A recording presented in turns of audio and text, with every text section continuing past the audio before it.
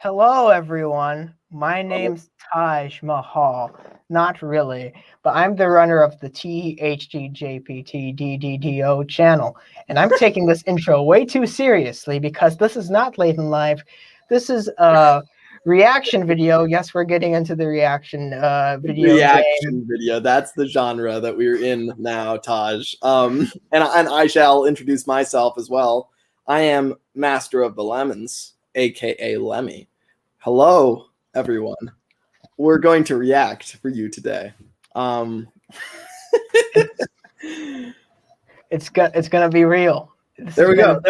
That's the official. That's a very proper professional introduction that we've done. This time it's personal. For real though, me and Taj, to give some background on this, years ago we sat down in a Skype call and watched The Little Cars, which, if nobody's heard of it, is this kind of weird, cheap, not spin-off, this weird, cheap kind of copycat of Cars, like Disney Pixar Cars. And it's and I think actually when we watched it, Taj, I like burned it to my computer or something because I have I'm both. so sorry. Well, the thing is, they're already in my house, right? I think I have both DVDs, Little Cars 1 and Little Cars 2, and we watched Little Cars 1. But our intention was to watch the second one as well, but then we never got to it.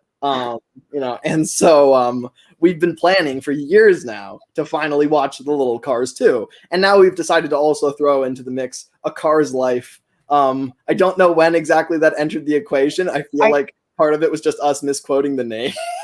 I think in reality it was like we both were wanting to rewatch these Cars mockbusters, as they're called, right? And we both were like, yeah, we should watch this, like the other one.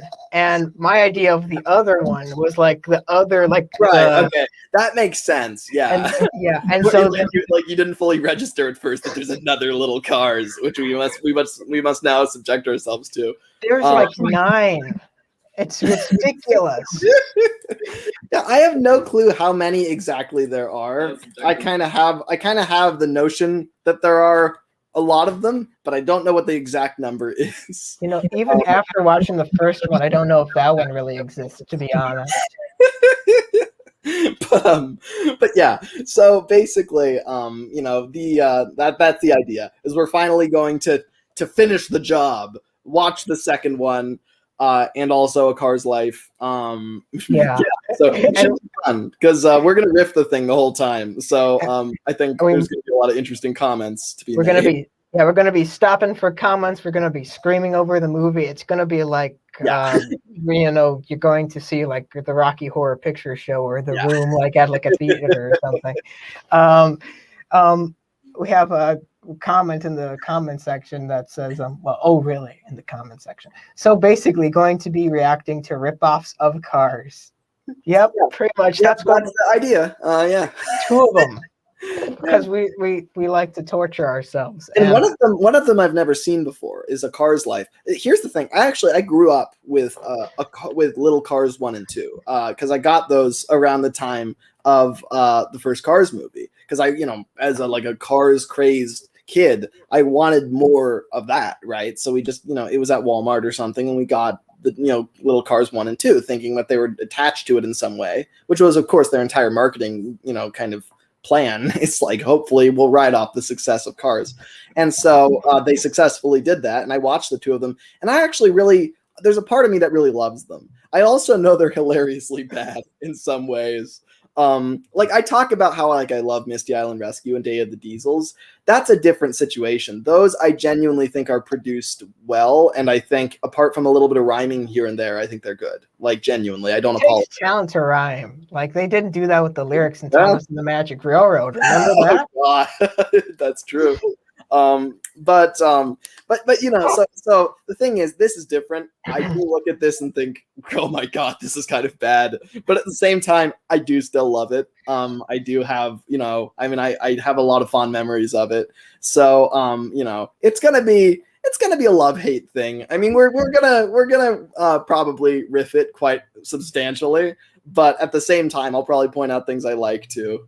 So it's going to be an interesting variety, I think. And that's, I think, the thing that's so special is that we're going to have like a balance. Because Lemmy, you're the eternal optimist, and you're like, oh, look at all the wonderful things they do, and then I'm just the cold chisel, like chiseled, not in like I have facial hair, but in that I've been like battered against rocks on a shore, and I'm cynical, and I'm cold, and I'm brutal. So I mean, we're going to get a little bit of interesting contrast as it relates to that. I think we have the perfect spectrum of criticism. I think we are ready to respond, to react. I don't know about that. Little boxes in the corner.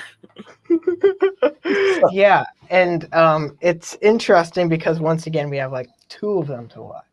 Yeah. So I just want to thank everyone watching for out of all the videos on YouTube, choosing this one to be the one that's worthwhile of your time. You could be watching like informative documentaries about like toads, or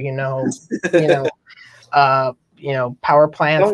Don't give them other suggestions for what to watch. They're just gonna jump ship as quickly as they can.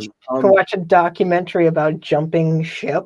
But you chose to watch this, and I appreciate that. Oh God, what have I started here? Malum says, I think Mystery Island Rescue and Day of the Diesels are both okay, that have good concepts underneath all the rhyming and fluff. I agree with you, Malum. But I've also now started the Day of the Diesels debate. We should get on with this. So Taj, okay. Let's get on. You have a special way of determining which one of these we are going to watch first. Yep, I created this new concept. I don't know if you're familiar with it. I actually, it's a combination of both the Western, Eastern, Martian, and parallel dimensional kind of concepts. And so right here, I have a coin, and I'm going to toss it. Wow. I am utterly, words cannot describe how impressed I am right now. I'm just going to let you do your magic because I got a recommendation to pop a squat. So should I pop a squat while I'm doing this? No. Okay, we'll save that for the end. I have popped a squat for all of the community, okay? I popped a squat so you don't have to. I have sacrificed my one popped squat for everyone, okay? No one has to do it anymore. Your sins are forgiven. I gave my... You get the point. You all get the point. Okay, I might do one at the end of the live stream, you weirdos. But okay, so side one, I'm gonna go. Oh, would you look at that? I see with that light right there, I could like kill a few ants with that. Why is this such a shiny coin? Why did you make the shiniest coin ever molded? I don't know. So side one, I'm gonna go A Car's Life, since that's the one that's the furthest to the left, and I'm on the left, and I kind of like that. I'm on the left. But then side B, I'm gonna go with The Little Cars 2. So I'm gonna flip this. I'm gonna just completely throw this up at the ceiling right now. I just want to say side A is heads and side B is tails. just for anybody who doesn't know, there you go. I'm a music director, so of course I'm going to say side A and side B. Vinyl collection. Yeah, at least I don't, get like $50 haircuts like some other vinyl collectors. Okay, here we go. Okay. Am I safe? Okay. Heads.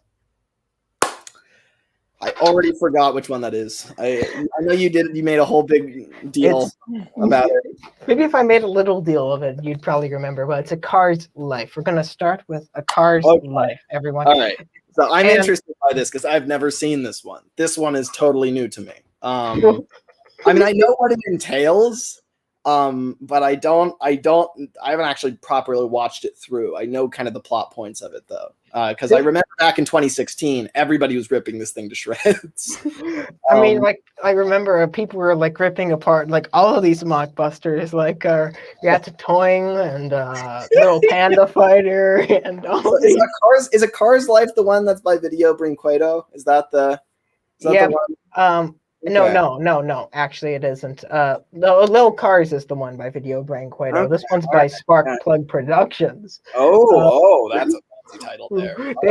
They named their production company after a part of like a I can't even think about it. There's something like it's a little bit concerning to me whenever I hear when I see a movie and it's named after something that's very clearly themed after the movie.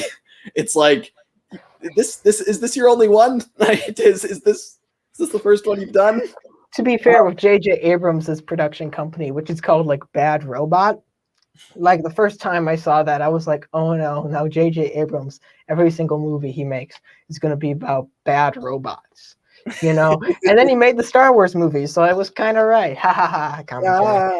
That's true. I actually don't mind them. I actually don't mind those, except for Rise of Skywalker. I'm not a big fan of that one. Okay, enough Star Wars. I don't want people to get mad in the comments. Okay, it's time. It is time to begin. I'm ready. I'm prepared. One last warning before we move ahead. I'm so sorry, but I'm trying to build this up. Build up the suspense. Yeah, no, you have to. You've got to. This has to be a big deal. Okay, so we're watching these off of YouTube. So this puts us in a very unique legal territory because we are reacting and criticizing these films while we're watching them. But they're also illegally uploaded. Like literally the Cars Life rip we're watching right now is called on YouTube, A Cars Life, Sparky's Big Adventure. But there is no difference. This is straight up piracy. So so it's interesting. I don't even know, but it's it itself, and you brought this point up the other night, Taj, is that it is kind of ripped off of another property. And so in theory, it's not really protected. I say we just go for it. We'll be fine. We'll be just fine. Yeah, we're gonna be fine. And if not, at least we're gonna have a good time. So indeed. There we go. All that matters. All right. Well, I'm prepared. I am thoroughly enthused. I am ready to witness this thing. You ready to race ahead? Yeah, I'm ready to race ahead. How many car puns can we get in here? I think no more. I think that's all I can take. Okay. I would like to point out to everybody that I'm going to be drinking from my famous Shrek glass for this whole thing. It's what helps me get through the day personally. And yet you said you hate Shrek? I do. I hate it. I like Shrek, but I would never watch it. There's no day when I'm in a Shrek mood. No one is ever in a Shrek mood. And this glass, this is a Shrek mood glass. So anyway, so this is here. So I think that sets the tone for the whole thing. That's like saying I really am interested in the jobs of senators, but I'm not into politics. It's kind of like it's like you're missing a big part of it. The big heart of Shrek. The heart of Shrek. Maybe true, maybe not. The point is I'm drinking out of Shrek. Now let's begin. Okay, drinking out of Shrek. I'm just going to leave that right there. Okay, we're going. And I do want to ask the audience first. Are we coming in clear? Is everybody do you hear us okay? Are we? And especially tell us once you hear the audio of the film. Do we sound good? Because I don't want no one to hear this. That would suck. Yeah, but then again, it might just make the viewing experience even worse, which would probably fit these movies. So there we go. We were originally going to do this privately, so you better thank your lucky stars that I'm a nice man. Just kidding. You so kindly shared it with the public. How generous of us to do this to them. I mean, for them. All right, let's begin. Okay, so. Thanks, United, for your request, by the way. Let's go.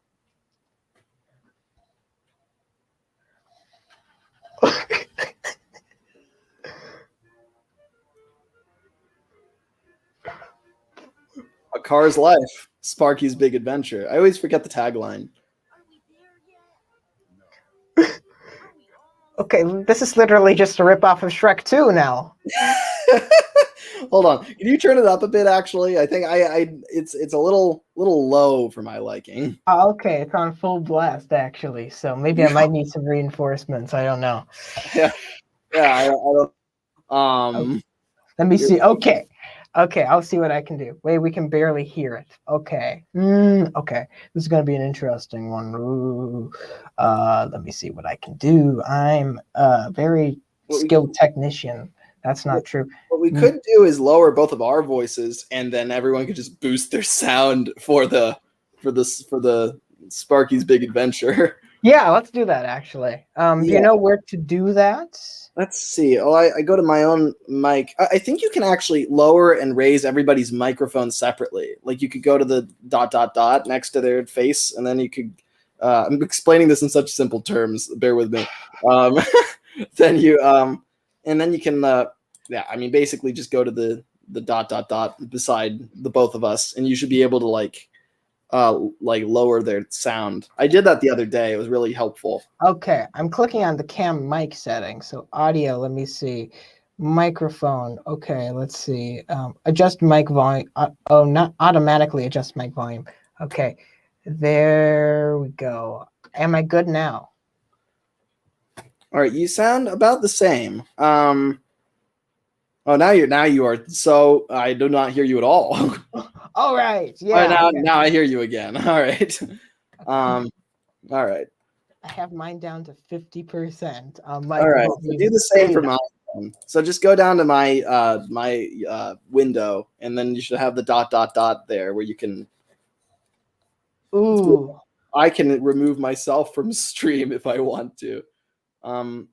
Let's see. Okay. Or I'll just go to my own settings. Here. Why did I not think of that before? Oh, I'm down to 52. I already lured you, mate. Oh wow! Oh ho ho ho! Bravo! I did it. All right. So now play the thing and let's see how it does. Okay, let's watch this horrible. Okay.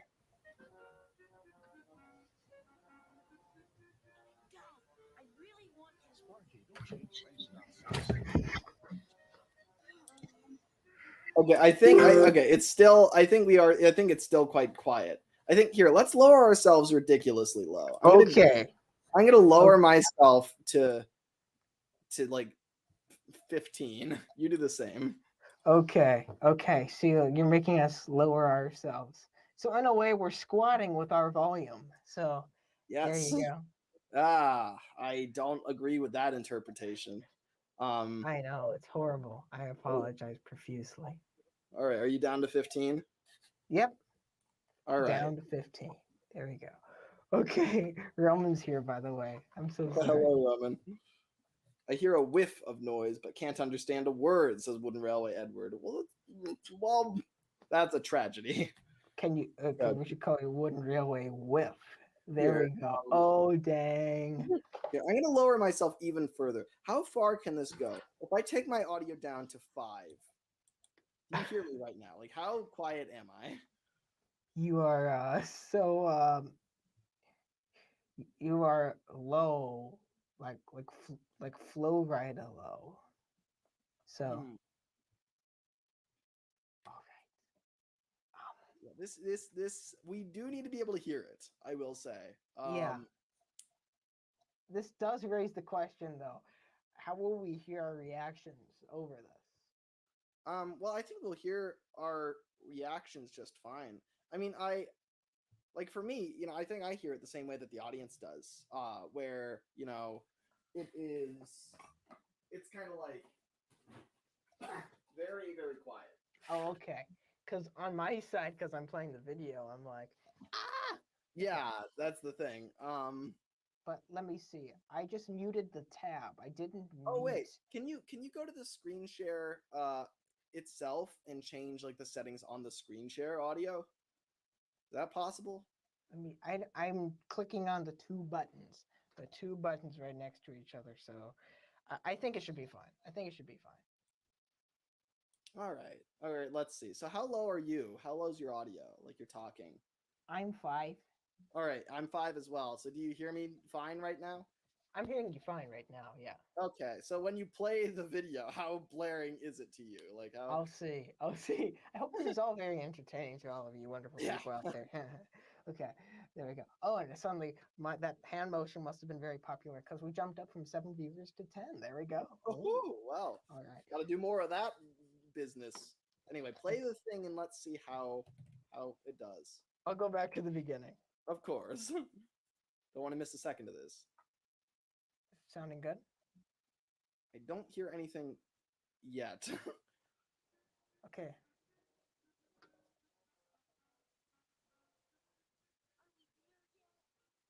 Now I do not hear anything. Okay. So that's bizarre. Why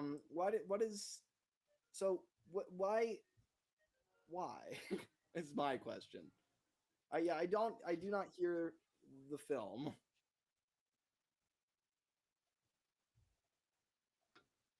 Let me see. What can I do? I need like a paper bag. Okay, there we go. Because I'm hearing you, I'm seeing your mouth move. But to paraphrase, Pink. But also, I don't. So, do you hear me now? Yeah. So I do not. I do not hear the film at all. Ooh.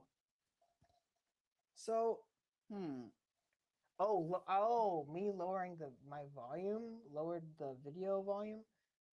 Oh, is it linked to your? Oh, hold on. Are you playing the audio through your end, or are you?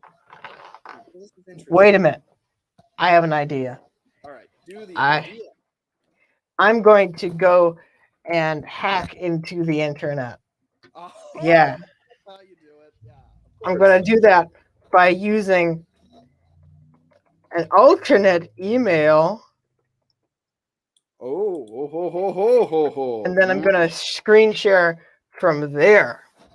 Yeah, I'm a genius. So I hope everybody's enjoying. This is a very interactive experience, and the reason is that you have to constantly raise and lower your volume in order to not burst your eardrums at the result of our actions. Taj the hacker, yay! Says Wooden Railway Edward. Oh my god. Let me see. Wait a minute, that's not the account. Get out of town. Get out of town. Come on. Okay, there we go. Let's go. Let's amateur hacker. Taj Mahal. Good lord. Like the worst mission possible. Now that I think about it, I could just if all else fails, I could just share the video. Yeah, but then it'll be your problem because then it might be too loud for you. That's true, but it might be different somehow. Here, how about this? While you do your master hack, I'm gonna try sharing the video and see.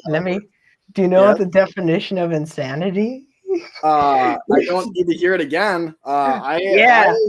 I think I'm okay on hearing that. I think I've heard it enough times from enough people. Well, maybe that's it. I've heard it a lot of times, and I'm insane. So maybe it's just a thing where maybe hearing it just makes you insane. The fact that you just say that so like without hesitation is just so alarming.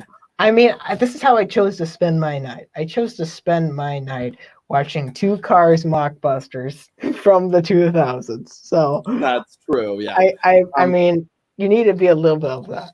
Okay, so let's go. Okay. So I'm gonna attempt. So first, get rid of your screen share for a second. I'm gonna attempt to screen share and see if there's any difference whatsoever. Oh wow! Okay. Okay. Get out of town. There we go. All right. We're out of town. Let's see. So let's see. Do the share thing. Share the screen thing. Share that thing. Indeed. Where is? That's the other one. There it is. All right. So let me attempt to share this. As we see if this is going to be a success or not. Yes. It's coming in good for me. Can you hear me? Yeah, I hear you fine. It's coming in good for me as well. Tell me, audience. Here, I'm gonna lower it. Oh no! Turn it up more because I can't hear it now. All right, so let's see. Here, let me. You raise your audio just a bit. All right, gonna raise the roof. Yes, raise the roof. Whoop, All right, whoop. it works, says Steam Engines United. Brilliant. All right, so for some reason that works. Yeah, you're a genius with a capital G. I'm a genius with a capital J. So there we have that. Well, that's respelling the word genius is a next level move. So no, it's more of like I don't know how to spell genius properly move, but you know. All right, so Eddie says that the volume is perfect.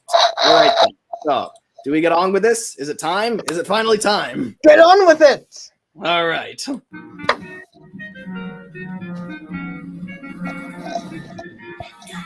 really want his Sparky, don't change lanes without signaling.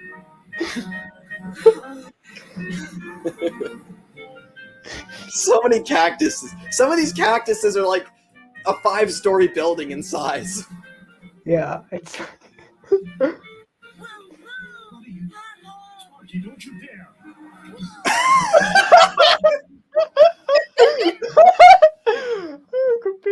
People complain about the bouncing in Thomas. My goodness. He just vibrated radically through the air. Good Lord. That's a lot to take in just right now. Like, I know. I was not prepared to witness what I just witnessed. I will say, Taj, I think you should turn yourself up a bit. What volume are you at the I'm moment? at 135. Now I'm at 150. Okay. Now I'm at 200. I'm not sure if that changes like how you sound on my end is the thing. I'm not sure. This is very suspicious. It is very suspicious. I think someone's meddling from afar is what I think. Gremlins. Indeed. Here. If I do lower this, but then how high is your computer volume? My computer volume is 160% now. So. All right. So how does this sound to everybody? Ouch! Hey! Your bumper's fine. It's your brains I'm worried about. And if I talk over it right now like this, as I am now illustrating to you, does everybody hear me talking? And then Taj, you speak. Okay. I could hear you. I just couldn't hear the film in the background, but that's all right. These things are not plot driven. Let's not lie. So do you hear the film when I'm not talking, like right now? I wish I could be. Sparky, stop. Oh no! No, it's a gulag. Do you hear it? Wait, what? I'm sorry. I could hear it, and I just heard them say it's not a musical; it's a gulag. I mean, just that's.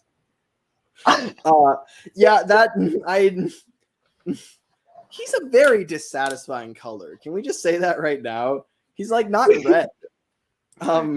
It's like Flying Scotsman Productions says it's perfect. All right, I think we finally cracked it. All right. It's not perfect. It's a gulag. It's like like Sparky is like I don't know, like beef colored. Like it looks like I know. That's the dissatisfying part. He's so like unnatural looking. Looks like he's being neglected by his father. He's not like being taken to like the car wash. I mean, you see like that, like the line though, like underneath his mouth, like there's like that should be where his mouth is. Why is it like? Great. This is like the thing is when they like in cars when they design characters, the eyes are up here, and then the mouth is like where the bumper seam is, and then this is more like a mustache. It just looks so much more natural. His mouth is like right here, in like the bridge of his nose, in between his eyes. It's just not where a mouth goes. Yeah, it's not. I'd say it's not exactly my aesthetic, but you know, if you're vibing with it, then good for you. Because I also think that like just the windshield. It's weird that we can see the steering wheel. I feel unsettled. Like it's just right there. Like no one's gonna ever use it, but it's there. Yeah, it's kind of like when you're like going like to like like you're just like walking around like a place, and then there's like someone who's like their pants are falling down a little, and you can just like see like the top of their underwear. Yeah, It's like that. and there's that it's like that awkwardness where it's like you're. You know it has to be there underneath at all times, but if you can actually see it, then you're wondering if they know that you can see it. You're like, well, hold on. Here, I'm gonna check. Make sure people are hearing us clearly still. And I'm based off of what I'm seeing. Oh, by the way, oh wow, I'm looping in the. Yeah. All right. No, Roxbury, says Eddie. Yeah, I couldn't agree more. It looks like dark mahogany. All right, let's get back. Dark mahogany. Way to be kind of academic about it. I was saying it looked like beef, and you have like the actual like shade, you know. This is very unsightly what my screen is doing right now. I assume it's gonna wear off in a second. But there's George Carlin. Hello, George. All right. Stop telling me what to do. I want to try new things to explore. His mouth does not close ever. It just kind of wiggles around the edges. Why do you need to say wiggle? We're only they're not even 2 minutes in, and already we're tearing this apart. Yeah. Like off-road? Yeah. Oh. I know you're not ready, but you're still young. Sparky, the world is a wonderful place, but it can be dangerous. If you keep speeding around like you're in a demolition derby, you're going to end up in trouble. You need to set boundaries, to set limits. I hate limits, especially speed limits. Sparky, so he just proved he can close his mouth. I mean, that's where it's. Oh, what? What was that random ramp there? Why was that there? Oh, you can't tell me you've never ran into a random ramp in the middle of a desert. Another one. What is he doing? He has no suspension. This is like a video game without like the interactive quality. I know. Also, these are the biggest cactuses known to man. What is going on here? Those cactuses are the size of skyscrapers.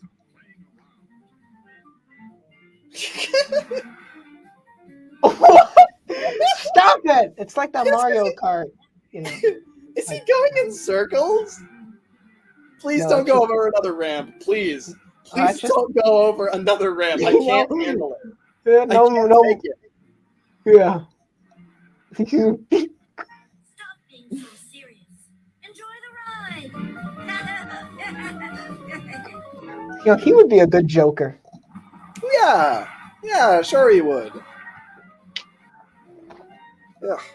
It's just such a gross color. Like, he just looks. Yeah, he looks like beef colored. Oh, why is he just gone? Ah.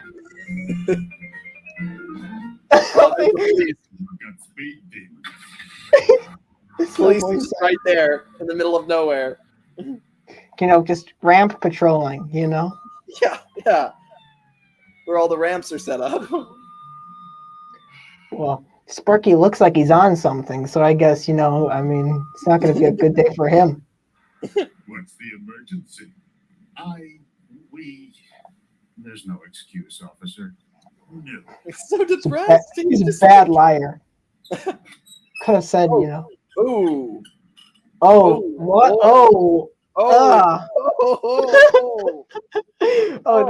This is a development. Okay. Okay. If that happened to me, if I was pulled over by a police officer and then he produced a large flexible metal arm from his spine, which then slowly and delicately placed a parking ticket onto my face, I wouldn't go, oh. I would go, ew, and then run away. That's what I would do. Look, I understand. We're in the Thomas community. I'm a Cars fan. I can handle it when vehicles do kind of weird stuff so that they can, like, do things. I get it. But they couldn't do that with the wheel. They had to use, like, this Inspector Gadget machine thing that came out of his neck. Like, I forget, like, what this interactive thing was, but did you, like, in elementary school, ever watch, like, one of those music, like, DVDs? Where like it was like all these different pads kind of all around, and there's like these balls that were bouncing onto these other things. I forget what it's called, but Get what you're saying. yeah, like the police officer in this has a mad music DVD from elementary school energy going on right now. Oh my god. Agreed. Yep. Sorry, officer. I didn't think I could drive fast enough to break the speed limit. Well, you can. First time you've been pulled over? Yes, sir. And hopefully the last. That's good. I'll let you off. So creepy. Yeah, I know. But be careful. Yes, sir. Why does Sparky get a warning? Like, Be careful. I usually am. Oh, that's so sad. $100. This ticket is your fault. And you're paying for it. He did not look at the ticket. He didn't look at it. How did he see? How did he see how much money the ticket was? ex-con, he knows his prices. He knows his figures. I mean, I'll pay half. Fine. Sparky, you can't always... whoa, what's up with the seats? It's just so gross to see these seats. Yeah, he's very wacky on the inside. Policeman, as your cousin Piston used to say, be careful what you wish for. Huh? If you lived somewhere without policemen, you'd wish there were cops, believe me. This is Okay, so there's no very political thoughtful. slant to this. my. Oh, okay. Fine. Can we go a little faster? Okay, so this is a pro cop. I bet that's gonna come back at some point. Yeah. Rest in peace. You remember Piston?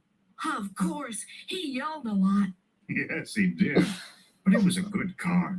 Always tried to keep me on the straight and narrow. Where's the rest of Piston? This hubcap is all they found. Well, Don't know what happened to Fred. what's up with this Inspector Gadget music in the background? What? Hold on. So they just left him there? Look, okay, so many things to discuss here. Why is this in the middle of the desert? Like, why is there? It's not a. How do they know how to find this? Why did they approach the grave from the back and they're not even looking at it properly? Why is there only one part left of him? Is he even dead? He's probably not. They didn't find a body. They just found a single hubcap and declared him dead. Like, that's just it then?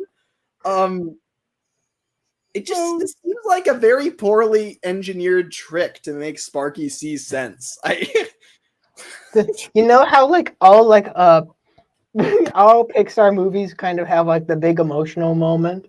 Yeah. I wonder if this is supposed to be the big emotional moment. Because if it is, that's absolutely hilarious. Well, it's got Inspector Gadget music in the back. Yeah, it's like and they're bad mouthing the one of their like old friends, like Yeah. at this it's what's supposed to be like a dedication, like a Wait, so Piston tried to keep this guy on the street. I don't even know what his name is. The dad car tried to keep him on the straight and narrow, but then he died and it was never found. What message does that send? Like, that was his role model, but his role model was then like blown up in a serious car wreck, and all they had left was a hubcap. Well, maybe that's why the police officer was so much harsher on him. There's a history there. Okay, all right, lore. All right, I see how it When is. your cousin first went missing, things might have turned out differently. Piston's wife, Diesel? Piston's girlfriend, Diesel. I never figured out what your cousin saw in that old bucket of bolts. Oh, geez, there's They're some going, vibes here.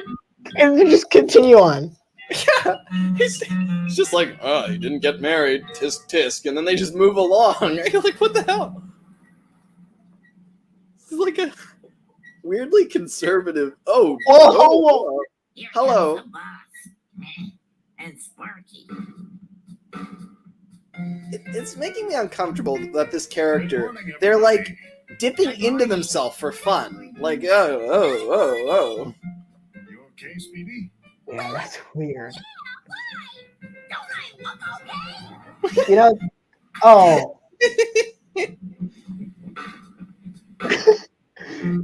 So what- You did. Like 10 minutes ago. Screw you, Miles Davis. This is real jazz. Good morning, Chris. Good morning, Sparky. Sparky, you're so funny. Good morning, Gracie. Gracie, stop encouraging your brother. Why can't you be The gas pump looks so like depressed. So, Norbert, what's on the agenda? Oh, who is this one back here that's not doing any work? I don't know. He's kind of like the Sydney of like this this franchise of this movie, I guess, to Day of the Diesels. Because in Day of the Diesels, Sydney's just there. True. And that's all the And then they leave character him to burn when the whole place goes down. I hope this gas station doesn't suffer the same fate. The old Zoolander, you know, gasoline fight. I could see that happening. The yellow car feels like they have the spirit of a child just trapped inside of them. It's very unsettling. Like, yeah, and and the pink thing is very unsettling, I will say. Yeah, and the pink car is like, if like Rosie, like, you know how Thomas fans criticize Rosie? This was like if every like criticism leveled towards Rosie was actually like true. Yeah. You know, and also if she was a car. Yeah, that's what it is. It's all just jam-packed into one character that whenever she touches any stack of tires, it just explodes without any hesitation. They put Kevin in there too. Wow, Speedy wants to restock the tires, but that's not going well. I wonder how gravity works in this universe. Not well. But I want to check the tank for leaks first. Why is there still a handle on that? Why? A tank? I don't know. He has to learn someday. I really don't want to do it myself. Sparky's becoming more responsible. You think so? Sparky, stop goofing around. Stop bouncing. You'll destroy your shocks.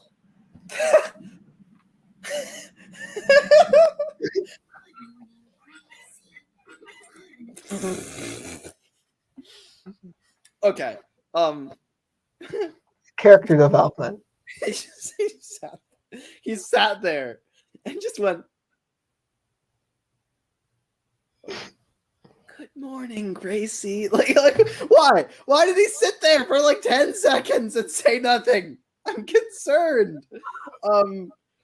Furthermore, he can destroy his shocks just by moving around. That's so alarming. How fragile is this car? He has a rough condition. He has a meat condition. Clearly, well, you know, cars have feelings. They're not as compact as you think. You know. Oh, wait a minute. No, that's the actual movie Cars. No, this is just bad character design. Norbert, Sparky's going to be okay. He'll be running this gas station someday. Okay, so he runs the gas station. Have you ordered the hoses yet? Maybe he's like a mobster. Well, hoses. You were young once. I was never that young. Sparky! What the hell does that mean? No, said, shut the door. What? No! The door was open. No! Wasting time. It's time for you to go. No! Here we go again. You have not had a car wash in a week. You have not had a car wash in a week. That's what you said yesterday. It's going to rain. Sparky. Is this why he's so meat flavored? I mean, colored? Because he's just dirty. What is? Whoa! This is just like. He really just declared that child abuse. He was just like, no, child abuse. I didn't even hear that. Are you serious? They had that in the. Yeah, right. I need to listen. You're filthy. I'll take a car wash tomorrow. That's what you said yesterday. It's going to rain. Sparky, it's not going to rain. Now get in there. Child abuse. What? Why would they put that in a movie? That's like, I mean, if it teaches some kid about what that is, then that's good, you know. Oh, like where it's like that. And yeah, I agree with you. It's like, I mean, sure, if you were gonna like, why is the background music like this? This is such a tense scene. It should be like dun dun dun dun dun dun. But no, instead it's like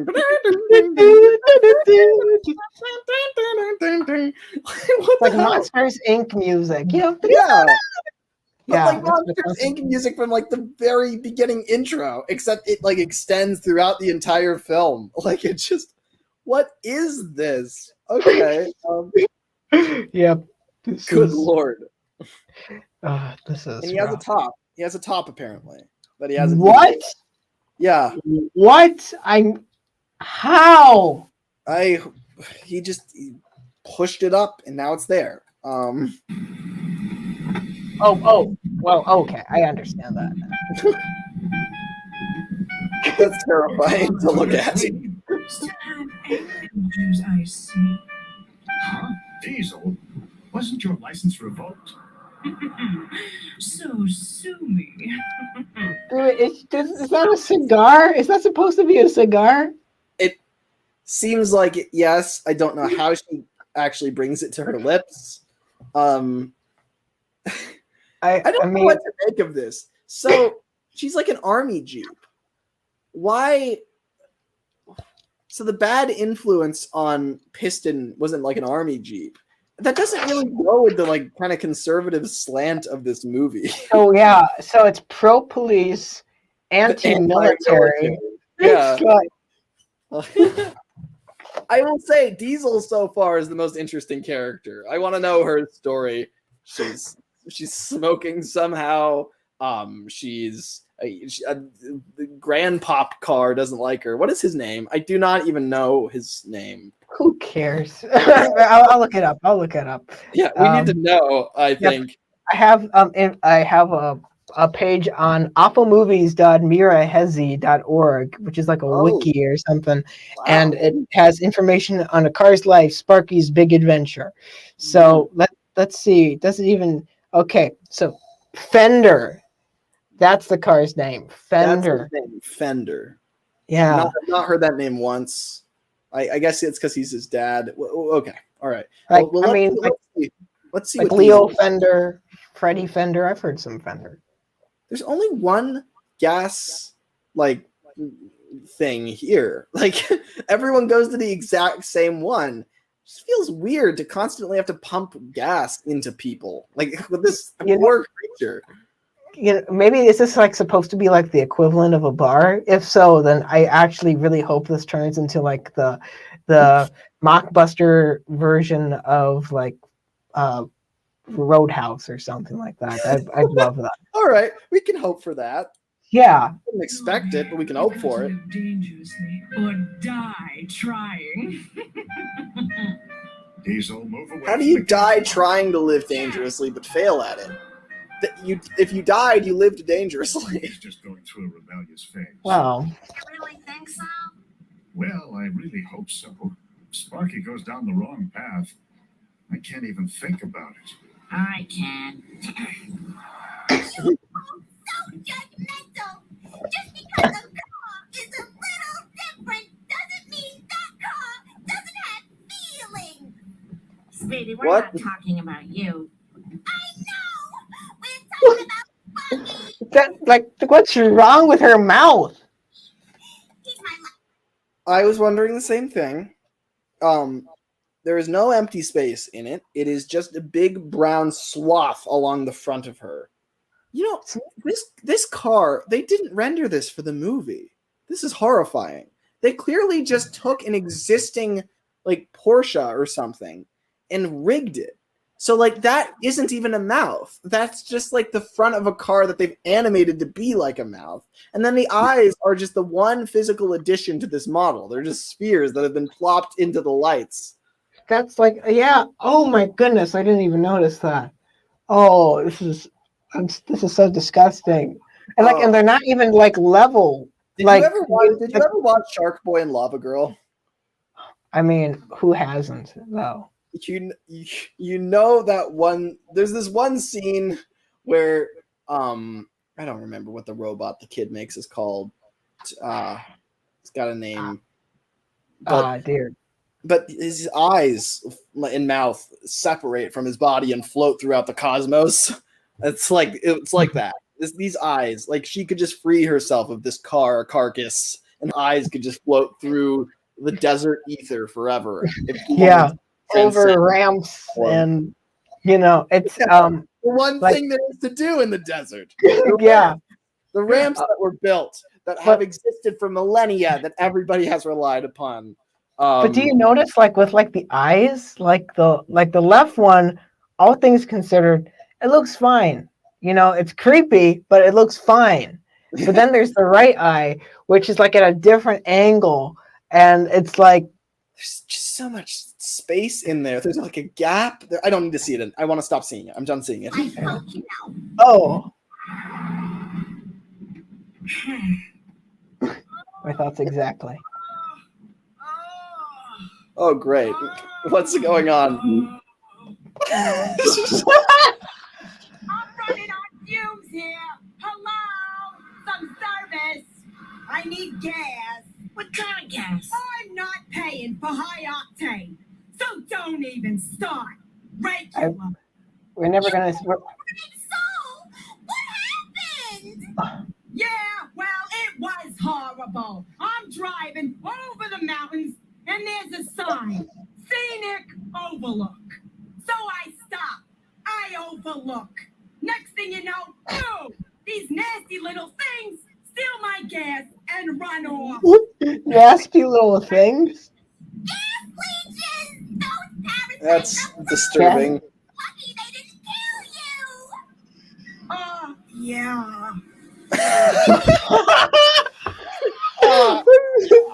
He's like, oh yeah. Everybody has this like this crane arm. Yeah, this little like yeah. The reason I only have one hose.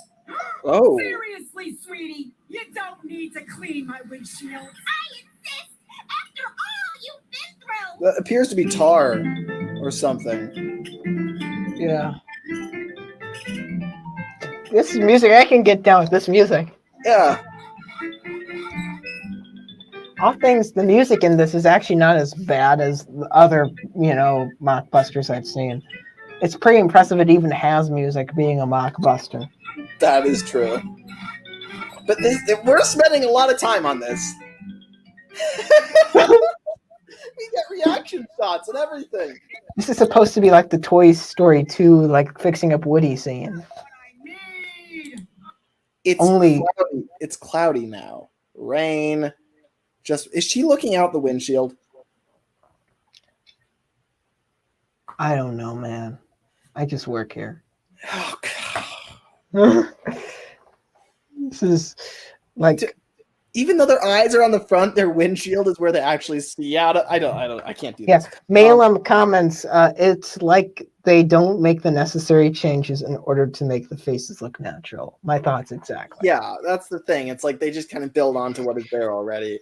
Also, real deep lore here. There's a non-smoking sign right here, and these earlier. So, look at that. This is brilliant. Like, I mean, like Tarkovsky, eat your heart out. This is where it's at. This is depth. And if Fender really owns this place, why does he not stop people from being tarred in his establishment? He just stood there and went.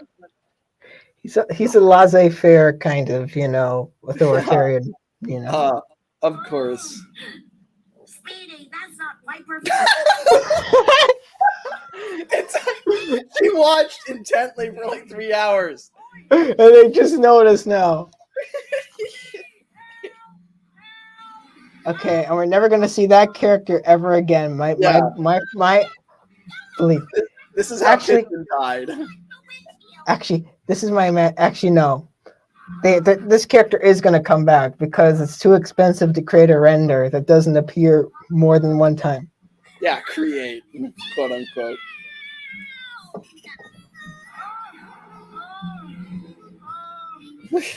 Why is Fender look? Fender's great. We're I didn't know what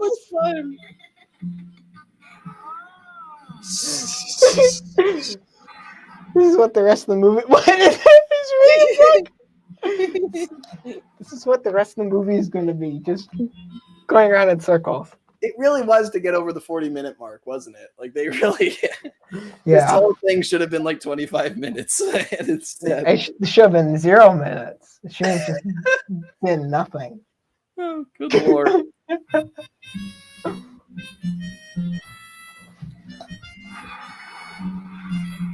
When is she gonna knock over the sign?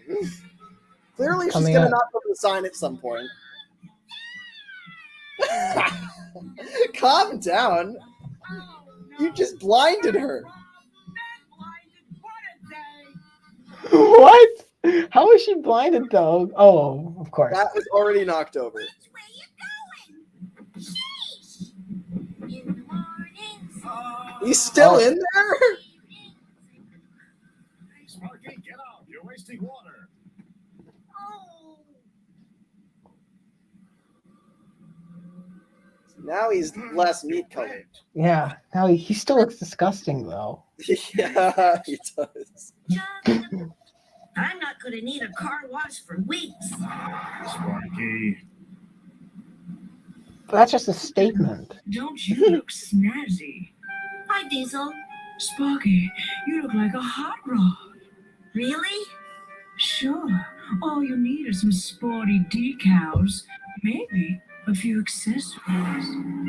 Sounds cool, but She's such an interesting contradiction of traits. Like, she's this like irresponsible, undisciplined war veteran.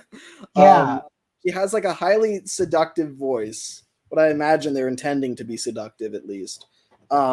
She smokes. She like it's just a very interesting combination of things. It's a very interesting choice. Yeah, it is. I kind of like that in a way that it's not just entirely like, because usually if they do the whole kind of femme fatale kind of devil woman that's going to lead you astray, they wouldn't do it like this. They've kind of given her a lot of masculine traits too, which I'm giving this movie way too much credit, but I do kind of respect that it's not at least cliche in that respect. Like they could have been a lot more cliche here, and they weren't. Or the system that they were using had cheap army vehicle renders. Yeah, and they went for that. So I don't know. Probably true. But we'll just give them the credit. Okay, well, this is actually something I need to give credit to as well. Is that at least they do acknowledge depth in this? Like the background is blurry, which is honestly pretty impressive. That is actually kind of good. Because it's kind of difficult to do that with 3D renders. Yeah, it's a low bar to clear, but it's something. Yeah, it's like it could be worse. Yeah. And cruel, Sparky. Who cares what the other cars think? Live for today. Is she ever gonna smoke the I've cigarette? got work. The hoses can wait. Auto swag. Over on Route 6. The hoses can wait. Route 6. They couldn't come up. They were like, let's have one that sounds almost as iconic as Route 66. What do we have? Let's get rid of one of the sixes. It's like, or execute order 66. So I'll take that and that and that. And definitely that. How big is that bird? It's like enormous. I'm not gonna ask. A few moments of pain for a lifetime. We're never gonna see the inside. God, this is like so brutal. I remember hearing about this like back in 2016. This is what always got me about this film is how like body horror it kind of feels. It's really mean spirited. It's like I like even for like a lot of like mockbusters because it's such a weird thing to say. But like people who are trying to scam, well, actually, it's a pretty obvious thing to say. But people who are trying to scam, children into wanting to buy products for some reason have a very twisted morality. I don't know why, but it's just like, yeah, because this is just so like painful to watch. It's just like but it's also intriguing, you know. Like it gives me honestly, I kind of commend this film for giving me some very weird feelings, very weird vibes, kind of a discomfort, and like also a like disgust, but also like an intrigue. Yeah. I know that wasn't the intention with the film, and the director or whoever would probably, everyone involved would probably hate that. But like, I get a vibe off of this film that I don't get from anything else. It's very like, I don't want to bring up Shed 17, but it kind of gives me Shed 17 feelings. Just kind of very kind of. There is a weird like Carnival of Souls quality to it, where it's kind of like, I don't know if they necessarily were trying to make it really creepy, or so on and so forth, but just the way it came out, the film. There like, I don't know if you've ever even heard of Carnival of Souls. It's one of like my favorite horror movies of all time. But there's like, it's shot like a typical B movie. And, you know, there's certain production failures that probably, you know, in any other movie wouldn't work, but just because of the cast and the visual effects and the sets that they have access to, the locations, just the way it's staged, it's like amazing. I love it. It's one of my favorites, unironically. But I think that if they were a little like less driven by money, the people who made this, I think this could possibly fall into some weird territory. If they'd leaned into a very specific vision, and that vision kind of leaned into what they had at their disposal, I feel like it could have been a lot better. But it's just, it makes the hair stand up on my neck. What's happening right now? Where Spark is yelling out like it hurts. Like there's no ambiguity to what's happening here. It's just terrible. He's just being like mutilated. It's a David Cronenberg quality to all of this, you know. It's weird stuff. It's weird stuff. Let's keep watching. Yes.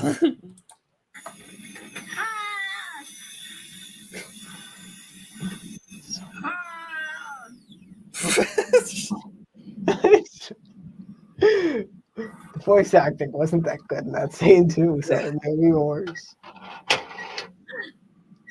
Sparky?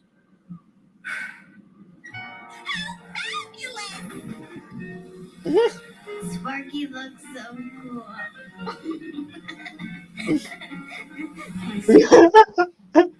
Car see me and swerve to get out of the way. Okay, that's kind of funny. Get used to it. May I help you, sir? It's me, Dad. Sparky. I know. It wasn't a good idea. You look ridiculous. I know. Did he just have no input in what things he selected? Well, what? That's mean. Like, Sparky looks way better than he did before. Fender's just being a jerk. He looks like, I don't even know. The problem, I feel like there are rules being applied to the characters that we don't know. Like, I feel like there are rules in this universe about what is trashy and what isn't, and like I don't know what those rules are exactly. So, like, military decals, like trashy hooker, you know. Like I don't know why that's like the case. Yeah. There's all these associations. It's almost my theory is that this is. I don't want to pull the card if this is after like a nuclear war, but it's like they're in some sort of collapsed society that's just barely tried to rebuild. Fender owns a great portion of territory here that he fought for in his youth. Piston died in the process of fighting for that territory, and the car military turned on the people, and then there was a great war, and so now. Even though the people won, the military vehicles are now still kind of float around, and nobody likes them. And they're seen as very kind of contentious figures. That's my theory. Okay, so less Roadhouse and more Mad Max. I can do that. It seems like that. Yeah. Idiot. Cars see me and swerve to get out of the way. Like ordinary cars. Get used to it. Yeah. May I help you, sir? It's me, Dad. Me, Dad. Sparky. You Sparky. ridiculous. This has to be like the equivalent of getting like a really embarrassing tattoo. Yeah, except like all over your body. I want Yeah, to, like a really embarrassing tattoo. but I'm also scared. Sparky, your recklessness is going to lead to serious trouble someday. Dad, I need to find my own road. I need to Every car things at your age. I certainly did. Just be careful. I'll He's- try. Oh my god. Leaking oil. He's like all over the place emotionally. His dad is like angry one moment, but then he's also scared, and then he's like kind of conciliatory. Like I think like it's interesting how like emotionally open his father is, because you wouldn't like he's again, it's like this weird mixture of tropes. Like he's kind of a quite conservative father, but at the same time he's like not. He's sharing his emotions openly, and he's like very like you can't really pin down like the politics of any characters in this. It's very weird, like the combination of things. It's like, you know, it's bold of you, first of all, to say that there's character inconsistencies, because like they have like archetypes. They're following archetypes very loosely, but I don't know if they're and not successfully either. Like if they're trying to make this guy like Doc from Cars, he's not at all. He's firstly, Doc is like a lot grumpier and a lot cares less and is more of an asshole, and more selfish. Whereas and more like world weary, you know. Yeah, exactly. Whereas Fender is like just like a dad who's concerned and a little bit of a hard ass, but also he's like never raises his voice. He's like very calm. It's a very different character. Yeah, he doesn't take anything seriously. Like literally nothing. Except like this is just so bizarre. Yeah. What? Lose the dice, okay? Okay. You make me dizzy. Ugh. I saw spots everywhere. Just No more flicked tricking your him. ride. Didn't even need like the little hand. And He saw spots everywhere.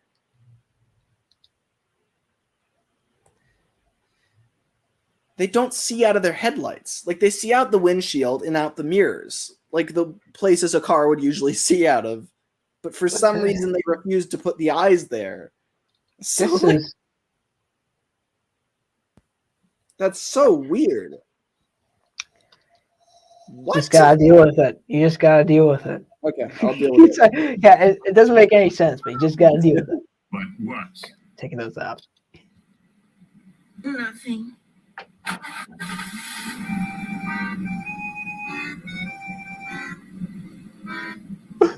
Is that character just like supposed? Why does she always have this accordion music? Like it's always this like. Again,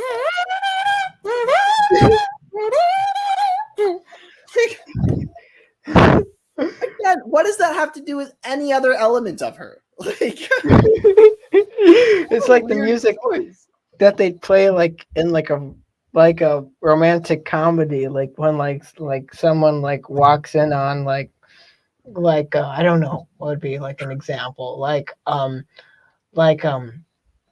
let's say a Matthew McConaughey character is on the phone and he's just talking with like someone ordering like a bunch of flowers, and then in the context of the of the conversation he needs to say something embarrassing, and then I don't know, Steve Carell walks into the room and he completely misunderstands the statement, and then there's that kind of, you know, yeah, that's like that's supposed to be used. Not like this is just so bizarre. At least the tone of this though is a little bit like unsure, because that doesn't reflect kind of the way we're supposed to be feeling right now. We're not supposed to we're supposed to feel a little bit uneasy, and the music kind of makes us feel that way as he's kind of approaching her. So it's not like it's weird music, but it's not like it's totally tonally dissonant. Whereas like earlier, there was no place for the music that was playing. Yeah, to be fair, I think the animation could probably get the tenseness and the awkwardness across pretty well by themselves. I would also like to point out the way the cars move is very strange. They flex around. This is something I hate about movies. Nobody but Pixar does this. Where the Pixar was so clever about all the movement takes place in between the wheels and the body. It like all the cars flex in a very natural, normal way. Sometimes the metal flexes, like around the mouth, and sometimes the top of the eyes, and very occasionally, like maybe the body will flex a little bit, but barely at all. They'll treat it like it is one big metal object.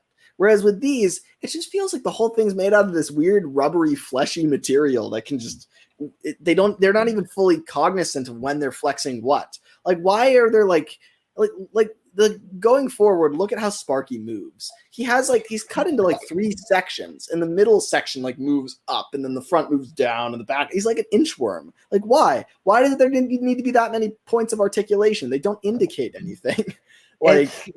It's just so odd. Like, and another thing that's really odd as it relates to that, Flying Scotsman Productions is in the chat. And they just commented, we are almost halfway through, and there's no adventure. So I think, yeah, that is true. Zero adventure here. But zero adventure, 100% slimy animation, because it's just it's all like in liquid metal, like in the Terminator or something. I guess the adventure is. The only adventure we've seen is him going and getting the body mods, but that's barely anything. I mean, that's... All right, let's keep going. I look stupid. Lance Hot Rod doesn't look stupid. Lance Hot Rod, the movie star? Yeah, you look just like him. There's movies in this universe. Hey, have you seen Lance's new film, Hot Rod Heaven? Not yet. I saw it last night at the Dunes Drive-In. Great film. Lots of explosions and crashes. Sounds cool. Sounds generic. Almost as generic as this one. The front right here is flexing separately from the body. Like, that's just a waste of animation. Why are they doing that? It's just a very subtle kind of up and down. Like, it doesn't do anyone any good. Yeah, and it's like weird because like on the edge of Fender's mouth too, you notice that when he's talking, it like bends forward so you can see like the exact end of the lip. Yeah, like why would we want to see that? I can't. I'm grounded. So what? Sparky, your dad is so last century. You want to go to the movie, so go. Besides, he'll never know. I'll meet you here. Yeah, he will. What do you mean he won't know? He won't be here. Spatial animation. What emotion is this? Like, I know what he's supposed to be doing. He's supposed to hear her speak and then be like, but he's not doing that. Instead, he's just like, but it's like, yeah, it's like what? He's just there's no eyebrows. His mouth doesn't really convey anything. It's not. I'm face palming so much that like my hair is gonna get so greasy at the end of the stream. There's just I know so much. Yeah.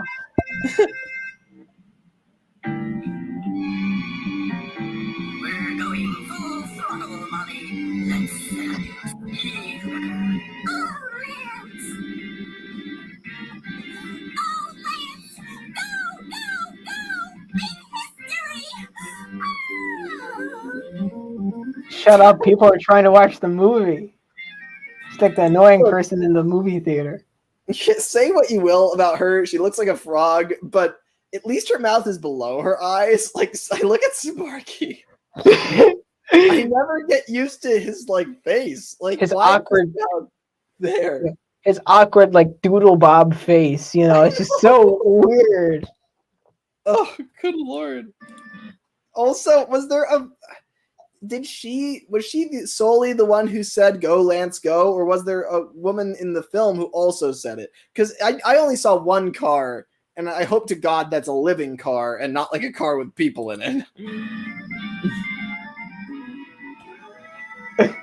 His wheels aren't even spinning. That's why he's an action star. He just. Oh, this is horrible. I don't like whatever this is. I don't like this at all. It's like this.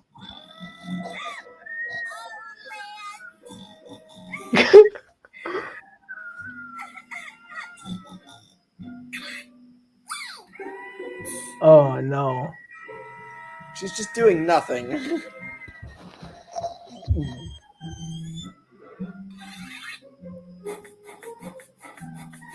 Yeah.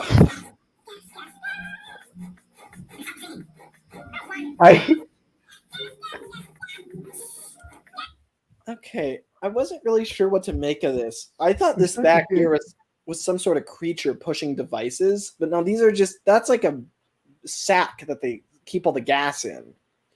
These are weirdly creative little creatures. Not sure how I feel about them. Yeah, like Wooden Railway Edward says, are those snails? Like, because there's like the birds from earlier where it was like, that's a big bird, and then it flew really close to it, and then like it turned like into looked like a ghost or something, a ghost bird. And it's like, what is this all about? Like, it's just very confusing to look at, very gross. I don't. Ugh. Oh, it is like Turbo. Gas leakers. Gas leakers? I think they're gas leeches. I think that's what they keep Oh, saying. gas leeches. I heard that wrong. So those are the gas leeches. So they're leeching the gas. Uh-oh. So the leeches can talk? I guess. And are also the size of like a car. Give me my gas back.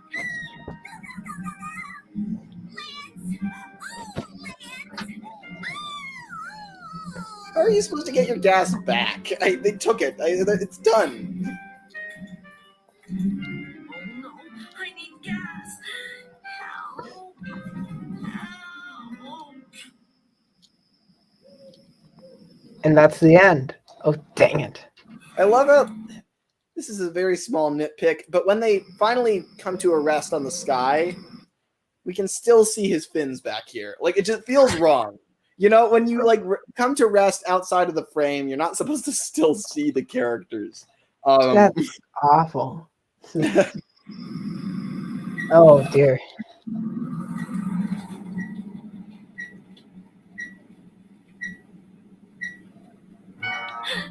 It's like nails on the chalkboard. He just keeps doing that, just sticking it in himself. Do you think the people at Sparkplug Productions know how gasoline works? No, I don't. Well, maybe. I mean, it's a 50-50 shot.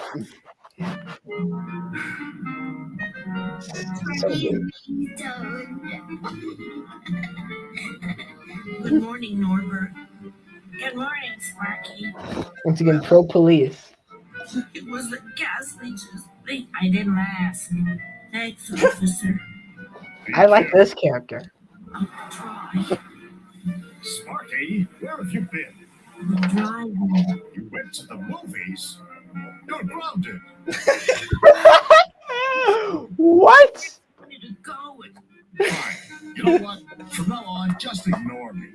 Do whatever you want. You don't need a dad. I don't need a dad who butts in like a backseat driver. I need to find my own Backseat. road. And I'm just That phrase should not exist. Yeah. Oh. Sorry. Now what? Sorry? You gave Ugh. me a flat tire. No. What am I even looking at here? Someone's in a foul mood. I hate being treated like a baby. You should. If your father checked your odometer, he'd see you don't need daily maintenance. How was the movie? Well, I slept through most of it, but What I saw was cool, especially the Badlands. The He slept Badlands, through yes. most of A it. place with no roads and no rules. Imagine though going to what even would an action movie look like that takes place in the Badlands?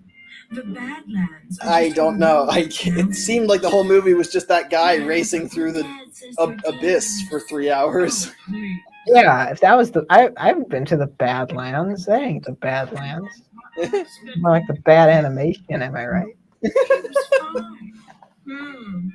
Hey, maybe you'll set a new speed record. A new speed record? The writers, got a new speed record. I'll say that much. Everyone respects champion races, even daddies. Oh, I should think phrased about weird. I think Yeah. you want to go. Even Go. daddies. But my dad, forget daddy. Go to a place where there are no rules, no limits. This voice actor would do good ASMR. Yeah. Some of these voice actors actually aren't that bad. Yeah. It's like it's interesting what the good elements in here are. Yeah, because there's the military vehicle. I don't know why I keep on calling her the military vehicle, but she's good. Sparky's hit or miss. Fender's generic, and then there's Speedy, the pink one. Is that awful? Yeah, Speedy. She's I don't know. I feel like she's so far in the annoying direction that it actually works in a weird way. Is that what they're trying to go for though? I don't know. I think so. I mean, that's because everyone kind of rolls their eyes at her. So I feel like we're supposed to also. Yeah, maybe. It's interesting. This film could have been 50% better if they just didn't do certain things.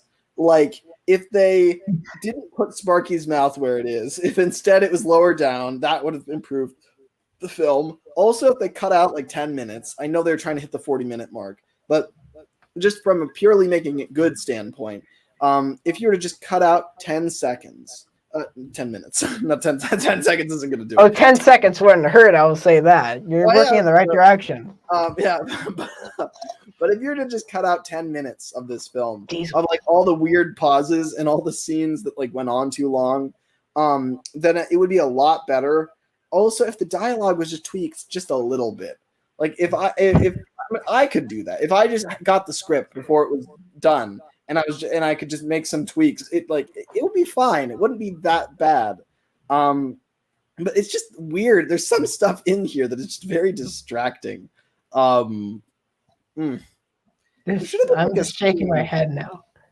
I'm just we're not even 3/4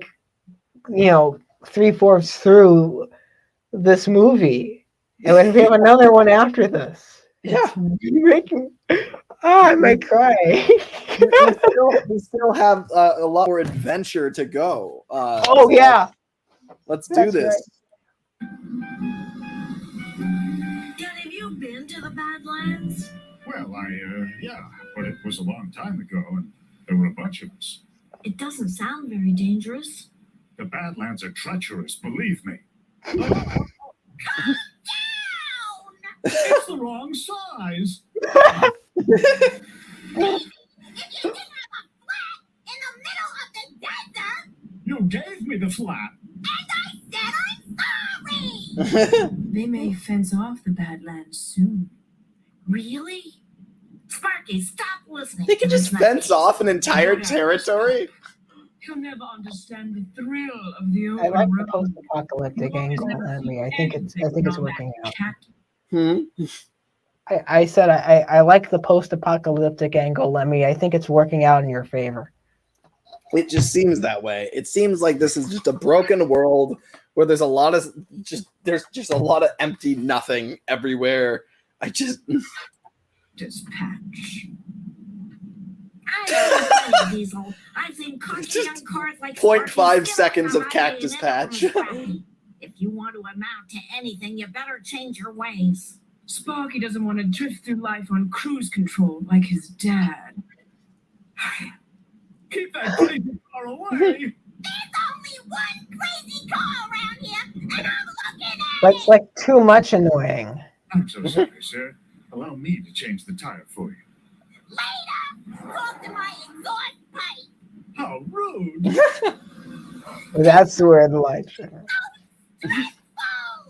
Speedy, go with Sparky to the Badlands. It's a great place to unwind. Sparky, set your parking brake or I'm Is telling this the adventure?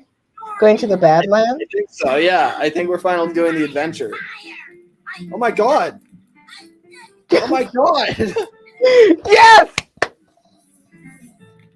Sparky's going to Oh my god! What did I just see? What was that? Oh my god! Okay, My so favorite watch that again. My favorite character is no longer in the movie. Struck down. Your parking brake or I'm telling your father. Norby, you can't. Fire! Fire!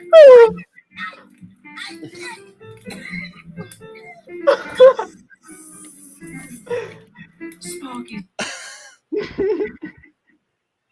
Okay, so this gas meter lit on fire, and then his pipe, his tube was on fire. I thought that was going to cause an explosion, but instead the fire somehow caused an electrical short, and then just no, he's just dead. I guess cold-blooded murder. All right. Oh my goodness! I love that in A Car's Life, Sparky's Big Adventure, there's a kill count of 1 and 2 implied. So that's fun. That's God. All right. Going to say, I can't believe it happened. And they're still smiling. Yeah. Like nothing horrible has happened. Are gas meters just like second-class citizens in this? The only non-annoying character in this whole movie. Somewhere else. where's she off to? Just let his like 5-year-old sister wander off into the open road and never come back. That's just really. I love how Fender just why is Fender so preoccupied about Sparky? He doesn't care about any of the other vehicles. He doesn't. No, he has to set his priorities, I guess. Yeah. Bye, guys. Live dangerously or die. So I thought that Fender was gonna replace this guy's tire, but instead he just left him there to die, and he just went inside and took him out. That's kind of funny, not gonna lie. What kind of gas station is this? This is like the only. Look at the footprint of this place. This is the one gas pump. That's it. It's the hub. I'm telling you. All right. It's a business. Off to. Supply and demand. Yeah, we'll be back soon. Was that just an ambulance that passed by? The speed limit. Like 7 ambulances have passed by so Hang far. around here all day. Oh no. And why are the Badlands so dangerous?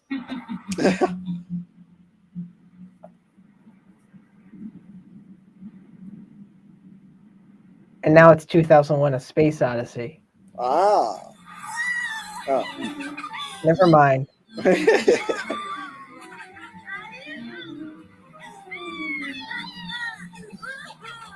So dangerous. Absolutely no hills in sight. Well, This would actually be a really interesting concept. They're not going this direction, obviously, but it'd be really fascinating if the most dangerous thing for a car was like a wide open area where you could do anything you wanted to and go any speed you wanted to, because then the pure temptation of going your fastest speed and losing control and barrel rolling would be the most dangerous thing. You'd think it would be steep cliffs or a racetrack, Yeah, or something like that. But no, what if it's just this just because the Badlands are the one place where there are no traffic rules, that's what makes them dangerous. But that's so odd because the Badlands, they're You know, why wouldn't you go to like the Bonneville Salt Flats, you know, in Utah or something? You know, that makes sense. What You is know, so appealing about the Badlands? Is this the best option they have? Like it was the only place they could animate without having any, you know, actual like buildings that they need to render. So you know, she is literally just a Porsche, like Sally. Like she's like literally the same type of car. is she supposed to be Sally though? Because it's not even. No. I don't know what the comparison is, if not that. It's maybe like the two like fans of Lightning McQueen, where it's like we're your biggest fan, but like they just like they're not major characters. I feel like that's the thing. Nobody really grafts really that well in this. I mean, there's they all have like one element that makes them like a parallel. Like yeah, they're all cars. yeah, they're all cars.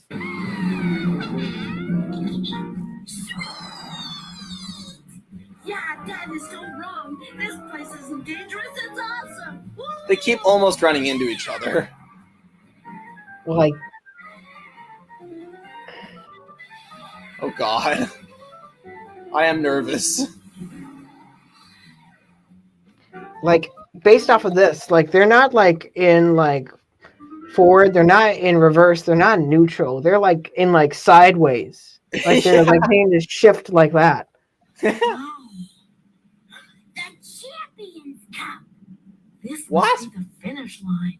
You should set a new speed record here. This is terrifying. Like just this haunted cup in the middle of the Badlands. There's no fans to watch. There's no other contestants. There's no referee. There's just the cup sitting there staring you in the face. Yeah. I love if this like all of a sudden turned into like a biblical allegory or something like that. You know, it's like there's just like temptation just sitting right here. Yeah. It's just so weird. Good Lord. I'm always trying for like Car's life to turn into something good, but it's not gonna happen.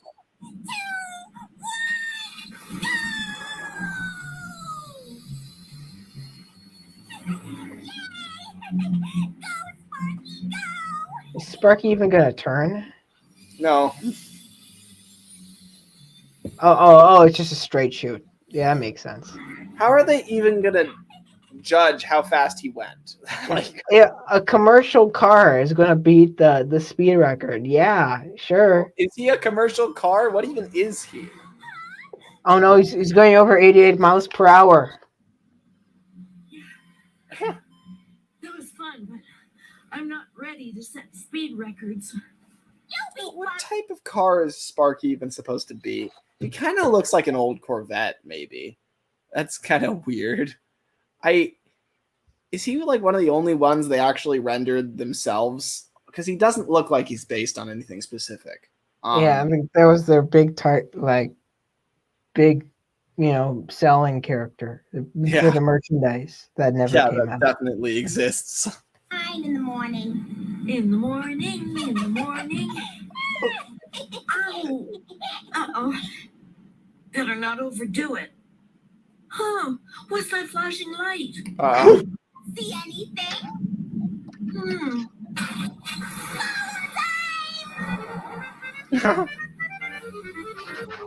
It's amazing. He appears to now be overdoing it. He's I thought he was tired. He's a race car now. He's steroids.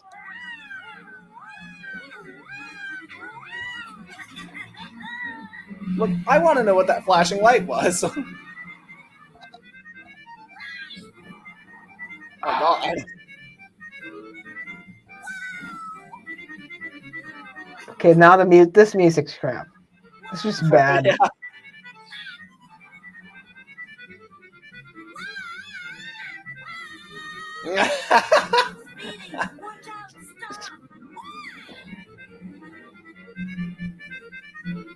It's like leader of the pack. Ow! Yeah. Speedy, you almost flipped over. This is dangerous. My shocks are shot. You're about to snap a fan belt. What happens if we break down out here? Sparky, there are no rules in the Badlands, remember? But there are consequences if we make a bad decision. Is that supposed to be the moral? I guess. If they die out here, part of me feels like Diesel's luring them out here just to kill them, just because she gets a kick out of it. Like I am like, because I'm wondering, like, well, if they get lost here and break down and no one knows where they are, well, Diesel will tell Fender, but maybe she won't. Maybe she'll just pretend she doesn't know where they are, and then they'll just die here. I like that theory. I really like that theory because we've already seen that Diesel is capable of murder. Yeah, we have. Yeah.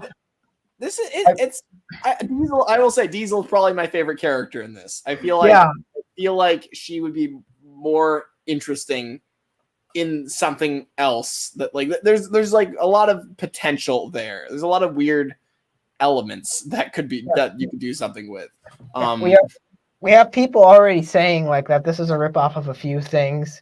They're saying it's a ripoff of Mater and the Ghostlight, and then we have Wooden Railway Edward saying, it's like the Lion King, and I can see it because there's a dad involved somehow. Yeah, Wooden Railway Edward says Sparky is Simba and Speedy is just weird.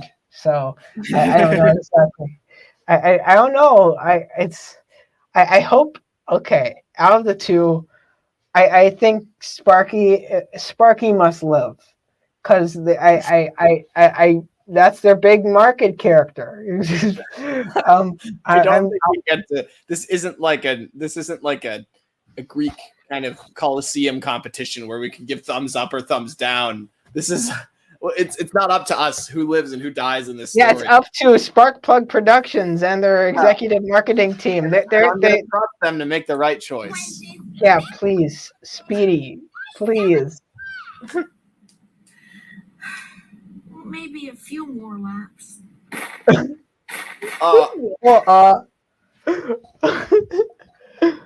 Norbert, you all right? Sparky? What? So he isn't dead? Right. What's the flashing light again? Is this literally the same shot we saw before? Like, I think it is. Speedy, stop. What was the point? Why didn't she just notice it the first time she saw the light and then go over there? Like, why do we have all that stuff in between? It's later. I don't know. Oil changes.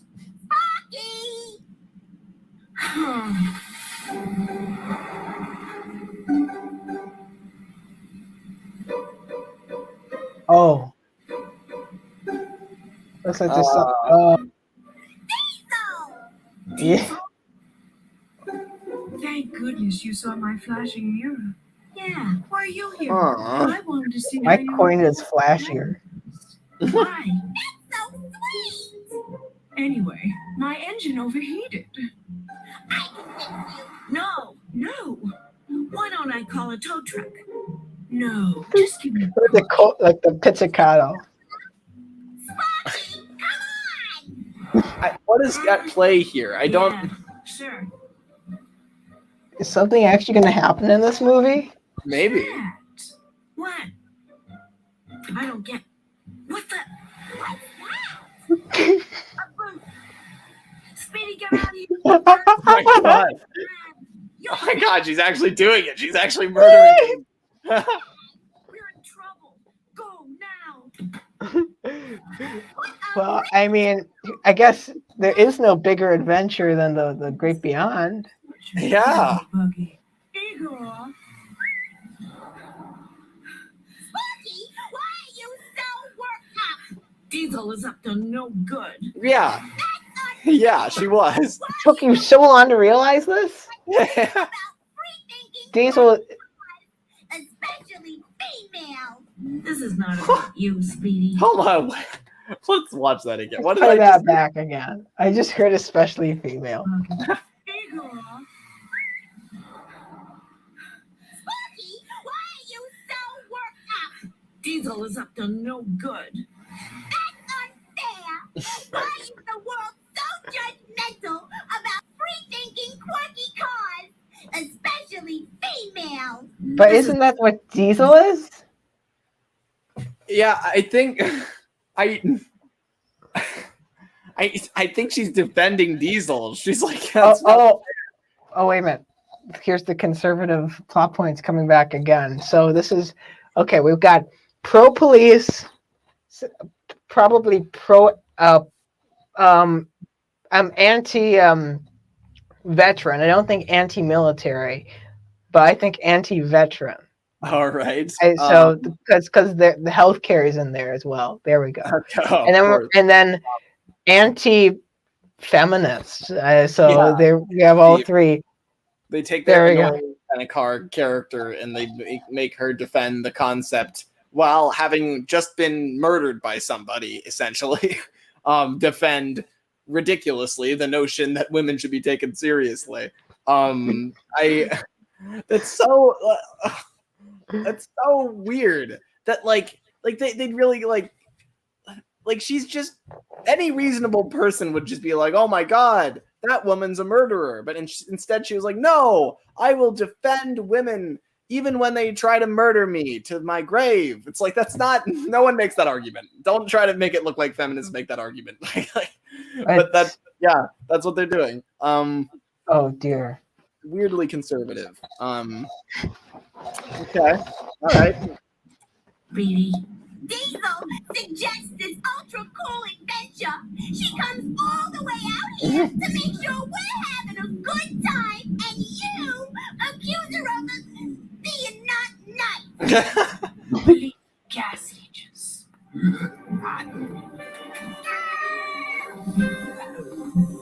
Oh, so she commands these things. Okay. I mean, that's kind of tying things together. Ooh.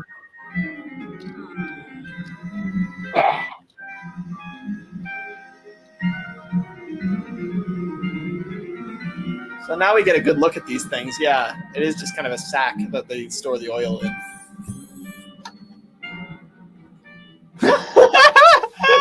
No emotion.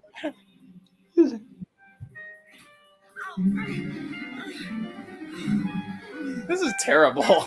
This is so who would show this to their kids? Yeah, like really. Like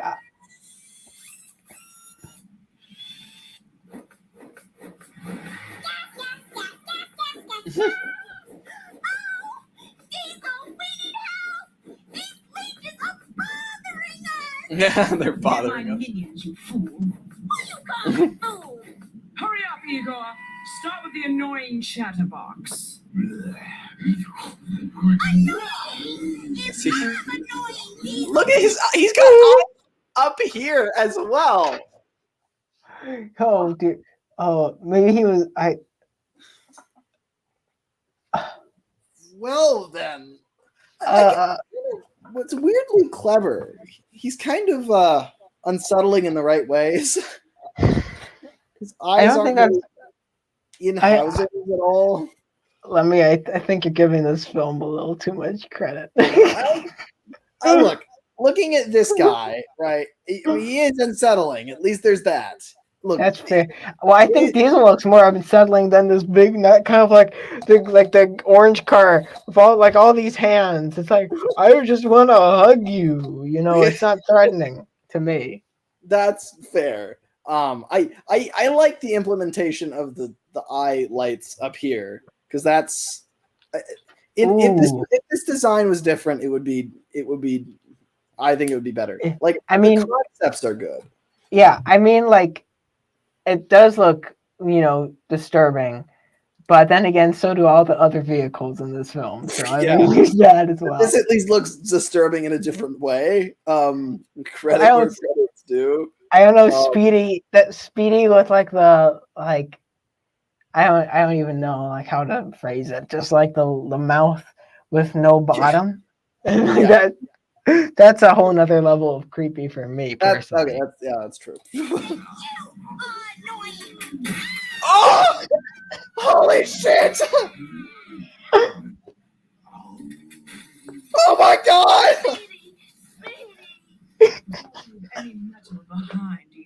Wait a minute, what? Thought I'd be recycled so young. Oh, I'm doing you a favor.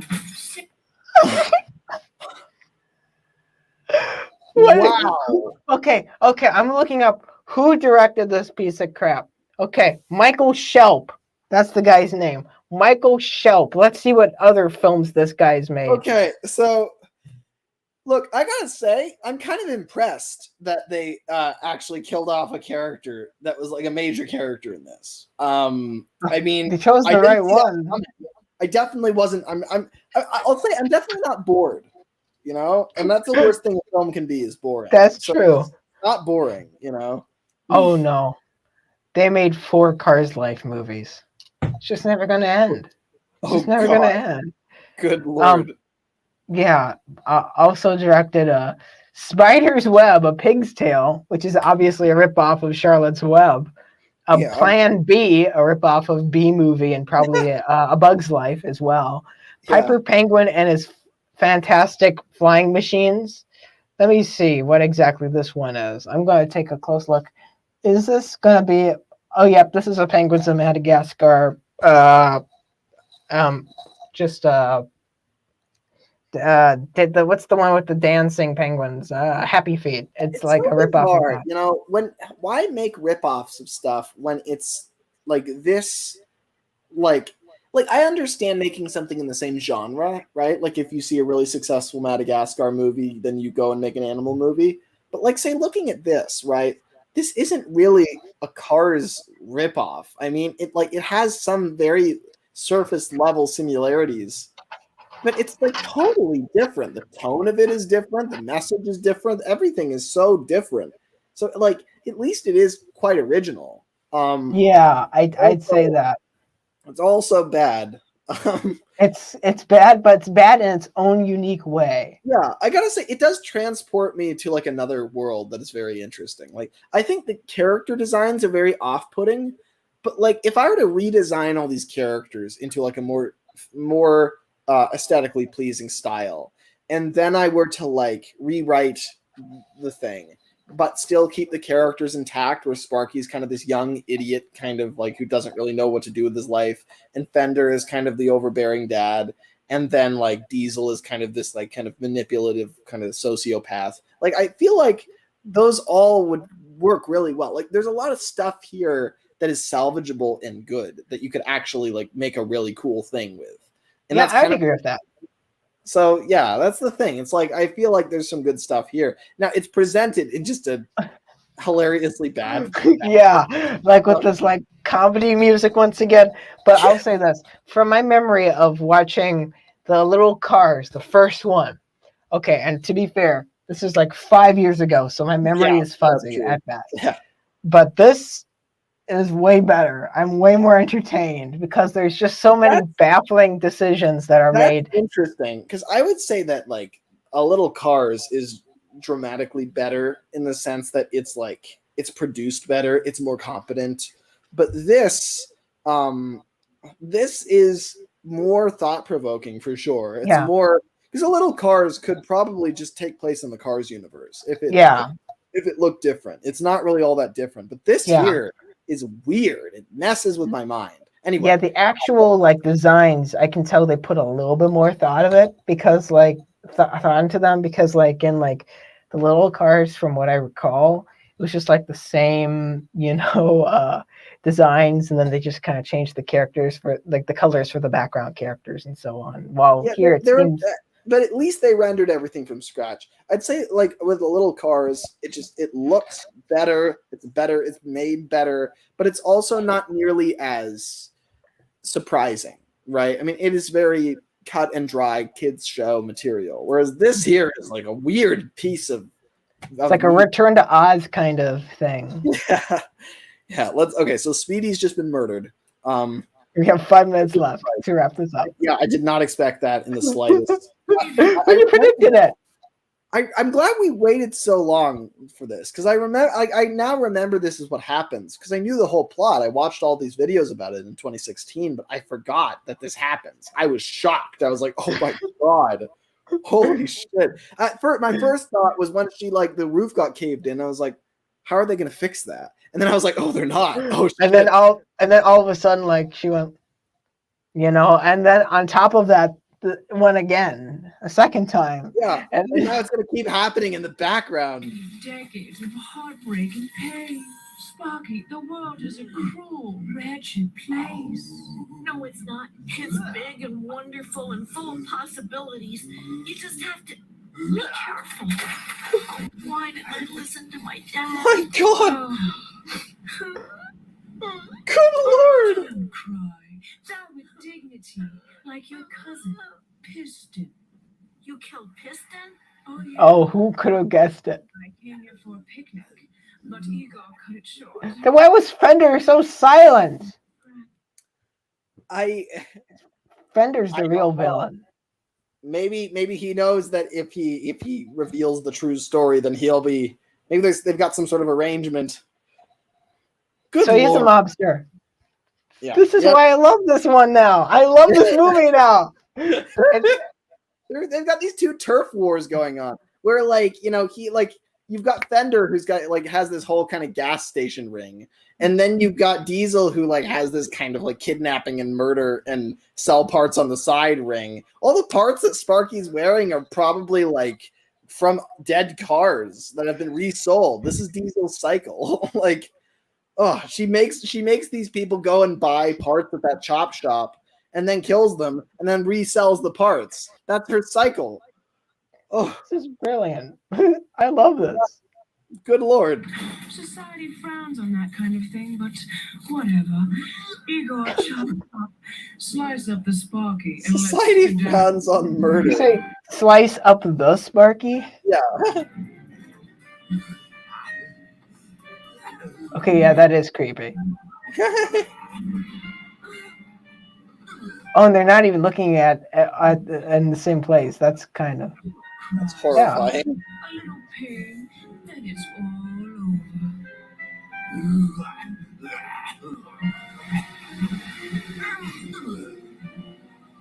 Sparky, don't make this difficult.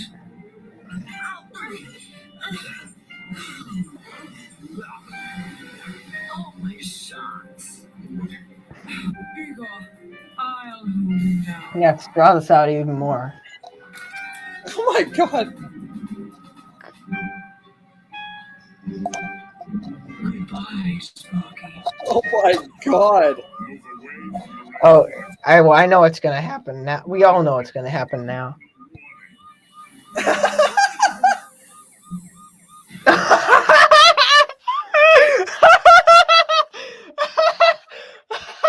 What year did this come out? What year did this movie come out? Please, you have to tell me, Taj. It came out in 2006. Same year as Cars. This shot is exact. It's like an exact copy of the one from Cars 2.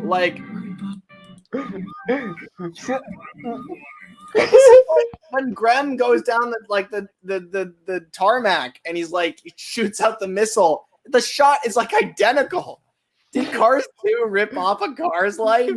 Roaring praise from Mr. Samuel Webster of Master of the Lemons fame. Cars 2, it seems like they ripped off Sparky's Big Adventure. This is baffling to me. He has a missile. It's not like a gun. It's a missile. He has just a missile. What? Maybe this is making a comment on the military-industrial complex, or how militarized policing has gotten. But that seems like a very not a very conservative kind of point. I'm trying to look at this, who even made once again Michael Shelp. From all I'm seeing, I'm not finding a lot of information about him. What I am seeing is that he has produced several TV series for the United States. So once again, it's not Video Brinquedo, which is when they take they make a political statement. It's more about what's happening in Brazil, or something like that. Right. This is very explicitly kind of American commentary, which I find very fascinating. Bizarre, very pro police, but also police have missiles. So yeah, it's Say hello to my little friend.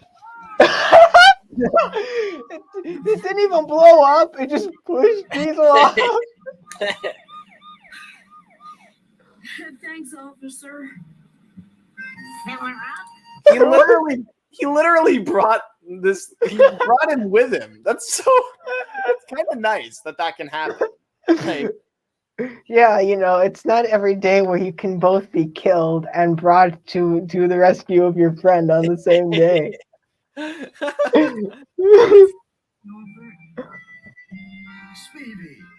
Speedy. oh God! Just said the same line. All right. Don't I look okay? You look great, Speedy. All right. Okay. She's okay. But she said the same line exactly the same way twice. Like, yeah, why? Don't I look okay? Like, did you notice that Sparky and Fender said Speedy, Speedy, like in the exact same way? Like yeah. it said twice and with the same cadence. Yeah. Like, It's like what? Bizarre. It's interesting. This movie seems to have a weird idea about catchphrases too. Like Diesel said the live dangerously or die trying line twice, exactly the same way. It's like that's not how the catchphrase works. You don't do it like that. You don't make sure you use it at least twice and then use it exactly the same way in two different scenes. Yeah, catchphrases, they often don't even pop up in one movie. It's like they say it one time in the first movie, and then they say it another time in the second movie, but the context is completely different. You know, and then they have the catchphrase. But now it's like you just say the same thing twice, with no... It very much feels like they're actively trying to establish the catchphrase. So this guy has the exact same colors as Professor Z. And it's just that if you just cover up, if instead of a grill here, it extended up to form a cabin, this would literally be the bottom half of Professor Z. It's just very weird. The Cars 2 parallels that are here that are just in the weirdest places. This is so weird. Yeah. I don't even know. He is sitting in the seat that a human would usually sit in. That's... Is it safe to transport gasoline that is open a container in a moving vehicle? Does he even have any access to gasoline right now? Is he just an above ground gasoline receptacle? He doesn't have any underground thing. It's just that's it. He's just whatever's in there is however much gasoline everyone can have.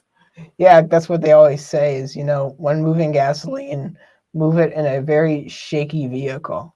That's true. Yeah, I've heard that. Yeah. Because look at all those mountains they need to go across. Yeah. Dad, Diesel killed Piston. I knew it. You giving Diesel a ticket for killing Piston and slicing Speedy? Nope, for driving without a license. What? Daddy? Okay, I'm out of here. That's okay. Okay. So it was good to see you, Lemmy. I'm so I can't. What was that? What was? So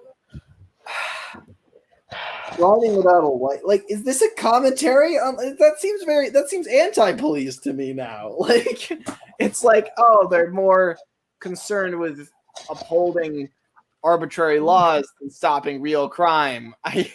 Well, this movie is about shattering our understanding of the political binary system that's present within the United States. Is a very intelligent film. Impressive. That's what it's very about. Intelligent.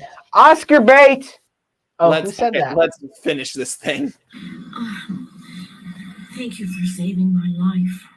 Oh, well, that's what daddies do.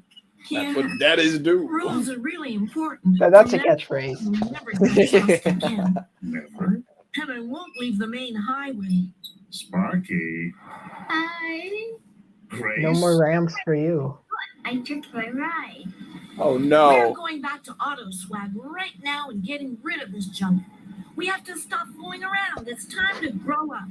But I'm just a baby. Not for long. Sparky, don't overreact. There's something I've been meaning to show you. Oh, A Champions Cup. How'd you get that? I won it just before you were born. Your father set a course Cool. record. I'll go faster today. Wow. I'll say this. I'm shocked that we still have 2 minutes left, but those past 3, they've been something else. yeah. Firstly, there's no explanation for the robot arms. They're just there. They just do whatever they need to do. But secondly, Born?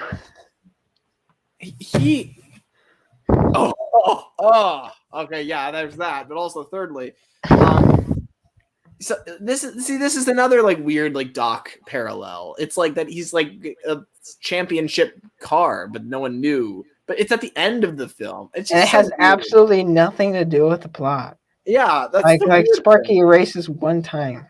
and he carries it around in his trunk at all times. All right. That's great. Great for him.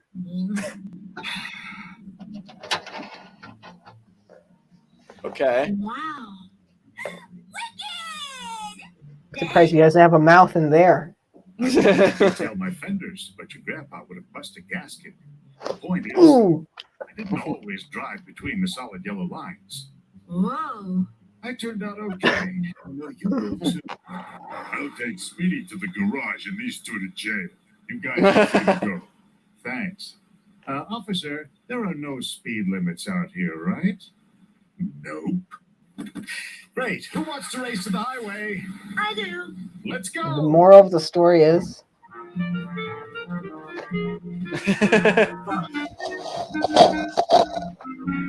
composed by David. Wait a minute. Is that? It can't. It's not the David Jones from the Monkees. If it is, then I don't know if I can be a Monkees fan anymore. It's like there are only 2 people who made the film. These Wait a are minute. all Gas Leach's son, Gas Leach's father. Oh, Michael Shelp is the voice actor. Well, oh my Yeah. goodness! But this is something I didn't realize. David Bowie's actual name is David Jones, so it's possible David Bowie made the music to this movie. Of course. Great oh, it's family. It kind of kept in the family. Yeah. That's kind of sweet. See, I will say that it is impressive that one guy could do this. But it's still not the thing is I can totally understand the graphics being bizarre, but it's the fact that it wouldn't have taken forever to sit down and render new characters with creative designs. And he clearly had to rig the cars that he did use that were pre-existing anyway. So he could have just, a lot of this was effort based. If he'd put in more effort, he could have made it look a lot better in general. Still, though, man. Honestly, despite all the flaws, I think it's better that it exists versus not existing. I mean, provided entertainment. Yep. I'm baffled now, though, because this is one of those movies where you're more entertained by it when you're watching it than when it's over. Because then when it's over, you're like, what did I do with the last 40 minutes? Well, it's not over yet, so let's not feel that emotion yet. Oh, yeah, that's right. Post-credit scene. Cinema sound. Sony, BMG. Oh, Sony was involved in this. That's kind of funny. Well, they used the same studio. Additional animation. What additional animation? Mark Cohen of Walking in Memphis fame. The road What? The road just Right started there. like that? Yes, you did. Nice driving. Winning, woo! Gracie, stop. The race is over. Slow down. Sparky, did you ever order the hoses? Sparky? That's kind of cute. I'm out of energy. I feel tears welling up there deep inside of. Now, We did it. All right, that's a card. Okay, No, okay, not and that's Napoleon Napoleon Total War. I think that's more of a. I'm more willing to share that with my family. So, what are your overall thoughts? Everyone in the chat, I have some people saying it's the great best movie ever. This is a very weird, bad but beautiful monstrosity of film entertainment. So honestly, I kind of liked it. I feel like it was visually gross at a lot of points. But the thing is, if it was just packaged differently, produced differently, I feel like the ideas in play, kind of what's kind of behind the point of it was good. And I feel like it was entertaining. At the same time, there are just some moments that I like. I feel like we're done in bad faith. Like the 10-second pauses and stuff. We're not the artist deciding, yes, I need a 10-second pause here. It was literally just to pad out the runtime. And so stuff like that I don't forgive because it's like, well, yeah, Sparky shouldn't sit there going,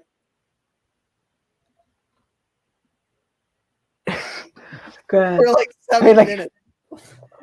I can't even because I'm laughing too hard. You can't do it because you can't physically move your mouth up here. That's why. It's so dumb. There we go. Though, it's interesting. Sparky, I think part of it, like in terms of the story, it could have been dramatically better if it just wasn't forcing drama between like the father and son. Like if it was, I don't know. It's weird that Fender doesn't really confront Diesel directly more. I feel like he would. It's also weird that I feel like the fights between Sparky and Fender could have been written better because they're like they're not really like they're not clashing in a way that necessarily makes sense where one thing feeds into the other. It feels ridiculous to sit down and criticize this in this manner, but like the thing is, honestly, I think there's a lot of like good to it. I think it's like, the concepts work. It'd be enough that like if somebody approached me and was like, hey, I'll give you $2,000 to make a 5-minute episode using these characters, be like, yeah, okay, and spend like 2 months working on that. Like that wouldn't be that bad, honestly. I mean, if I had total control over it and could like make it look good and kind of revamp it. The character designs need to be better and look less crummy. And also, it's okay that it takes place in a wasteland, but it needs to be acknowledged. Like they never bring up that they're in the middle of a desert and that they're nowhere.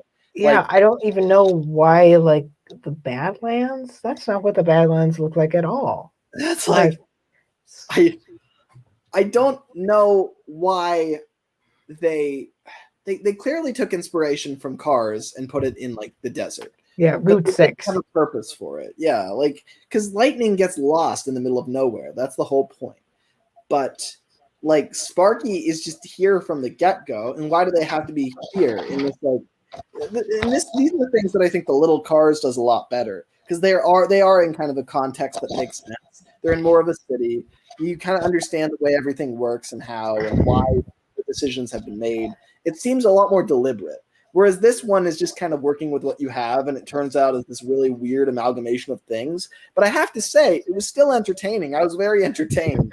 I was very entertained too. I mean, like I think we have different criteria as it relates to rating these mockbusters. Yeah, you're like, okay, which one's actually the best story? Which one like is like the best arc and so on and so forth? Yeah. This movie, I don't even know what the moral of the story is supposed to be. It's like a slice of life, if you could call it that, because there's just like so many baffling things here.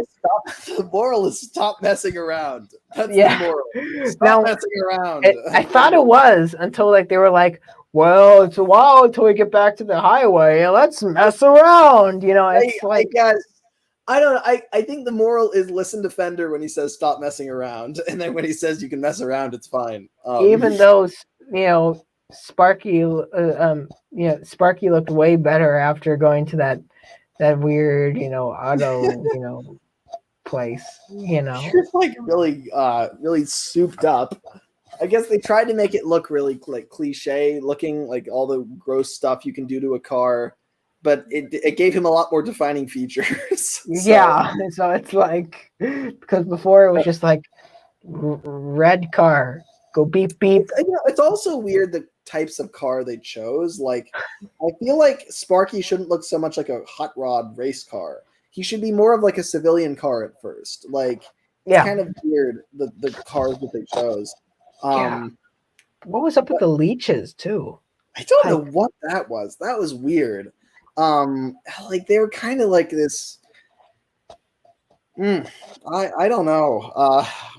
Also, one thing that I would say that I'm really happy about is that I didn't think it was correct. I didn't think my first instinct was correct. Remember that car that Speedy just really messed up with like the and I said, well, that's the last time we're going to see him. Came back into the Never story came back at any point. And I'm happy. Maybe in the deleted scene. Maybe in any of the 4 sequels. Oh God. Really, there have to have been more. There have to have been all these characters have to have like appeared in the sequels. There's no way that purple car doesn't like become a major character in one of the movies. Like with those, since those models exist at this point, they're just all going to get used over and over again. That's just undeniable. So, and what would be your rating of this movie out of 10? Okay, this is a very difficult question. I'm gonna say I'm gonna give it a 5.5 out of 10. Oh, is what I'm gonna say, because the thing is, it's like there's parts of it that are just gross to look at. There's a lot of poor decisions involved. The story is really weird at parts, but it also has a lot of creative ideas. It's like I would say like it's not a bad. I would honestly say it's not like a bad movie, like capital B bad. Because if it was a bad movie, I wouldn't watch it, I think. Well, I would in this context. But honestly though, I think like it's a movie that like is, I feel like a bad movie is something that isn't worth making, if that makes sense. Yeah, it's something that's kind of like where there's absolutely like no intrigue whatsoever about it. Yeah. A bad movie is a movie where I look at what the artist made and I'm like, you were totally capable of making something better than this, and you didn't. Like, you wasted your time. You could have worked on this instead. You worked on this. That's like a bad movie. Okay. But this, I feel like this is like, it deserves to exist in a weird way. And, it is interesting. And it put ideas and feelings in my head that weren't there before, that I don't get off of anything else. The vibe, there being this kind of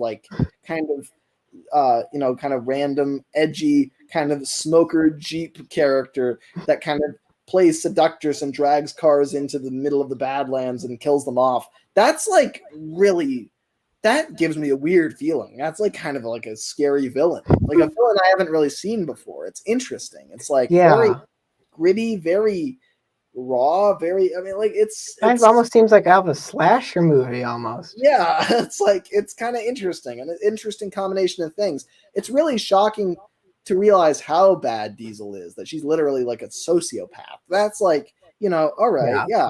Like, I think that's like, a cool surprise at the end. So yeah, I think there's some things in there that are actually really good, like that I could see myself drawing from if I were to ever like if I had to sit down and adapt this.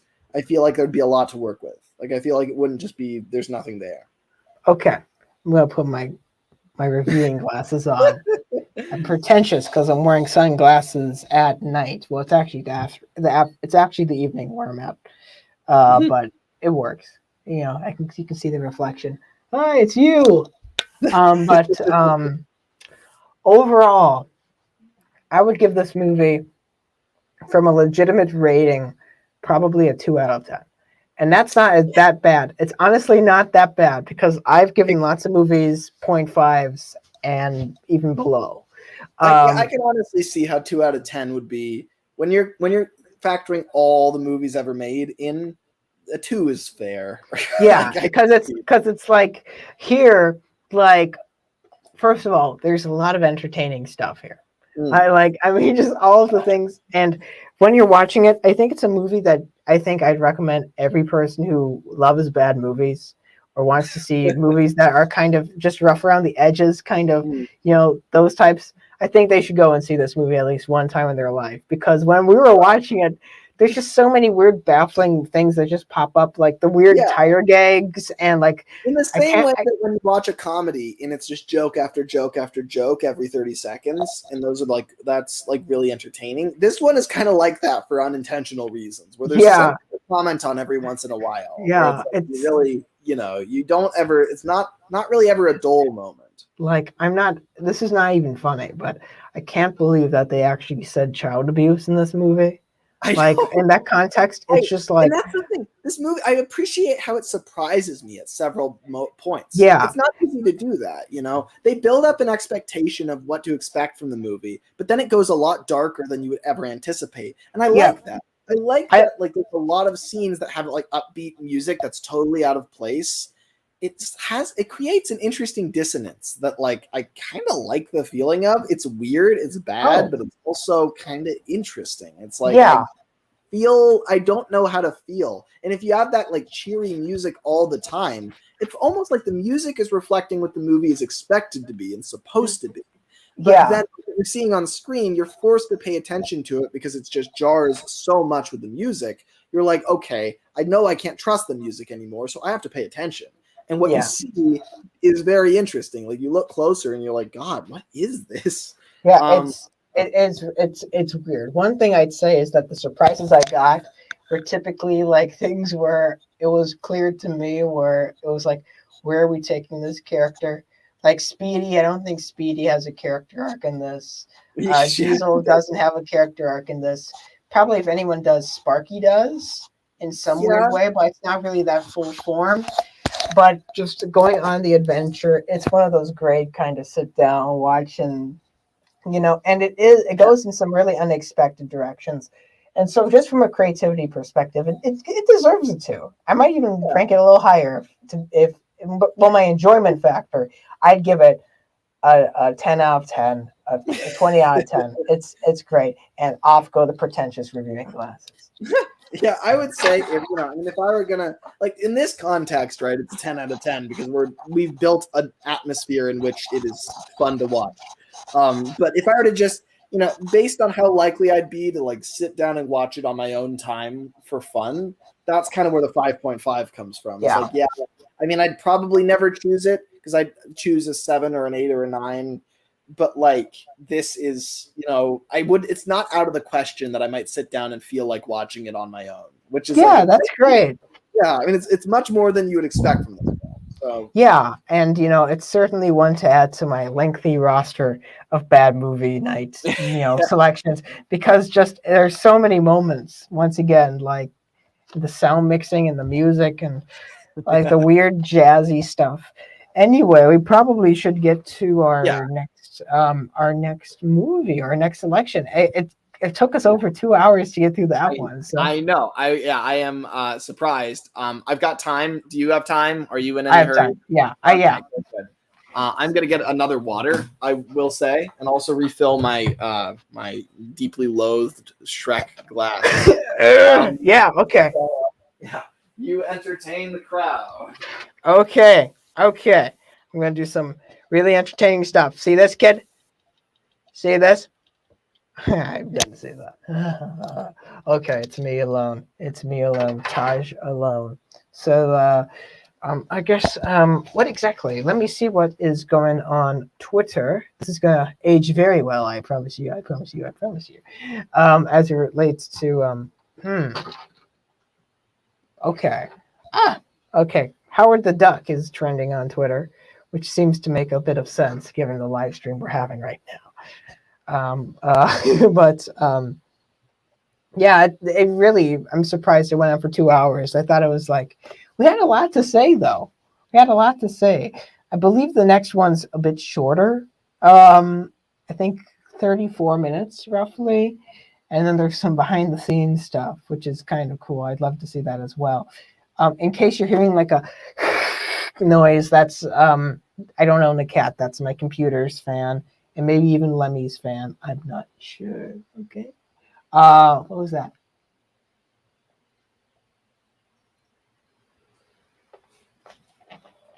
Okay, I better stop making faces before Lemmy comes back. He's gonna get concerned. What else do we have in here? Oh yeah. Well, I have a light that doesn't light up. Might be good for training dogs. I don't know. Yeah, it's okay. So Wooden Railway Edward says, Taj, please don't. I mean, this movie also had some volume issues in the beginning. I guess no, I don't think it should be a problem in the next one. I think the next one actually might be a bit louder. So I think we're going to be doing just fine there. So and Lemmy is still sharing his screen right now. I just don't want everyone to get tunnel vision, kind of like that, because literally it just keeps on going. Just keeps on going that way. There we go. It's interesting, like how this works. I'm confused. My mind's boggled. Let me get this. Let me see. Oh, don't check Twitter. Okay. I'll be right back. Actually. Let me see. It's still light outside. Wouldn't you know that? It's still light. That's crazy. Let me see. What can I get to fill the time? Got my King Crimson shirt on. It's not their best album, but King Crimson's great. Happy I have a shirt. So there we go. I'll be right back. Everybody watch the silence. Okay. I'm going to make just random noises now. Okay. Filling the time. Okay. Let me back. Okay. Let me see. I hope you have all been thoroughly entertained.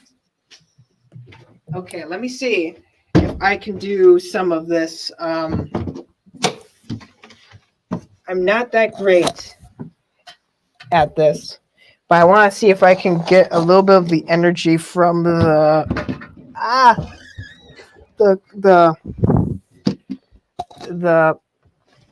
A Car's Life soundtrack before we move on to our next feature. Energy from it. Yeah, that bizarre, that just the vibe, vibe. I was kind of humming some of the music. Here's the thing. I had a weird sensation in the other room where I was getting my water.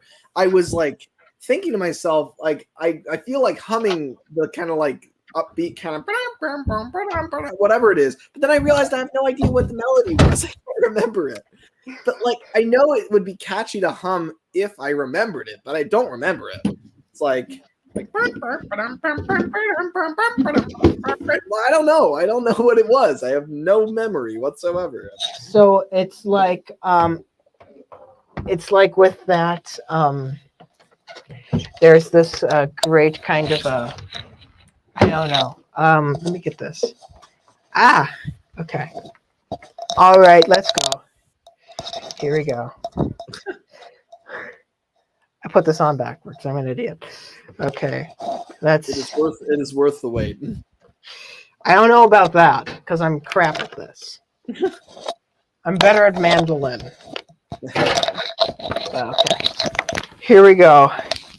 Let's go. It's accordion time, baby. All right.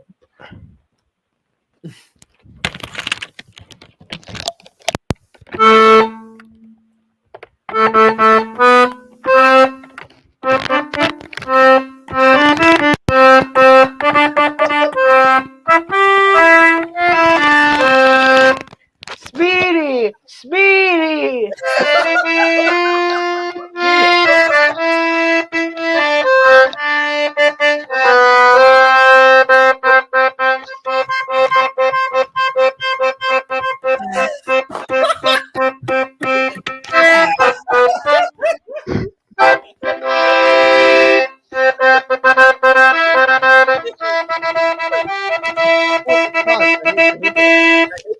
your epic solo short. But I see Dougie in the chat, which is Dougie. It is great to see you there. We've been really fucking worried. We've been missing you so much. We've been worrying about you. We've been praying. We've been doing everything. So it's just so. Yeah. We've only said hi, but hi is amazing. That's enough. It's enough. Yeah. And just so you know, we all love you. We cherish you. We're my goodness. Yeah. No, but it's it's enough to do an intermission from the sick accordion solo. Yeah, I'm so sorry, but I must say I'm a bit kind of flattered that out of all of these videos you could have watched, once again you watched our this one, where we're watching the Cars Mockbusters, and I'm playing the accordion. It really means a lot. Subjecting yourself to a Cars life, or maybe not. Yeah. If you stick around, you're about to subject yourself to the little cars too. Yeah. Less being subjective, less being subjected, and more being a fly on the wall for something that isn't particularly interesting. But once again, we love you, Dougie. Yeah, for sure. Honestly, I'm so sorry I was carried away by my accordion playing. But just seeing you in that chat, I'm just gonna highlight this right now. Yeah. Just seeing you right there. If only you're no, that's enough of a gift. That's enough. Your presence. Highlight the new comment. That one's better. Better than hi. Hi, the famous Dougie slogan. Aww. That's what they say every time they get the chance. Hi. I gotta be honest here, is that we planned this live stream partly a week ago on Friday, which was, of course, Lemmy's 10-year anniversary. Congratulations to you. It was a wonderful live stream. I do not recommend people watch it in full length. If people want to watch it maybe an hour at a time while mowing the lawn, maybe yeah. And give it to the part where I popped that squat. Yeah. That's admittedly the most important part of the stream. Yeah. And we were, talking about doing this then. And we were thinking about doing it even on Monday, but Monday didn't work for either one of us. So we decided to schedule it pretty much over the weekend to Thursday. And, I was a bit concerned whether doing it today. I was thinking about putting it off again because I was really in not good spirits, especially yesterday. But I think that people need a lift, and and I feel like this provides a lift. Dougie, by the way, Dougie, reach out to me on Skype, message me if you haven't already. Haven't checked my messages in several hours, but we should talk. We should talk too, because we've been wanting to for a long while, and I've just been busy. Some of the stuff that was making me crazy last week, it's still. Understandable. But anyway, so we should probably get back on topic. Don't want to hyper focus too much on any one person for fear of making them uncomfortable. But anyway, Dougie, it's just great. See that you're okay. So please message. But yeah, and it's one of those things where if you're just wonderful. Don't change. You're great just the way you are. So but anyway, let's get on with it. Go to the Little Cars 2. So okay. That's all the accordion music there is. Now my headphones are stuck. In the world. That's every piece you've just played. Yeah, I should play the other the chicken dance. It's posted the chicken song. And Dougie, you can come on maybe later. We might do if we feel up to it. We might do a little 15-minute post thing. I would love to try and get through the Little Cars 2 quicker. Just alone. Yeah. And then I would like to have like, you know, some time at the end where we could bring people on. Dougie, you'll be the first if you're still available. You know, but yeah. So I do want to make sure though that at the same time, you know, we keep the stream consistent. Yeah. Luckily, this one is shorter than the last one. It looks longer, but there's some interesting stuff towards the tail end. So I don't know if we need to watch that unless you want to. Unless you want. All right. Well, let's take a look at this. All right. Everybody's saying please let Dougie join, but I think it's a better idea for them to join at the end if they can, because I mean I think, you know, to interrupt this right now puts undue focus. I mean it's like going straight from you know them being missing for 4 days to them being thrust directly into the live stream. I feel like we should ease into it a little bit more. Also, me and Taj have been planning this for years, and Dougie was involved in that plan. So they deserve some time. They deserve some time just to kind of relax and just get, you know, back into just and also figure out if this is a stream they want to be a part of. You need to see exposure to it first before you make such a choice. You may not want your name associated with this anyway. So because we may not even be done for another 2 hours. So there we go. It's gonna be a long one. I apologize Anyway, so here we go. Ooh. You know, I know we just started. Could you turn the volume up just a little bit more? Yeah. There we go.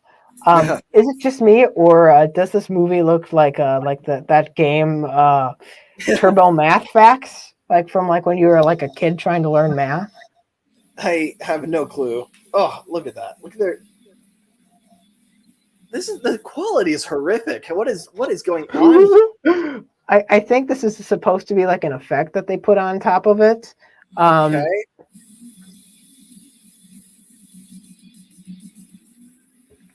By the way, just the credits are in Portuguese, so don't worry. It says the title is Os Corrientos, but in my opinion, it probably should be more like Os Incompetentes, you know. But,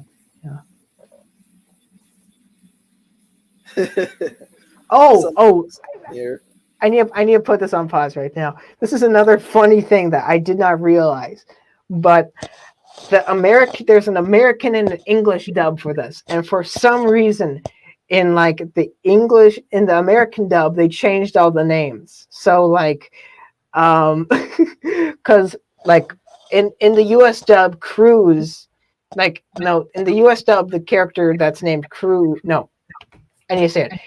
In the US dub the character named Tony is named Cruz. The character named Combo is named Lugnut. Chris is named Coop. So for some reason they decided to change the name. So if there's any confusion as it relates to that, so you're getting a bit of a unique viewing experience here too, because they might have cut out. I remember both of those names. I feel like it might have been like one of the first movie had one set, and then they changed the names for the second movie. It's weird because I remember Combo, but I also remember Lugnut. Like those are both okay. Weird. All right. Weird. Yeah. The Oscar for Best Sound Design goes to.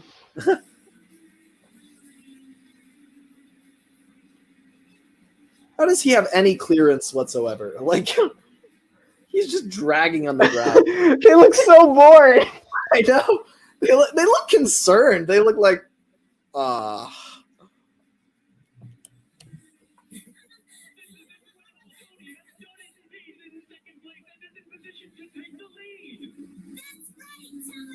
Show them what you can do.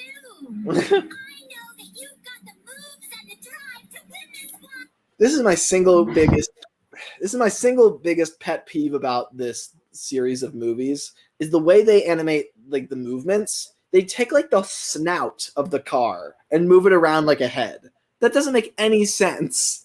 Like the eyes aren't moving. Like you look at the way she moves, it's just it's like, Why? And Why barely that blinking. Oh, and she's holding onto the flag with her like rearview mirror. Inward too. Attention to Ah, detail. Oh, Lord. it's a different voice actor, of course. Yeah. I know. See, already I can tell this is a lot more competent. Like the pacing and editing are more conventional. The mouth animations are better. Cool cat loves to rock and roll.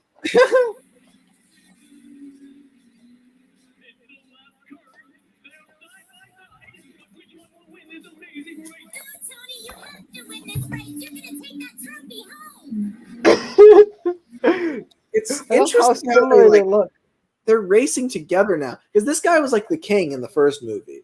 Like he was like the big, one that everybody adored, and then he was the taxi looking delivery boy who wanted to be a race car, and now they're both like racing for the same company. Like it's just so bizarre. It's like he got the Dynaco sponsorship, but like the king is still racing. Like it's so bizarre.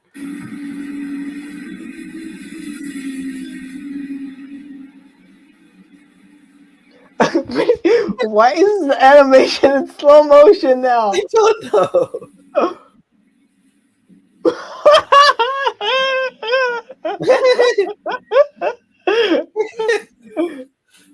What was that meant to accomplish?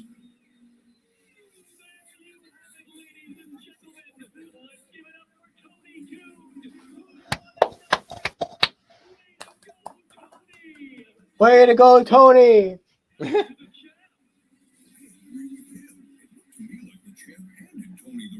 Ugh.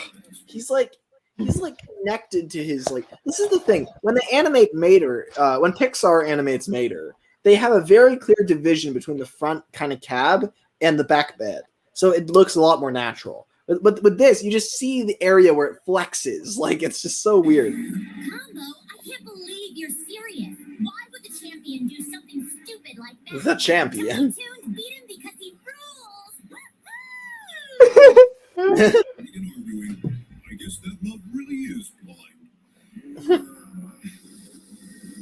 Good racing, kid. It looks Oh, that chin. It's pretty obvious you let me win. It's like He Jay was, Leno. he was supposed to go like good racing, kid. Like do this with his head, but it didn't.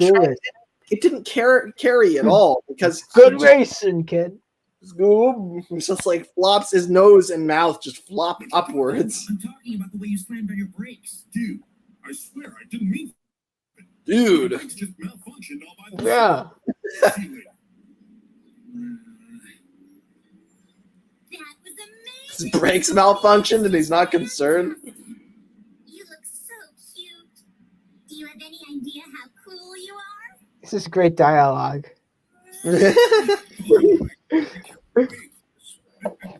Great race, kiddo. Thanks for saying so, Combo, but to be honest, I don't think I deserve it. I feel like champ through the race. Is that right? There, you see, Chris? Even Tony thinks so. The pacing of the dialogue's great. I know. There's like no like space between the. Never felt so humiliated. Excuse me, guys, but I gotta go. I just want to be alone. As he slowly pulls away. I love how when they move, they go into neutral. They're just like. Like in the racing scenes where it's just like. You see Yeah. how cool he is? I hope you're happy now. Come on, Chris.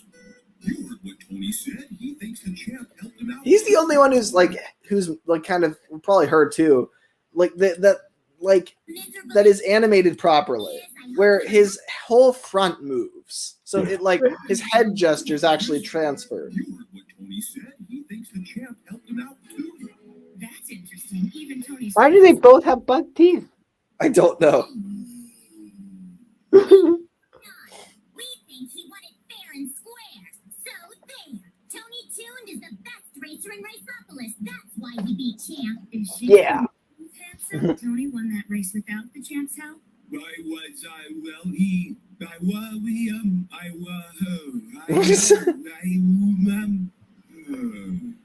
really He good kept talking for a really long time after he realized he couldn't. The champion gave up the race to Tony, sweetie. Why don't you go ask him yourself and leave us alone? You're absolutely right. I should interview him instead. Thanks for the tip. Everyone moves so slow in this universe. I know. Hear what she said? Ridiculous. Ridiculous. She seemed fine. Tell me, if love is really blind, how did you just fall in love at first sight?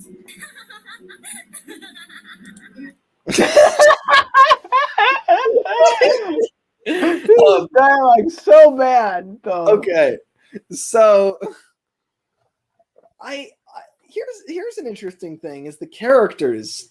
This honestly is a more blatant ripoff of Cars, because it's got like the Mater character. It's got the like A Cars Life really didn't have any Mater, which was very like that would be like the main thing you copy. Whereas this obviously has a Mater, a Sally, and a Lightning, which are like the three major players, and also a Doc, but we haven't seen him in this one. It's like if you ripped off Despicable Me and you didn't make a ripoff of the Minions. Yeah, it's like just a very bizarre thing to leave out because it's the big selling point. But so this is a closer ripoff.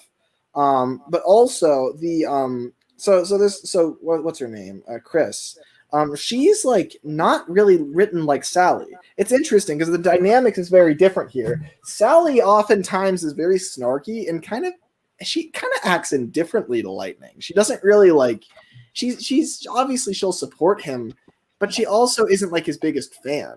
She's just kind of like, I don't know. She very much exists outside of him. Like it's not like they're each other's worlds really. Like Lightning has his racing career, and Sally has the cozy cone and stuff, and I guess being the lawyer of the town and all that. They like have their own lives going on. It's not like they're two halves of this kind of power couple. They're just kind of in each other's lives. It's like they're both very well adjusted. And it's interesting here because this is kind of a more conventional relationship where like she's like really like defending what's his name, Tony. And it's like and the Mater type character combo, he's like not. He's kind of being more skeptical. It's kind of like they're almost reversed in terms of how much they support the main character. Because usually Mater would be the one that's like a lot more like more dedicated to Lightning. But it's the opposite here. It's interesting, like how things have changed.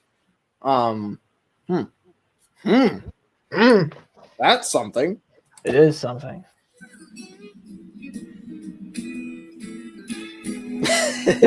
It's like a great sitcom ending. Oh no, not these endless roads again. What's wrong? Why are you so moody, Tony? This is the epitome of a bunch of cheap walk cycles. Like, Think about it, Chris. Yeah. The more I believe I didn't deserve to win. Come on, Tony, that's just nonsense. The Earth must be so small. I could imagine. Didn't the champ tell you in the South he had a sudden problem with his brakes? Yeah, well, that's what he claims. Oh yeah, that reminds Yeah. me. Fallen for? What is that supposed to mean? he didn't really? There's no response? They just What was that for? in silence. she's just like, he's like, what does that mean? And she's just like, she's No, they're done. both like that. Yeah. This is an annoying trope in media when like a character just sees a male character look at a female character for 3 seconds and is like, you're in love with her, aren't you? And then it's true because the universe declares it to be true. It's just like, good lord. No. No, I hate that. I hate that. Yeah, and it's happening right in front of us. Wait a sec. I want to talk to you. I have to say though, see, this whole thing is just visually way better than A Car's Life. Like, but it's also There's more. more. Yeah, like look at this guy back here. They just rendered a bunch of cars and they rendered everything from scratch. It doesn't look amazing. It looks like a cheap early 2000s video game. But like it's competent in all areas. I Yeah. think, you know. And that, Yeah. but that's the thing. It's also not as interesting because it's just kind of like doing its job. Like it's an okay story. I'm enjoying it. I'm along for the ride, but we haven't paused nearly as much, and I think it's because there's not as much to say. Yeah, the creepiest thing I find is that, you know, that in this movie, Combo, you know, like this, once again, like the purple van's supposed to be his love interest, and it's weird because they almost look exactly like each other. Yeah. Like it's like, They're there has to be some kind of psychological, you know, element at play here, you know. Yeah. It's like he saw someone who looked just like him and was like, wow. I love that. It's like, you know, like this person looks exactly like him. Like it's so weird. a bit almost narcissistic in a way. Yeah. It's so bizarre. Like, what the hell? Best friend, right? That's right, I am. Why don't you and I go for a spin and you can give me the inside scoop on what it's like being friends with a great racer? Well, yeah, sure, that's a great idea. Sounds like a lot of fun. Why not? Sounds like a lot of fun. Why not? That was like, I guess I should begin. they're so slow. That was, he gave like 3 different options for the line he could have said. He was just like, he fired them all off at once as fast as he could. Like, Yeah, it's like the guy at the end of the like advertisements where it's like must be 18 or older. Yeah. Older, you know. My God. And that's going backwards because we've been friends for a while. The first time I met Cody, I just had this feeling. They're just drinking it. I don't think that's how I don't think any of these movies understand how guessing works. Really?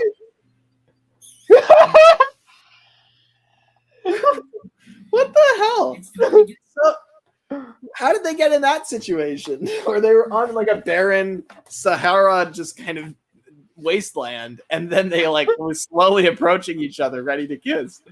Yeah, We just skipped like an entire movie. Anyway. Grace, what do you say? I'm gonna be in tip-top shape for the next one. Hello. Yeah. Hi. Kicks and tailpipe. Let's roll. Yeah, I just want to burn. What? No, wait a minute. Look, wait, why is there like a tire like in every single one of like the Are just I one guess tire? it's like to buffer them, maybe? Okay, or I don't know what that's about. These look like bathroom stalls or something. It's weird. With no doors? Let's carry on. Put some rubber on the track and shave a few seconds off my time. That's so awesome. It really helps that they have eyebrows. Yes, you're a big shot, huh? His best friend thinks it was a scam too. I mean, he does. I don't even believe what I'm seeing. There's no truth to that at all. I know. It wasn't a scam. I know that. No, that's not what I mean. The biggest lie is that I could ever think of you as a friend. Oh! Dang! Hold on. What? Hold on a minute. Doesn't Tony believe that it was a scam? Like, he believes that he was tricked, right? And then Combo went and reaffirmed that to the press. And now Tony's like, oh, how was I ever even friends with you? Like, what is going on here? Good friend. 10 out of 10 friendship. That's, yeah, true. What were you thinking? But wait, that whole article is a lie. I didn't say anything like that. That's one big newspaper. I know. You told her whatever she wanted to hear. Combo, you should be ashamed of yourself.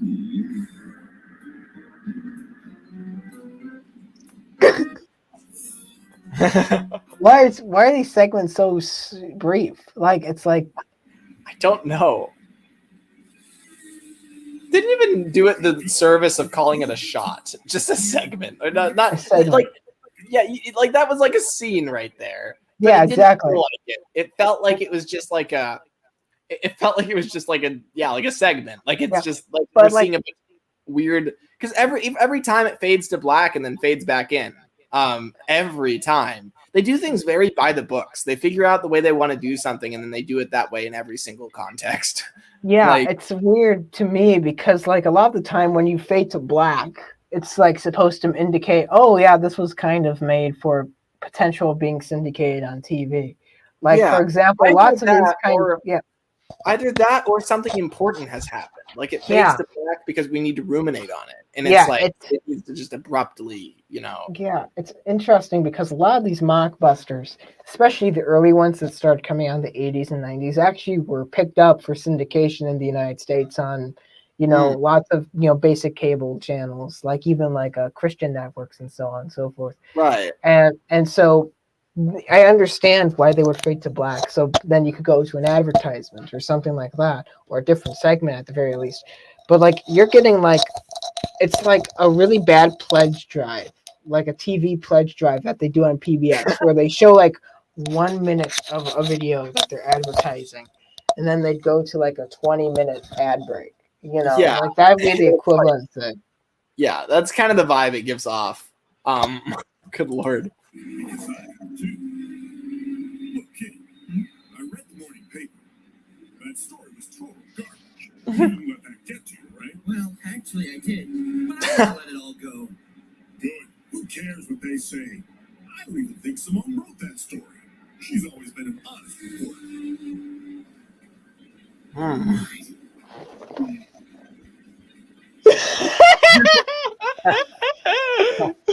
He's like, little top hat. It's so cute. Like, that's amazing. The hat doesn't fit at all. Like, he killed a man and took his hat. Like, that's what happened here. Like, it looks like the health inspector from Ratatouille, you know? Yeah. Like, the hat should just, it doesn't provide any protection. It doesn't cover his eyes. It does. Very suspect. You're trouble sleeping. Look, we need to sell papers, kid. Like it or not, that's the bottom line. There's gotta be a reason. It's like a guy out of like a 50s noir film. Yeah. I don't know. Do they really need this many papers? I may be new here, but I'm the editor, and that means that I decide. What? You say, wait a minute, wait a minute. You may be new here, but you're the editor. Wait a minute. I think how did this, like, how does the power structure work? New here, but I'm the editor. Yeah, how does that power structure work? I don't. Because you may be new here. You like it should be. You may be new here, but you're still expected to follow our standards. Or, you know, you may be, you know, the reporter, but I'm the editor. Like, but it's like, but it's like, I might have misheard it, but I heard it as like, I may be new here, but I'm the editor or something. Yeah, where I was like, what? I may be new here, but I'm the editor. Yeah. That sounds like he's just trying to like support himself. He's just trying to be like, yeah, I may be new here, but I'm the editor. That counts for something. Like, it's not about you, buddy. Yeah. He needs to pay for more, you know, support his haberdashery. Are you okay? To be honest, I'm lousy. I'm lousy. So naive, you really messed with my headlights. Combo, please believe I had nothing to do with that story. I lost my best friend because of your stupid make-believe story. I Lost him. You just steer clear of me. Permanently? That's how these things work. There's no temporary. Hi, Tony. So, how's the training going? Hold on. Can we appreciate the sick spin he just did? It was like 120 degrees. It was like, Hi, Tony. So, how's the training going? he just spun like on a heel. Oh, man, I had nothing to do with what they wrote in the news. I wish that he believed me. Combo, Tony's still upset. Just Yeah. give him some time. The only thing he can concentrate on is the race tomorrow. Another commercial break. The great race. Oh no. The great grace, how it should be. Oh no. Because you're great. Now give it your all. I will, champ. Thanks. You always got to I still don't get how this works. They both race for the same company? Yeah, that's a typical racing thing. There's numerous, typically like 3 racers for like a single company. But like the thing here is like We're a team. They're the only 2 that are like doing that though. Like, is that fair? Well, there was another car, I think. There was a third car I saw that was like in the last scene when they were watching the TV. I don't think that was either of them. But what about all the other racers here? Like, there's no like. They have like double the chance of winning. Well, like, all okay, well, there's maybe like the 2 yellow and black, cars are on the same team. I don't know. They aren't though. They like have different like paint jobs. Like, it just seems I don't trust this champ guy. Oh, you don't trust the video Brinquedo? No, I don't.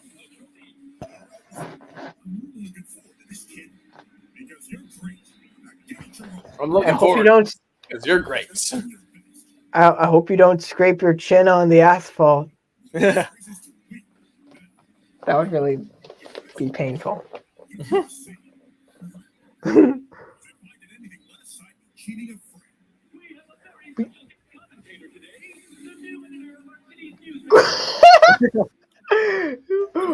Why would you have an editor? What kind of bad? I love these headphones. Really just want him to say like, look, everybody, you may be here to win a race, but I'm the editor. Like, that's how he enters every scene.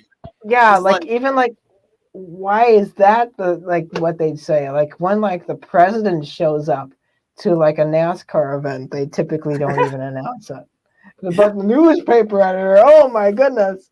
I have to say, these designs are very nice. Like, I do like, yeah, like they're the opposite of like A Car's Life. Looking at this, like, it's much prettier to look at. It's just kind of a cute little kind of rounded off little car guy, and he's got these like this headset that like goes way over. It's very exaggerated in nice ways. So it's better than the other one. But this one is honestly a lot more boring, is the thing. It's like not. I feel like it just doesn't have all those twists and turns. I'm honored to be here to watch what I hope will be a terrific race. Maybe this competition won't end up being a complete. Oh, I don't like how reflective his this lower lip is. Yeah. Don't you listen to that? You're a good racer, kid. Show them how. You're a good racer. Go race. They all like swerved out of position. Is that? It's just the same shots that they used before, right? Yeah.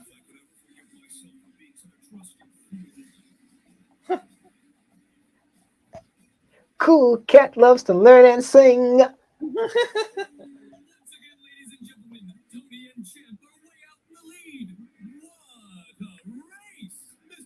Wow, it's such a race. There's absolutely, it's pretty much can predict the outcome right now. What a race.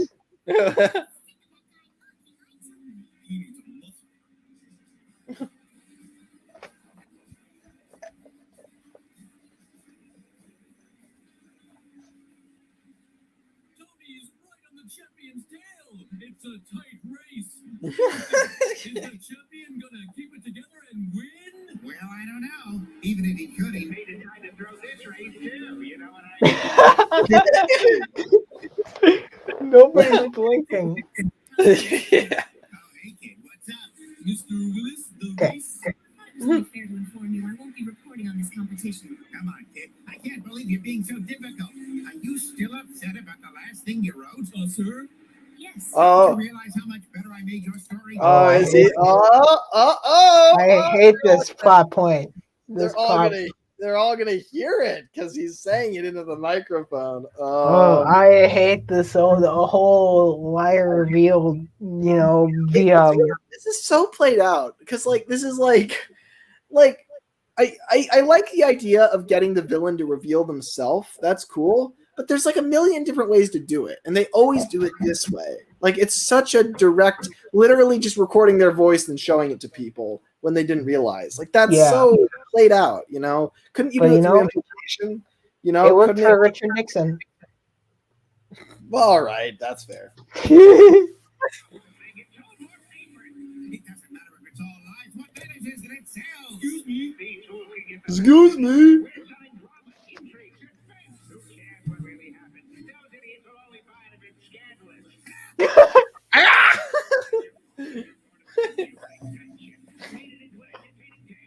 Combo, I think that we were really unfair to Simone. Yeah, I guess we were. What should I do about it now? Obviously, This is so convoluted because, like, I don't really know what's like. What is the focus here? Is the focus that they disagree about?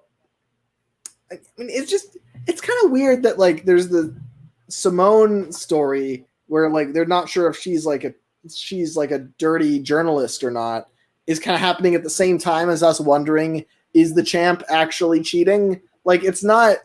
They're like kind of like conflicting in a weird way. You where I'm know, like, not sure what to care about right now. you know, now that the whole Simone storyline has been cleared up, my guess is that the champ is going to be fine. That he, because I think I'm still going in as the cynical one, and so I'm like, I think one plot twist is one is enough for this this kind of, you know. The thing is, I think it's just weird because like why was this even it's weird that the lie was like it does look suspicious, and it's like, not, what did the story even say? It says champ suspected of cheating. Like, yeah, he is. Like, he is suspected of cheating. He's doing really sketchy stuff. His brakes did the thing. It's not like they have inside information that can be proved true or false. All they must have done is given their is heard that Combo thinks that the champ cheated, which doesn't. Why does that hold any weight? It's just so I don't know. weird. Why am I in this relaxed position now? Like I'm like, I moved from like being, you know, breathing practically on the camera to going over it. It's like I'm, you know, laying down on the couch Gotta keep them on edge. watching a professional movie by Video Brinquedo. Cameron totally apologized. But what about Tony? I really think that I should be here for Tony. Tony? You've got a big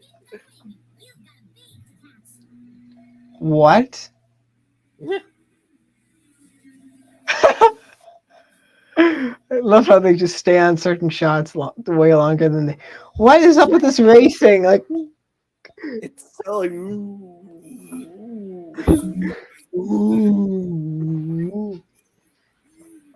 An apology for not believing in you. believing in you, not believing you. I didn't believe in you. I still don't. But I believe you at least. I understand why you doubted me. I'm just glad that you can believe in me now. I didn't listen because I was so angry. Sometimes I'm such an engine blockhead. Yes, you certainly are. And it's kind of cute. It's kind of cute. It's not really cute. It's just kind of cute. Yeah. Don't get carried away. Look, they can't build this guy a more comfortable stand. This is mean. Like, he has to do that. And like right next to a ramp, so like if he falls down, he just I don't need to Go see ahead. any more ramps for a whole lifetime. I'm done with Yeah. ramps. Let's not focus on that.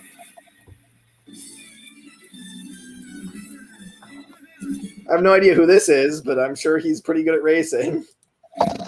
it's about they're a nice person. You did it again. Told you.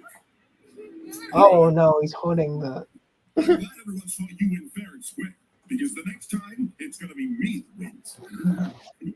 Where's Combo? I gotta know. I heard everything. Well, I think he's busy with his own prize. They keep going to this like scary horizon place. I don't know where this is. Yeah, like there's like a bomb going off in the background. All right, so that's the first story. This one's actually like segmented into episodes. Oh no, it is. Yeah. Looking like it. What was their like goal with this filter? Like it doesn't look good. Real punk, man. Oh, that's He's so much bigger than her. He's like twice her size. She's like a child. Sean X. It's a cool name. Oh, what I'm worried. I know some of these are from the previous installment, but others are from this one. I'm concerned which ones are. Yeah, I mean that one we just saw. That one We just saw. Formula K. All right. Oh no.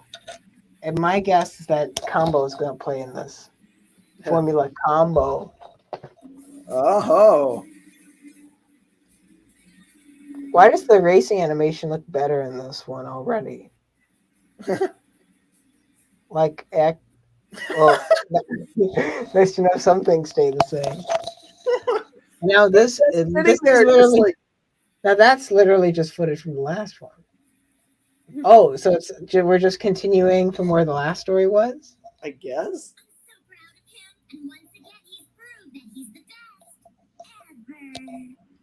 ever. Ugh. I hate how they're like Sure is making a habit out kind of of winning. If he keeps snout moves. He's gonna get bored of being on the podium. Maybe, but I guess that wouldn't be Such- such a bad thing. Such fake laughter. There's the easy part, right? Yeah, the podium ain't hard. It's all the hard work that goes into getting there that's tough. I could never train all day, every day, test for this, test for that, and race my rear bumper off till my tires burn. You know me, Chris. I like to take things easy. We're speaking really fast. There are no pickup races for you to compete in. Yep. We're hoping you prove to be a great racer. Me? No way. I wouldn't make it to the finish line. What is that? Your girl's got an imagination. She thinks I would be a great racer, but I think she's crazy. I was right. He just rolls up with the trophy. There's no press mobbing him, no fans. It's just like he won a soccer tournament or something. I guess that's kind of what NASCAR is now. I mean, that's tragic. The popularity's kind of fallen down, even though I do like race car driving more than I probably. I've never watched it myself. I've always thought that would be a cool idea, but I've just never been able to sit down and watch sports of any kind. Ah, I get that. I used to be like that, but then I started watching them. Now I'm like, I'm not a big follower, but like if I watch like the all of the big ones, then I'm fulfilled for the whole year. Yeah. Well, I wonder if they're anything like this. One day he'll prove it to us. Yeah, well, me and Chris really should get back to work, or Mr. VA will have our headlights. We should have been there by now. I'm starved, so I'm gonna fill my tank and hit the garage for a quick tune-up. But I'll catch you guys later. Yeah, whatever you want, champion. Yeah, well, I'm not really the champion, at least not yet.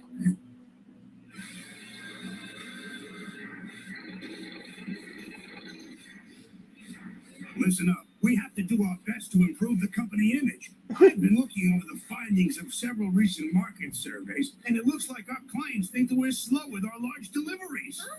Large deliveries? But I'm the only one who makes the large deliveries. That's the problem, pal. Our clients aren't happy with the time it takes you Oh, to so deliver. this is where this guy's from. We're gonna have to change that image, Colin. Yeah, he plays a much larger role in the first one too. Yeah. He's like the Doc character, but again, he really isn't. Like he's No. Why are there so many like kind of gruff kind of businessmen characters in this series that are kind of like I gotta get the job done. There's like a lot of that archetype. It's like all of this, kind of like Mr. V8 stuff, Yeah.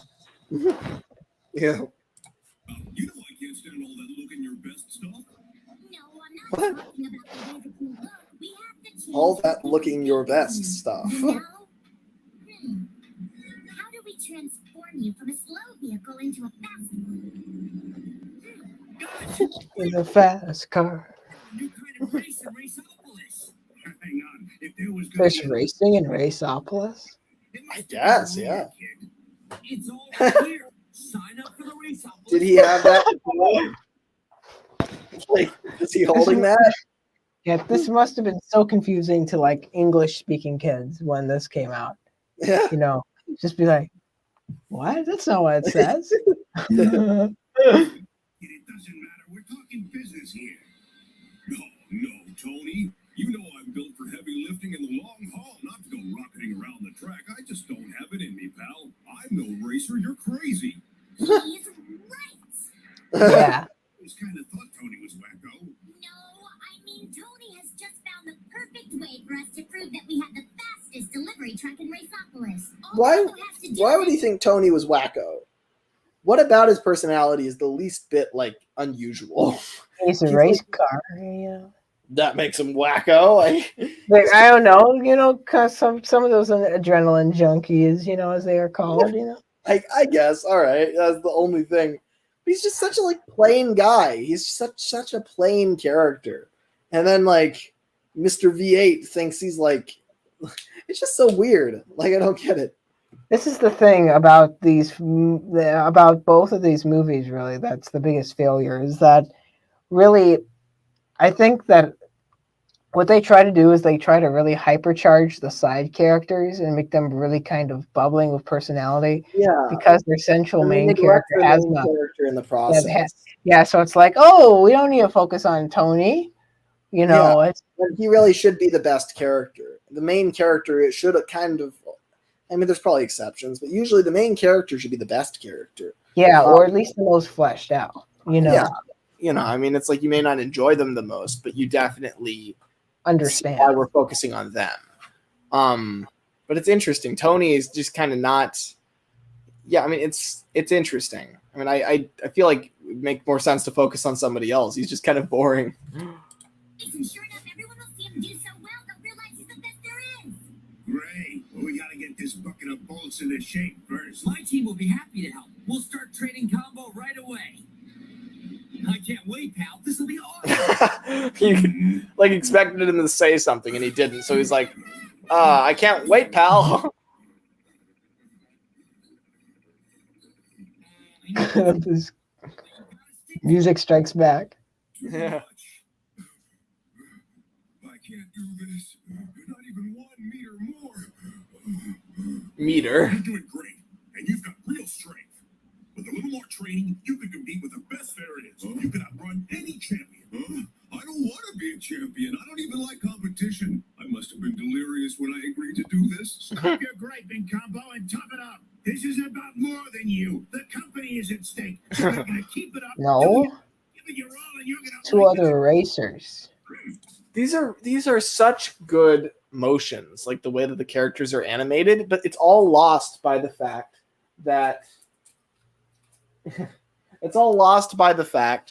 they don't actually like they just animate the snout. Like, you know, when he's like, you know, it's the company at stake, you know, when he does that, there's such emotion in that, right? If only the whole body was moving. But because it's just his jaw and nose, it doesn't translate. Like, the company's at stake. You know, it kind of has that look to it.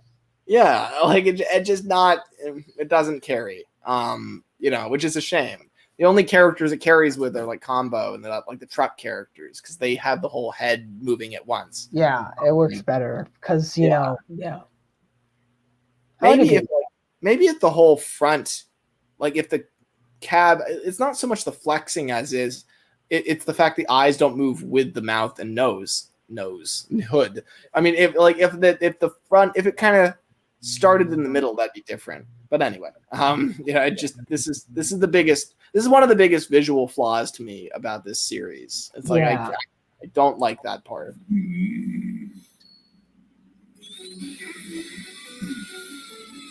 Construction paper? Do I have what? Construction paper? Yeah. All the colored paper? I thought it was in this blue thing. It's in one that looks exactly like that. Oh.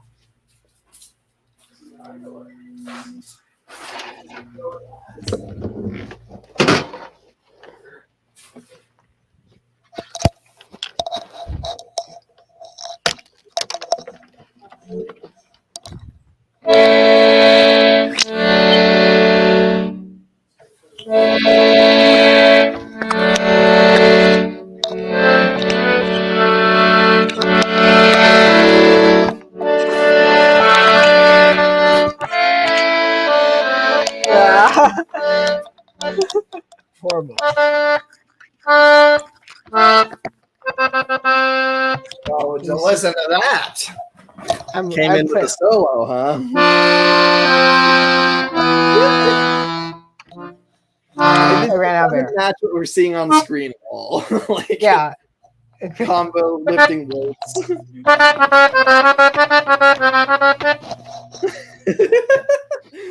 Oh yeah, God. I should have played the Rocky theme now.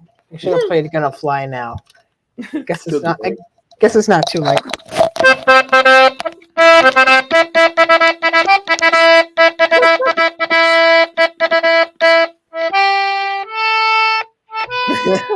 There we go. Okay. You severely downplayed your accordion capabilities. No, that's simple. It's like that's piano. That's piano because there's the little keys over here. Yeah, the piano that's keys. true. But still, and then there's that's better than I can do. well, and then there's these buttons over here, which I was playing along with just to see if I could do it. But yeah, no. But Don't. anyway, well, now that you've successfully hyped combo up, let's go. Let's go, combo. Yeah. What? 10-second interval. Double click tap. It's Comic Sans. What just happened there? That was my favorite part. Oh, Dougie, thank you. It's so unsettling how his mouth goes up because he's gonna scrape on the road otherwise. So he's like, yeah. He's in pretty good shape now. I think he's really got what it takes. It's like just the exercising montage from the Little Panda Fighter. Mr. Pancata.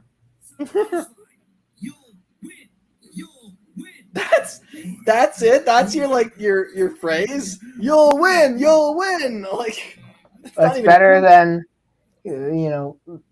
I don't know. Measles. It looks like he's doing push-ups with his mouth. I like that they actually went out of their way to weather the sides of him too. Not overly, but just a little bit. That's fair. I get that. That's right. He's seriously trained. He's seriously trained. Where was that camera? I don't know. You're really doing it. If you can keep this up, you'll easily make the top 5. Oh, so then the race tomorrow won't be as bad as I thought. Not so fast. You're still going to have to give it your all to win. To win? Come on. I just don't want to be totally embarrassed. Winning has got nothing to do with it. Don't enter the race if you're not going to compete. When you're on the racetrack and What? the heat of the competition, all you'll think about is winning, I guarantee. Oh, come on, guys. This is me we're talking about. I don't have a competitive bolt in my body. Yeah. Well, we'll see how you feel after the race. Yeah, you're right. You know what it's Yeah. like. Once you're in it, you gotta You're not competitive. You're not competitive at all. Yeah. Yeah. I'm not a racer. Why are they still having him race when they know he's bad at it? Well, I know that combo worked very hard. I just hope he doesn't blow You can't argue with the plot contrivances. That's true. It's just What just happened? The aspect ratio has changed on a dime. Really? I don't know if that's the actual video or. No, it goes back. It's literally the video does this. Don't say that, Uncle. He'll do great, and he knows somebody's ready. All right, it looks like this now, everybody. It looks like this now. And we're all out of work. I hope. Ladies and gentlemen, it's almost time. The cars are getting into position. They all him. Oh, he's in heaven. He must be in love with all of them. Oh dear. He has the unfair advantage. No, he has the advantage of having a hook. True. I don't know why he would even use it in this context. It's But he worked. He didn't even start. What's wrong with him?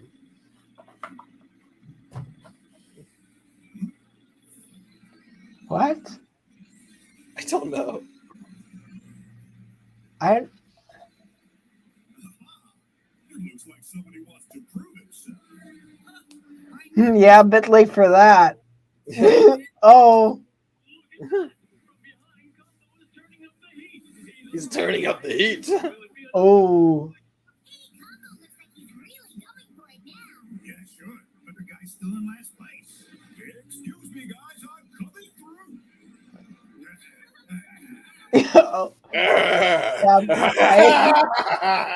I hate that. All of the video Brinquedo movies have that.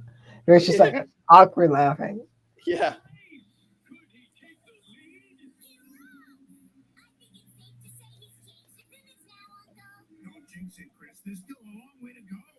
I mean, it's an interesting idea. You know, people are frustrated by how slow this delivery truck is, so he enters in a race and publicly demonstrates his speed. It's kind of a good idea. Yeah.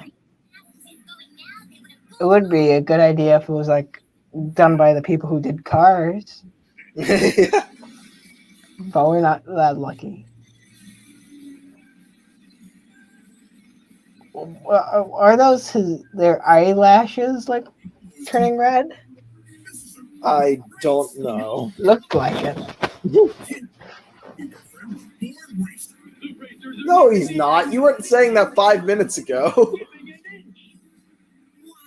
I think he has a chance to win. He just might do it. Oh, Combo, be careful. You've already proven yourself. Come on, you can do it, little motor. You can do it. Just keep your eyes on the prize. Come on. Come on, do it! I think he's lost it. That nut's gonna get himself totaled. There's no room for Combo to pass. He must be desperate to win. Oh! What is he nuts, dude? That's impossible. What have they done to him? They've like bullied him and made him feel so bad that he's like, what? How generous of them.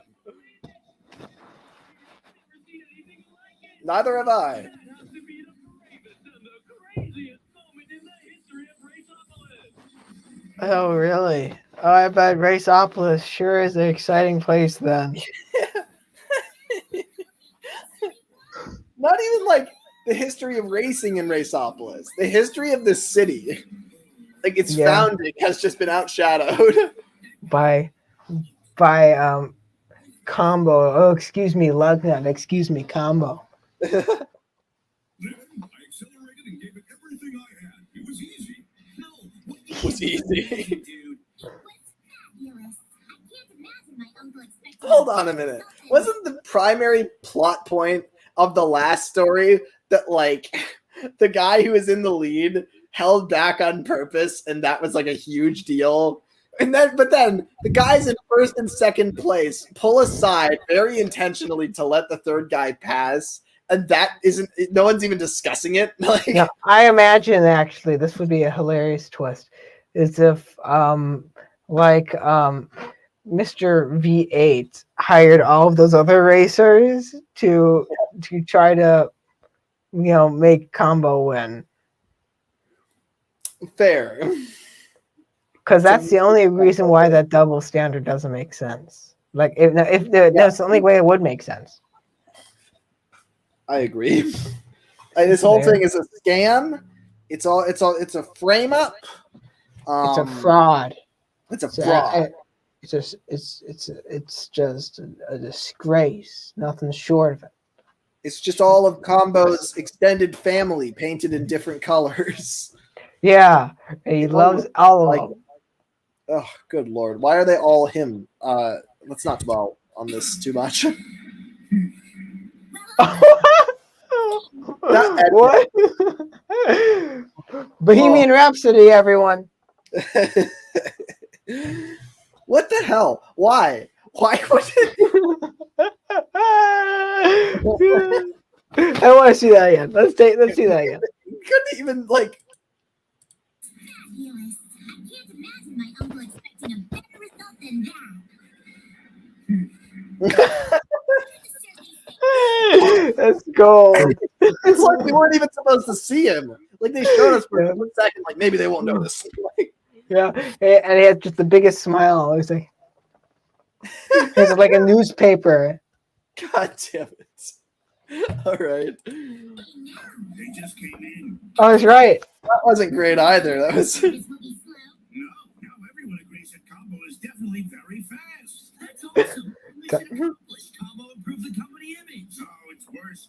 Now he's got another problem. After what he did in that race, everyone thinks he's crazy. A nut job on wheels. Well, I guess we always knew that was true, right? Everyone thinks he's crazy. Oh, Combo looks sad. That is admittedly a much bigger problem than him being slow. Well, then again, you've never been a car before, so you wouldn't know Yeah. now, would you? That's true, but if I were a car, I feel like it would be a much more serious problem if my customers thought I was insane than if they thought I wasn't very good at delivering packages. Like If they just I think were, now they just think he's like unhinged and just that can't be trusted. Yeah. That backfired horrifically. That's not yeah, good. that's my favorite Tim Horton song. If I were a car. Oh, Painter. That's the other part. Yeah. But this is just really.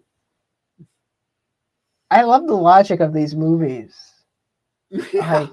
Like in the Little Panda Fighter, like it's all about this little panda named Pancata trying to do this be like this real fighter and try to not like make himself look all strong and so on. And then at the end, it's all actually about how like the owner of the club is filthy rich, and so he's going to move away. Because Pancata sucked at fighting. It's like none of these. They know that we're not invested in whether like Combo wins because they just threw it all away. They're like, oh yeah, he succeeded, but now they all think he's a psychopath and like they're having fun with the premise. It's like what about if I think their idea was like, what about if we make characters that are so indistinct and stories that are so confusing that people think that these are Pixar stories, that these are Disney stories, that these are DreamWorks stories. And then when, they've made all the money off of this, we can finally put out a legitimate movie, because that has happened before. Right. Did they ever do that? No. They did not.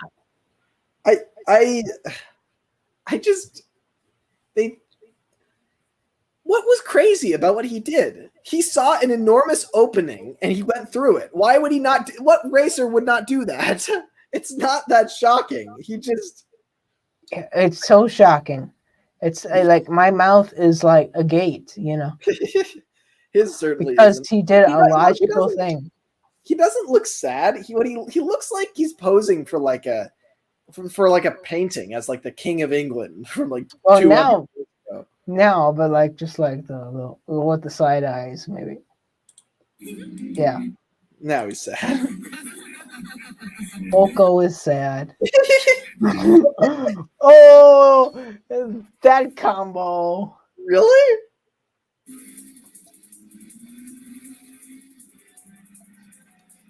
Okay. It's my favorite Aphex Twin. This is number 3 right here. Probably the last one. Oh dear. This intro is just terrible. I don't see what they were going for here. It would have been better. I understand putting a filter over it, but like it would have been better if they maybe tinted the whole screen blue or red or something. You know? It would have been better if they just used the Snapchat filter, to be honest. Yeah, just put dog ears on all the characters. Dog ears, yeah. Yeah.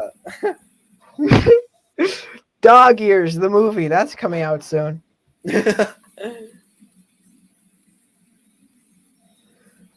They typically put like the best scenes like in these montages, and I'm pretty sure I've seen like all of the scenes featured in this, so I'm really worried about this last installation. Yeah, honestly.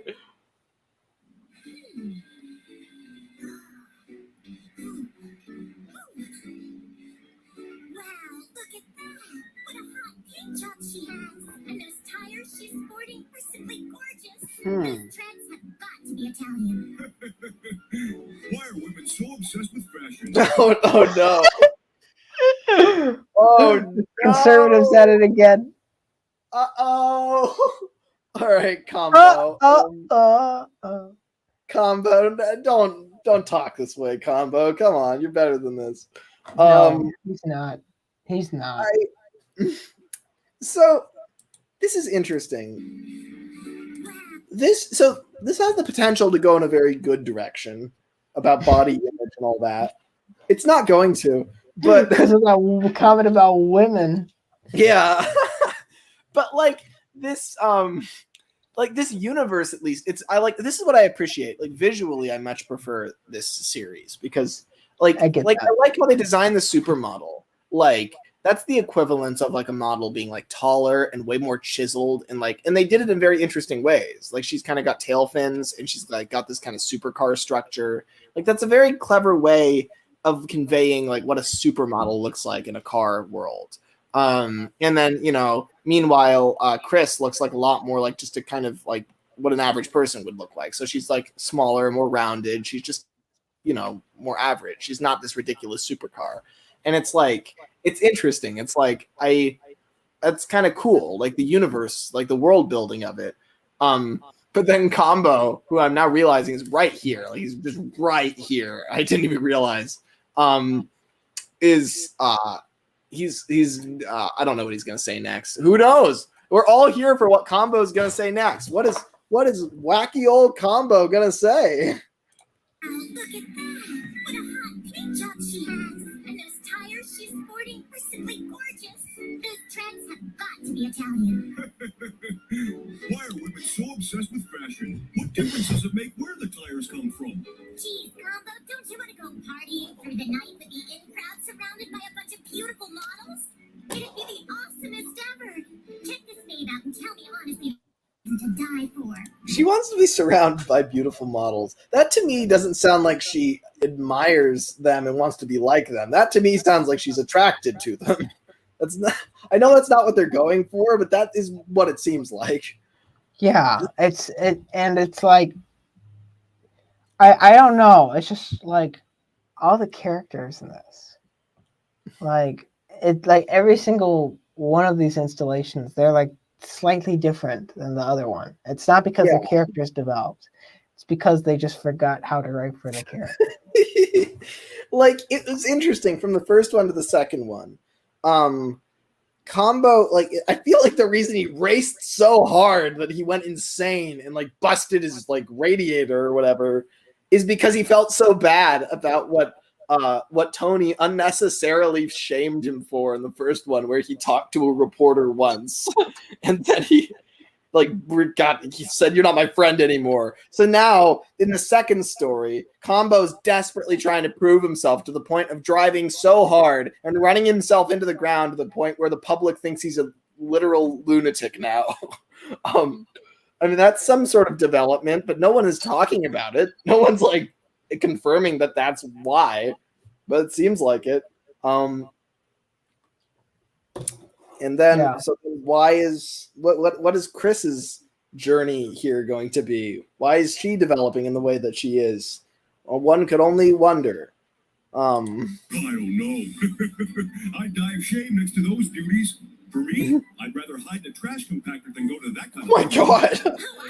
Yeah, but like, Putting on some fancy new treads. this is the thing about like Chris, like in all three of these. The first one, she was kind of obviously supposed to be like Tony's love interest. That was the implication. And it was like, Tony's the greatest. Tony, pretty much Tony can't do any wrong. And then the other one, she's almost like just like wanting to like support everyone, but like in a solely platonic fashion. And then here my indication is that she is like, now she's all self-conscious when she wasn't whatsoever in the previous two. Which is interesting. It's really like odd. This trajectory, almost like Tony isn't paying any attention to her and she feels bad about it. So now she's like kind of spiraling because he's not. This whole thing is deeper, I think, realize. Also, can we? Yeah. I would like to direct everyone's attention to the stand right there. Purpose-built magazine car stand. Just it's better than those arms that they put in the other one. But it's dramatically better. yeah, but I think just generally what this boils down to is like maybe I'm expecting too much from Video Brinquedo to write, because Hollywood can't even write really nuanced female characters. So why do I expect a bunch of mockbusters to be able to do it? I don't know. Maybe that's the cynic in me. She's got like a really cool design. It's like a darker pink at the bottom and then like a lighter pink at the top. And then like it's got these very subtle kind of ingrained star patterns on the hood and the doors. Like those don't really jump out to you at first. If you just look at her real quick, it looks like she's just all pink. But there are different pinks in there. Like there's a lot of like nuanced detail in the design. I like that. The hubcaps are cool too. I would say I would agree with that. I would really agree with that. And then she's going to go to the chop shop or wherever whatever it was and get the new fuzzy dice and whatnot. Get the bull horns on the front. Good Lord! All right. With just like a little like panpipe music in the background.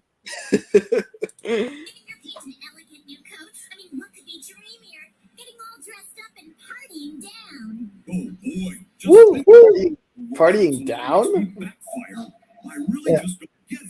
What's so special about being a Prince fan? I typically think it's party up. all the company colors, even when Mr. V8 said he'd kick me in the rearview mirror. I guess you actually think that's a good thing. So wait a minute. If rearview mirrors are their hands in this universe, then would that just be kicking your hand? That's like somehow more threatening. Like if somebody's gonna kick you in the ass, okay, fair enough, right? Kick you in the hand. It's just like shit, my hand's broken. Like that's. It's like if somebody. It's like the difference between saying, "Oh, someone's gonna attack you with a knife," or someone's gonna attack you with a spoon. Because just like one's cliched, albeit very threatening. Other one's like much more specific. You expect someone to make good on the spoon one, because why would you bring it up otherwise? Yeah, it's like.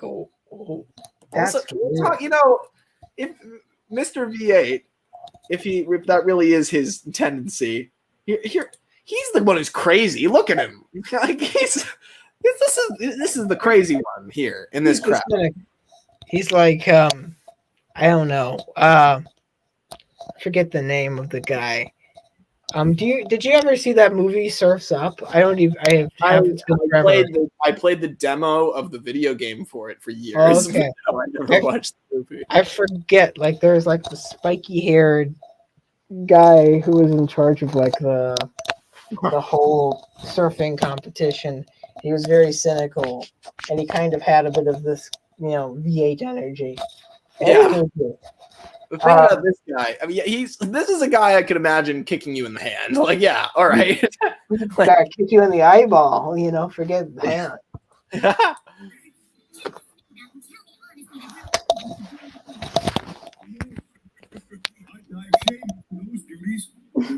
I'd rather hide the trash compactor than go to that kind of party. Oh, I'd love to go. Can you imagine? Putting on some fancy new treads, giving your paint an elegant new coat. I mean, what could be dreamier? Getting all dressed up and partying down. Oh boy, just thinking about entering a workshop salon makes me backfire.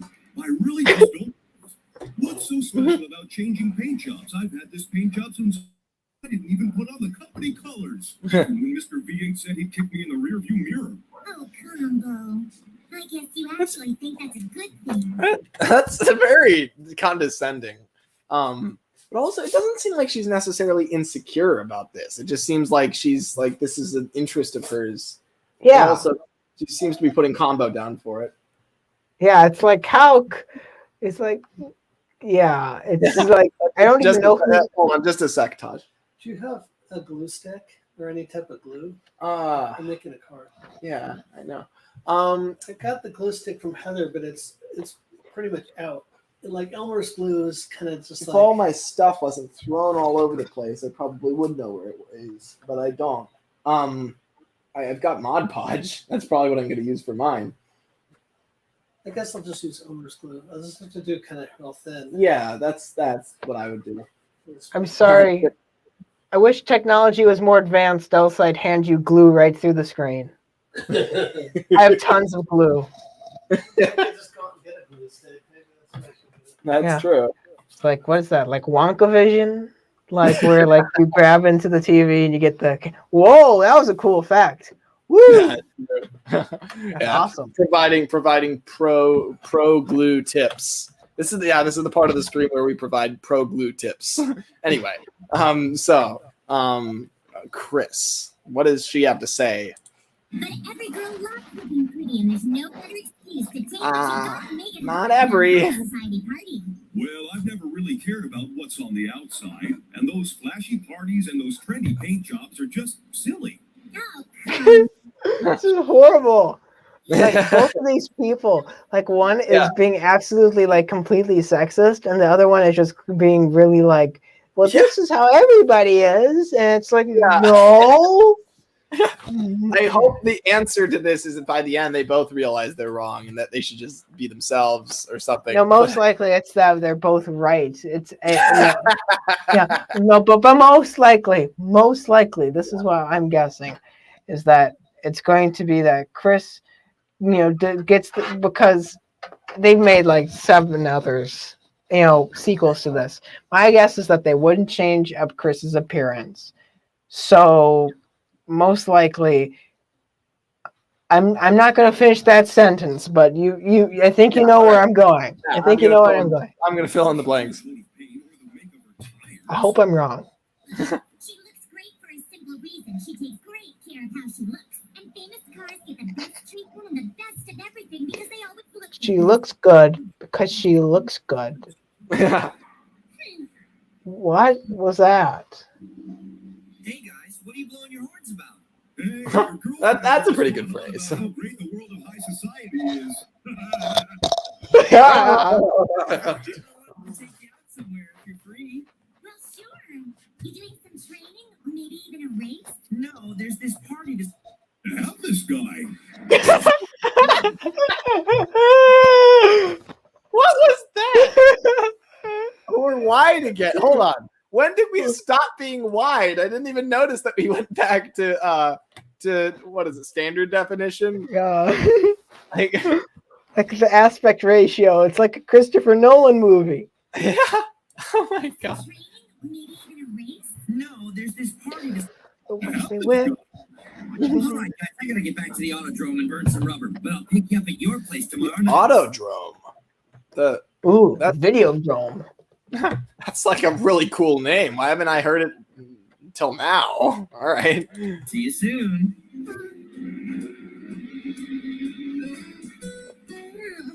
What's wrong, Chris? I thought you'd be psyched. Psyched?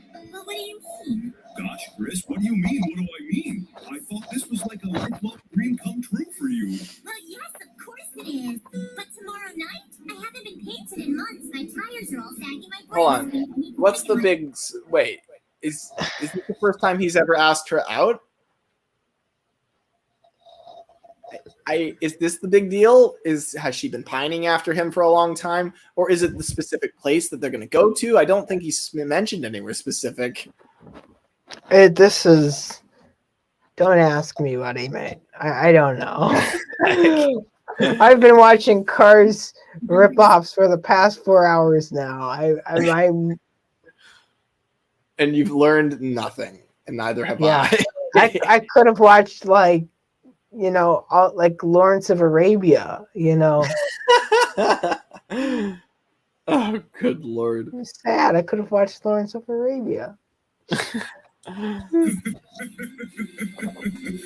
it isn't one thing, it's another. What a genius! No shucks, you got everything should be fine now. But try to lay off the potholes. Hey, Tom. The Alpha Pod.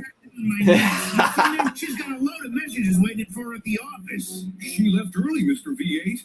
She said she had a few important things to take care of. Like what? There isn't any important business that needs to get done. Well, why is one of his eyes larger than the other? What? Why is one of his eyes larger than the other? Because he's crazy. That's No, why. Mr. V8. Mr. V8. Yeah, he's crazy. Here, yeah, look at him. Look at how crazy he is.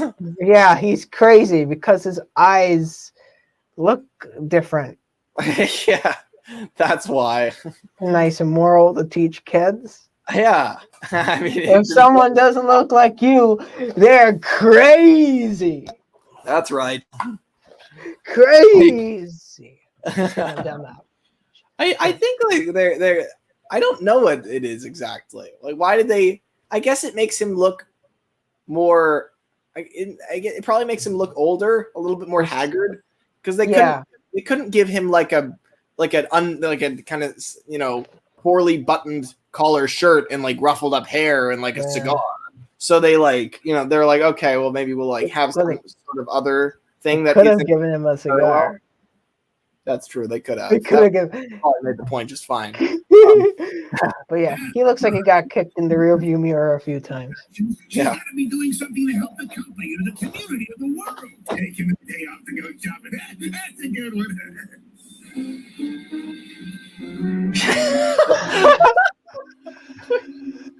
Oh no, this is the one scene that was featured in the intro. Here we are. This is very visually interesting, I'll say. This is kind of like the behind the scene, like the promotional clips from like Cars 2. Yeah. I knew that they'd look great on you. Absolutely fabulous. It's nice, but I don't know. I think it's maybe a little too simple.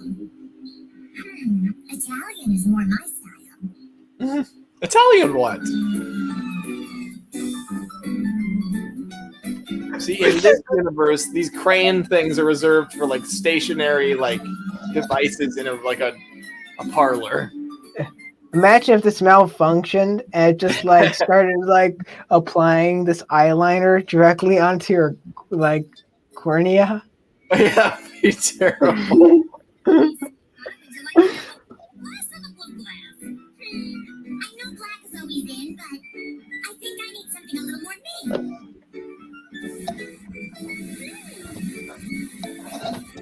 They never hesitate in the slightest to have the characters just look directly at the camera.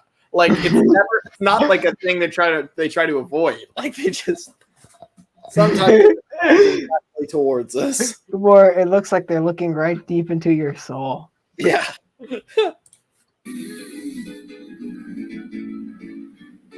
can feel the sun's deep cleaning my finish. I feel so clean. Now it's time to exfoliate.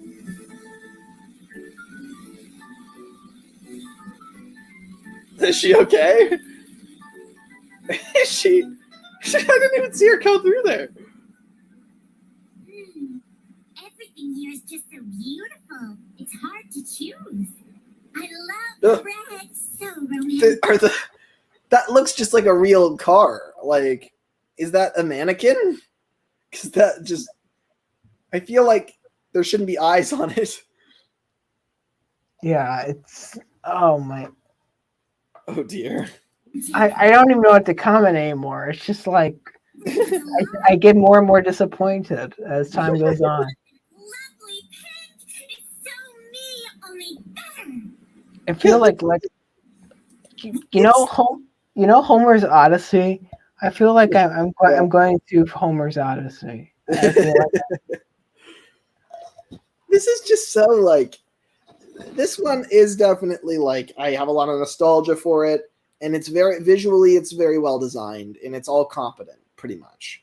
But it's just kind of boring. It's not like exciting, really. It's just it almost feels like those kind of Kinder Egg Surprise type story videos you see on like YouTube today. This is like the predecessor to that type of video. It is. Like, it's really just like the cash grabbiest of cash grabby kind of ideas, because even when a story even when the animation is good, or even when the idea kind of pops out and you're like, oh, it's typically because they're following, this archetypal, this very kind of cliched story pattern or so on, like where it's like all of these like episodes, these segments, I've seen done way better Yeah. in Thomas like 5 times. Yeah. You know? Yeah. That's the thing. It's like they're all like, they're not particularly out there stories, and they're kind of the way they handle the stories, it's not like it's fresh. It's just they're going through the motions. But at least it's competent. But honestly, that's the thing, is like I honestly wonder what I'm going to rank this, because it's not as entertaining as A Car's Life, even though it's better by a lot of technical measures. Yeah. It's not as many laugh out loud moments. I noticed that we're already like right now. Typically, if we were still watching A Car's Life, my guess is that we'd probably still be in the first 14 minutes. Yeah, yeah, exactly. But like with this one, it's just not quite the same. What? I could buy a garage for Dollars. Dollar. Why? It's so weird that like all of like the different like the actual backing. What? No, actually, put this on pause. This is so interesting. Car fashion. It said that in English. Then you look at some of the other background stuff, and it says gasolina, and it's in Portuguese. It's interesting. Like I was about to comment, hey, there's like dollar symbols. It's so odd. Like they probably tried to like make some things, like they probably translated a very small number of things, maybe. Yeah. Like you probably already know, it does okay. Yeah, I'm aware. Okay. But yeah, so this is it's weird, the inconsistency here. Yeah, I just noticed that. So once again, maybe I should have noticed it earlier, but I just have been pummeled with this. I haven't felt this emotionally drained by a double feature since I saw Roller Boogie and Skate Town USA. That was oh, good Lord. Yeah, we are almost near the end of this long and arduous journey. And it's been so beautiful. It's been so beautiful, but not gonna lie, it's been a lot. It's been a lot. I agree. We're almost there. Almost. Not the car, that's it.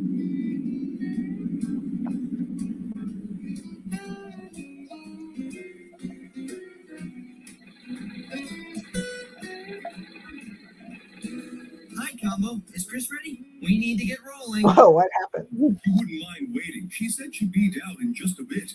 Still putting her face on? You know how women are, kid. What can you do? Okay. All right. Combo. Coming off as kind of lame. Okay. Hashtag let's cancel combo. Is it nighttime now? Have they been here that long? Okay, like even if you were to look at this, like this is a Chris problem.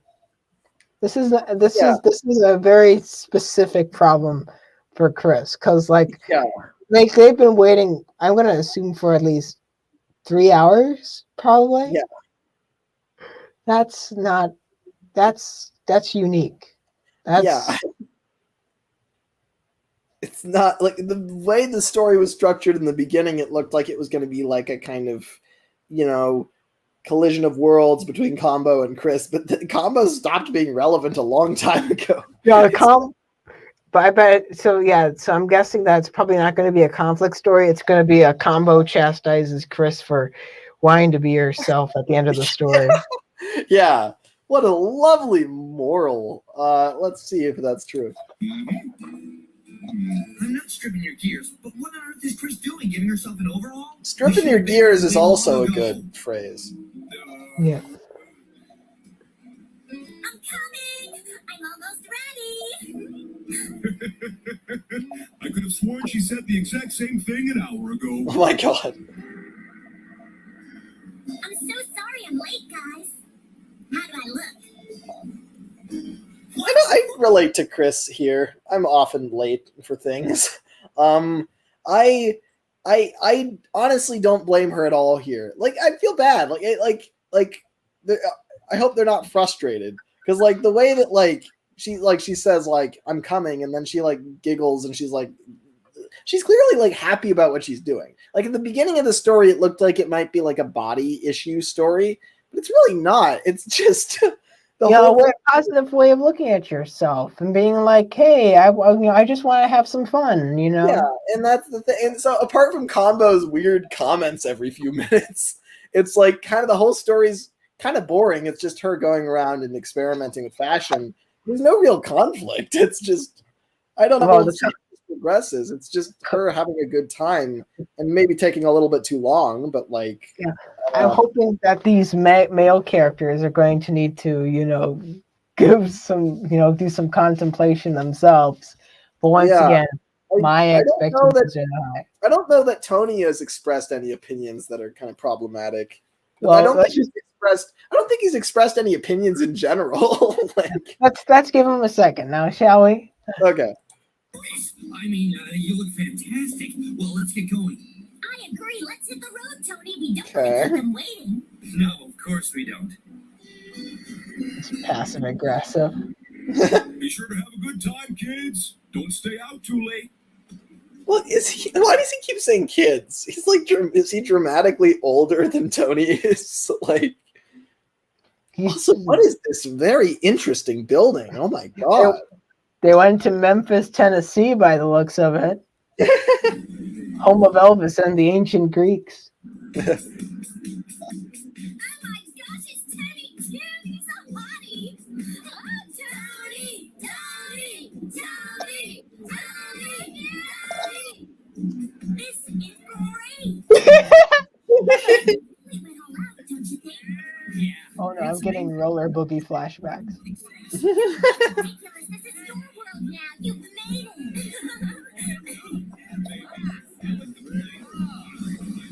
You finally decided to show up. What took you so long? I thought you were fast. I just have a little detour. Right. Well, I'm not the only one glad to see you. These lovely ladies are wanting to get their autograph.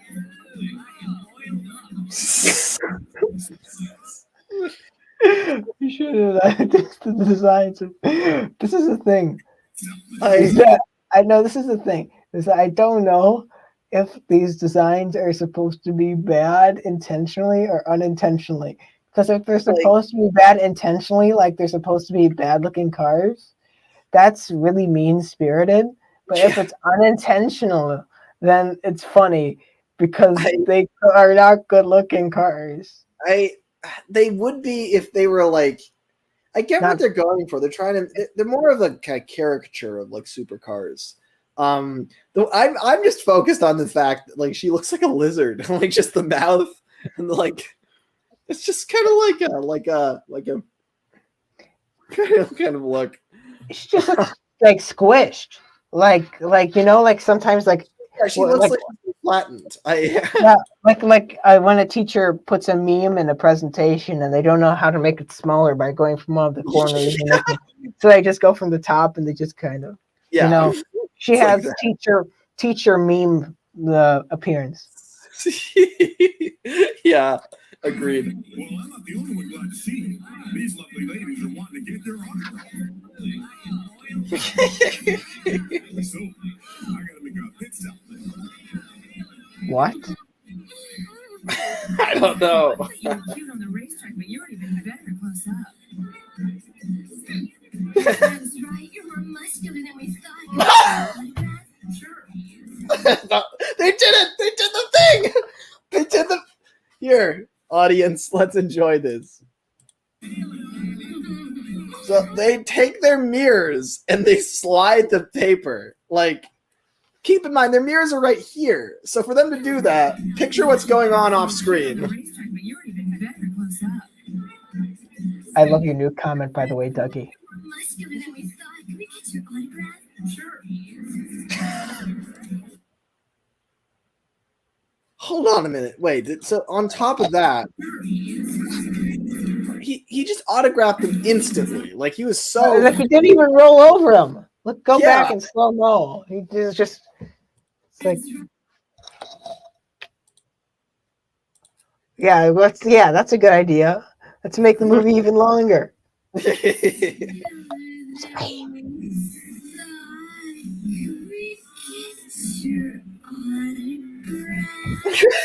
Here. Okay, let's take a look. Let's take a little peek. No, he didn't even. She didn't even touch him. He Maybe just hovered his bumper over them, and that was enough, I guess. Oh my god. All right. They called him muscular. What? No. like what it was, Sparky was more muscular because he looked like a bunch of meat at the beginning of the Oh, film. okay, we're gonna move on now. Gosh, even his signature is masculine. I'm gonna be so jealous. Come on, babe, let's dance. But I don't know how. Let's dance. Oh my god. Yeah. All right.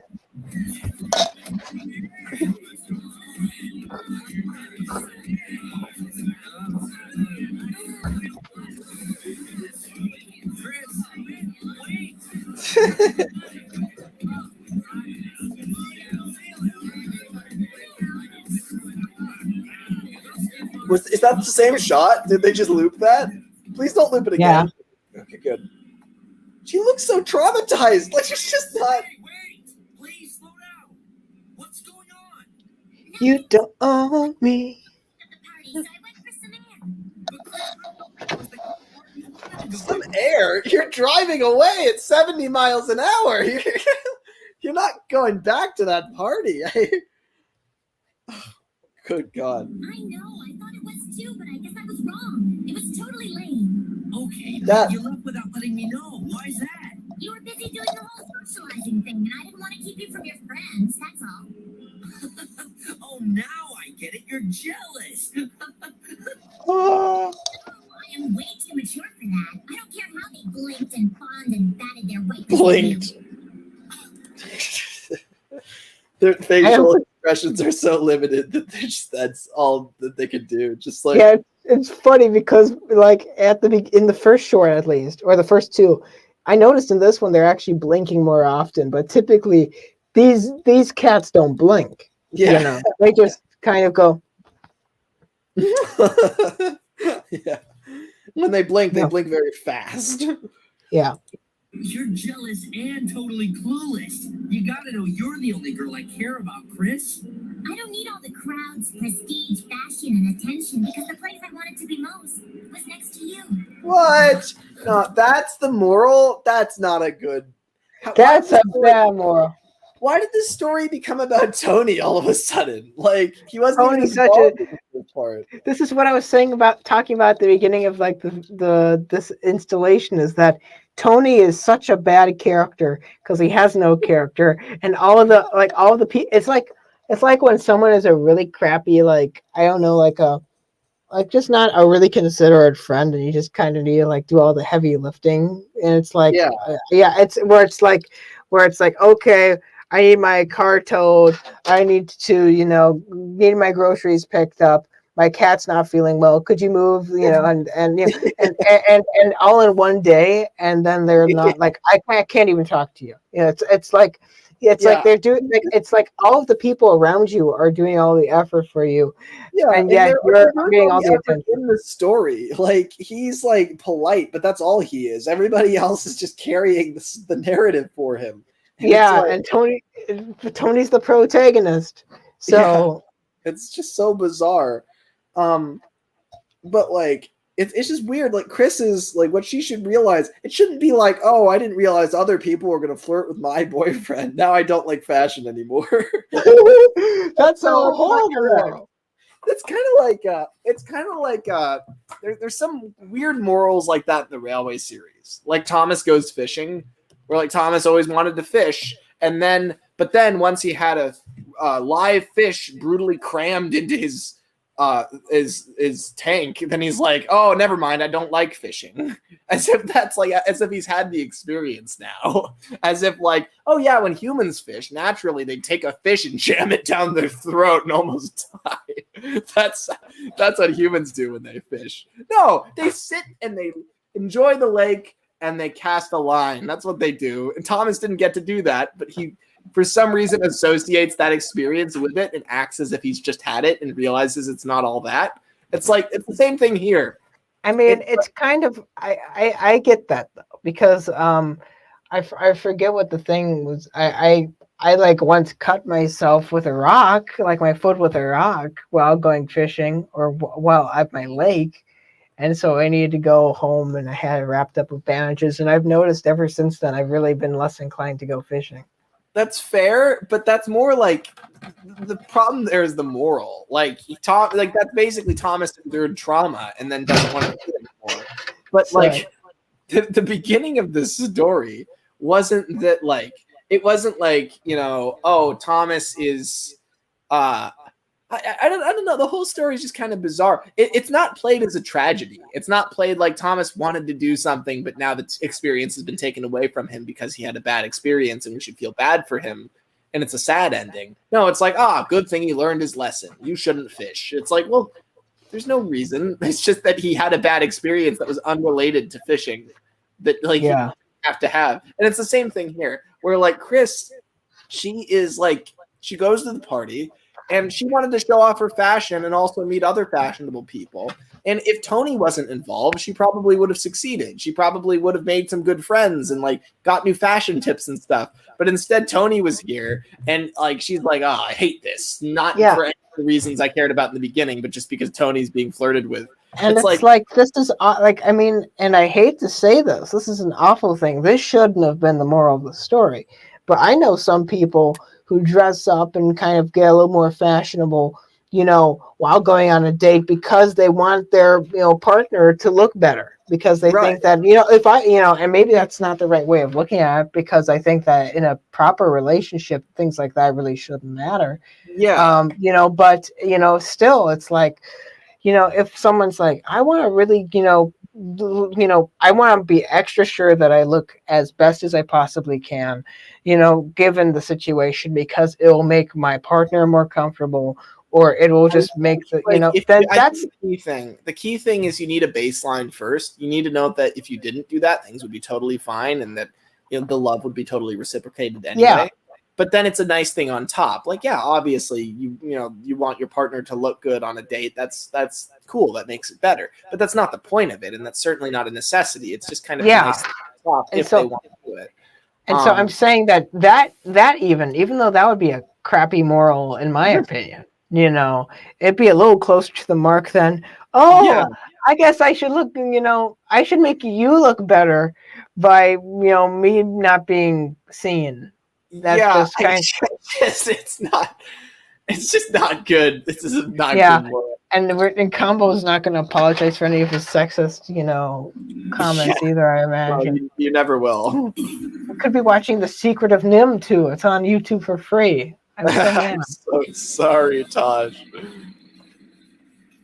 Hi, Chris. So, was last night all you hoped for? Yeah, it was all right. Oh, the latest issue of that magazine you love just arrived. Well, actually, that party really changed my mind about all that high society stuff. I think I'm over it now. Oh, well, that's too bad. Because a really good friend of mine happens to be on the cover. Huh? Oh. Oh my gosh! Wow, I look pretty good, don't I? Just like a model. Pretty cheap magazine, though. How much Combo must have like big money to bribe a company to just put on a complete nobody on the cover. Yeah. It's just not a wise financial decision. Yeah.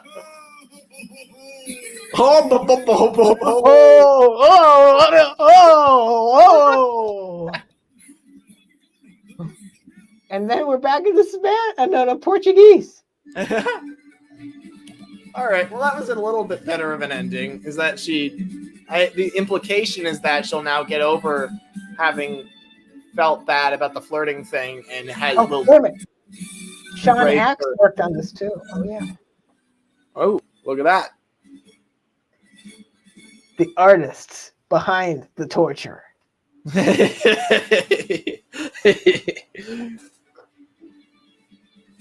Like this person more or less knows what they're doing, clearly. Like but it's also weird that what is this? Just concept art? Like why? Because this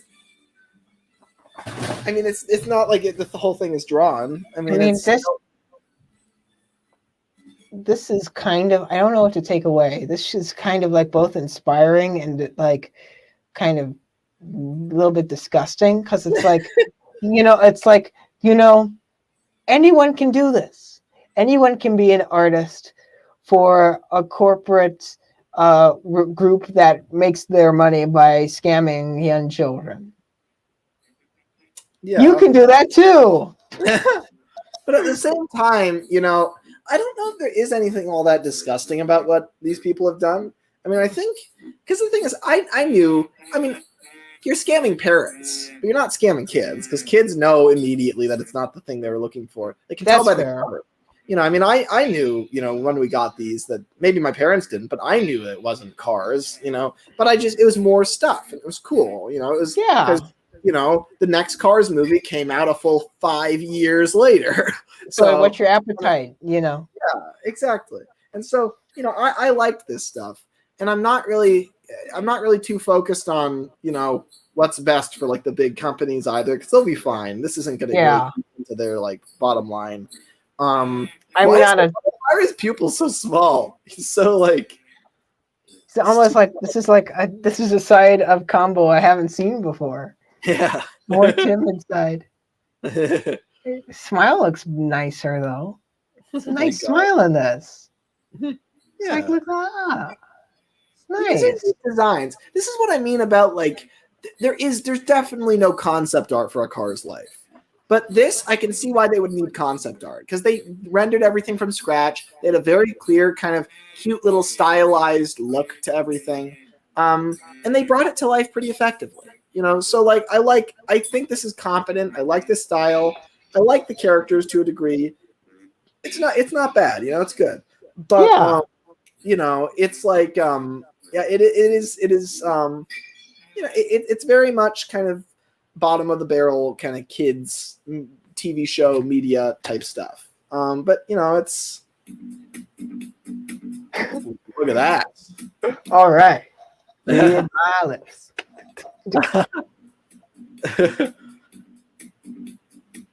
Sounds like, who is that? Like some Wild West cowboy creature. There's Combo with his what is that? Why would we? Oh, it's over. Oh, that part's over. That I was getting into it. Yeah, there was only like 4. Oh, models, 3D models. Look at that. That's very revealing to see like exactly the exact makeup of these things. Yeah, this is actually cool. Yeah, it is. Like very interesting there. Oh yeah. Ooh yeah. Like they're not too complicated. They don't have an insane amount of polygons or anything. Yeah. Look at this guy. Yeah, look at that guy. All right. I'm wondering, when they grab stuff with their rear view mirrors, do their rear view mirrors have different like appendages, like different fingers? I don't. I think that like I'm guessing they just stretch the thing beyond all reason, or just like that kind of thing. Because this does limit the amount of things you can grab. Yeah.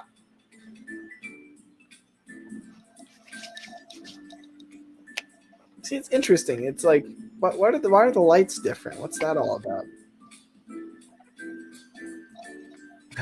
Like, these are pretty good renders. Like, they're good, and they're original, which I respect. I respect that too. It looks professional. It doesn't look trashy like A Car's Life does. Yeah.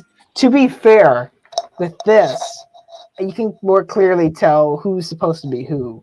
You know who the Lightning McQueen character is, and who the Mater character is, and who the Sally. It's a lot more obvious in this one. Like what the direct parallels are, because the main 4 of Cars were Lightning, Mater, Sally, and Doc, and they kind of. I mean, we're seeing that in this one, is that they very much, they kind of paralleled those exactly. The King too. That guy right there, like he's like just straight up the King. but they did their own stories with it, and they made the designs different enough, and they changed all the colors, which was pretty cool. Like the Dynaco blue of this world is like orange. Yeah. So it's like they're sponsored by Doritos. Yeah. You know? And it's like, the big thing, like in A Car's Life, the only thing that really makes the main character look like Lightning at all is that he's red. That's it. He's not even red. He's beef colored. So see, that's what I was talking about. Yeah. Well, let's not watch that because we're gonna get copyright strike so fast if we watch a movie that's actually real. Right. But anyway, final thoughts on that movie before we bring some more people in. We really stuck with it, Taj. Good Lord. That was a lot. Yeah, it was a lot. But you know what? It's been built up to for years. It was worth it. Did it proper. We really, really, really did it. So I like what is it? The Little Cars. I forgot what it's even called. It's like A Car's Life and Little Cars 2. Yeah, so the Little Cars 2. I liked it. I like I say, I really respect like the visual style of it and the fact that they kind of knew what they were doing before they did it. They had a plan. Whereas A Car's Life is just so kind of gross and all over the place and weird and very just, it's icky to look at. It doesn't look good. It doesn't look satisfying. Whereas this is like very simple, but like every single thing on screen is kind of meant to be there, and they rendered all of it from scratch, and they didn't put in any like cheap kind of other stuff. So a lot of the sets are barren, but in a way I respect that because it means that they made everything. Yeah, you know what? I am so happy you brought up that because I didn't think about that. But in neither of these films, there were no fart jokes. Yeah, that's true. Which is that's not true with all these video Brinquedo films. Yes, yeah, so some of them are real nasty, real cheap. But it kind of respected itself, which I like. I mean, maybe not at all times did it deserve that respect that it gave itself, but it's if a film can't respect itself, then you can't respect it. So if a film can't respect itself, I can't do the Don Corleone. But Vito, but it's one thing is between the two, believe it or not, I might be more of a Cars Life person. I think Little Cars is technically better. It's more neatly sanded. There's still moments that are like where it's like weird editing and pacing, and some really weird dialogue. Where it's like why does Chris like Tony, for example? Yeah, like it's like you are so cool, and that's why. I mean, maybe it would make more sense if we remembered the first one, but at the same time, I don't think so. I think it was a given the whole time. But it's just kind of funny the way that they do that. The stories were more cliched, but perhaps because of that, they were a little bit more kind of solid as it relates to just kind of solid pacing and plotting, especially the first two. The last one, I thought my prediction probably was correct once again. That one being probably the weakest because, or most problematic even, from a conceptual perspective. Yeah. But not that the Little Car's Life didn't have any of that either, which we talked about at the time as well. But I don't know. I think I like this because it makes me look like I have beady eyes. Actually, I love this. But something that I appreciated the manic horribleness of Car's Life more than that's a very good way to put it. Is like manic horribleness. Yeah, more than I like the competent staleness of the Little Cars. Competent staleness is how I would describe the Little Cars as well. Yeah, it gets probably a 2.5 out of 10 from me on a rating scale, and from an entertainment perspective, it probably drops down to like a 6 or so. So it's still above a 5. It's still a good rating. I'm gonna say, I think I'm gonna say that the Little Cars. I'm gonna rank them. I'm gonna rank it both from both of those perspectives. Is that I think for just overall quality and how good it is and how I would judge it, I would say for me it's like a 6. You know, it's competent, it's good, it's not, you know, it doesn't have anything glaringly bad about it, but it's also not like thrilling, you know. But in terms of enjoyability, it might be more like a 4, honestly. It's probably below A Car's Life. I mean, it's difficult because it's like it's a question of how often would I watch it, right? And the thing is, like, there's a lot of things that I don't really judge from that perspective because, like, there's a lot of, I don't know, like I would, there's a lot of things I might watch that aren't even really films that are just more entertaining that I'd watch on a regular basis. If I go and watch like a meme video from 3 years ago, it's 30 seconds long. Does that count? Like, it's, I mean, you know, it's like A Car's Life is an intriguing and weird experience to watch. So that does capture my attention more, and I would probably watch it more in general. But if there's one world that I want to be trapped in, it's not A Car's Life for sure. It is The Little Cars. That one, I mean, is like a cozy place to be. If I'm going to choose one as my default, as the one I like better, I think it just rolls off the tongue better to say that's my favorite of the two. So it's like, I would say that's like a 6 for me. It's like not great. It's not hugely great. I love it about as much as I love some of the worst new series episodes in Thomas. You know, it's like no matter what, I am still going to feel comfortable in that world, and I'm still going to like it. But I'm not going to seek it out as much as I would seek out, I don't know, Big World, Big Adventures would be like the equivalent to like, like A Car's Life, because it's just so different and weird and it just feels wrong in some ways. And I kind of want to see that. I would watch that honestly probably more than I would a lot of new series episodes. And the reason is just it has more intrigue to it. I probably put a lot of better. In all honesty, I think for me personally, I don't know if this is just me, and probably a little bit of nostalgia speaking. I'm going to take these off because the reflections look really creepy. But seasons 13 through 15, I'd probably put those, just to give a little bit of a frame of reference, probably in the 2 through maybe 3.5 range. Interesting. As it relates to that. So that's just to give a little bit of perspective. Probably, I think season 15 would probably be the lowest out of those. Probably for me, then 13, and then 14 being probably a 3.5 or so. I'm very harsh at rating. So, like, because, you know, but, you know, I think there are certain stories, like, even like season 4, which might be my favorite, I might put an 8 out of 10. But there's episodes in season 4 that are certainly 10 out of 10s for me. It's kind of, so I guess I'm giving a little bit of a perspective. But once again, I'm very cynical as it relates to that. But I think that's fair when you assess such a broad volume of content, and also the way that like you do approach it is very different. Because like for me, I'm kind of okay with a lot of things pooling at 10, because to me my threshold is kind of lower. So it's like you would think you'd kind of want to distribute it evenly. So it would be like, if you're a good critic, then you know you have an equal amount of things at every level. But I'm kind of just judging my raw enjoyment.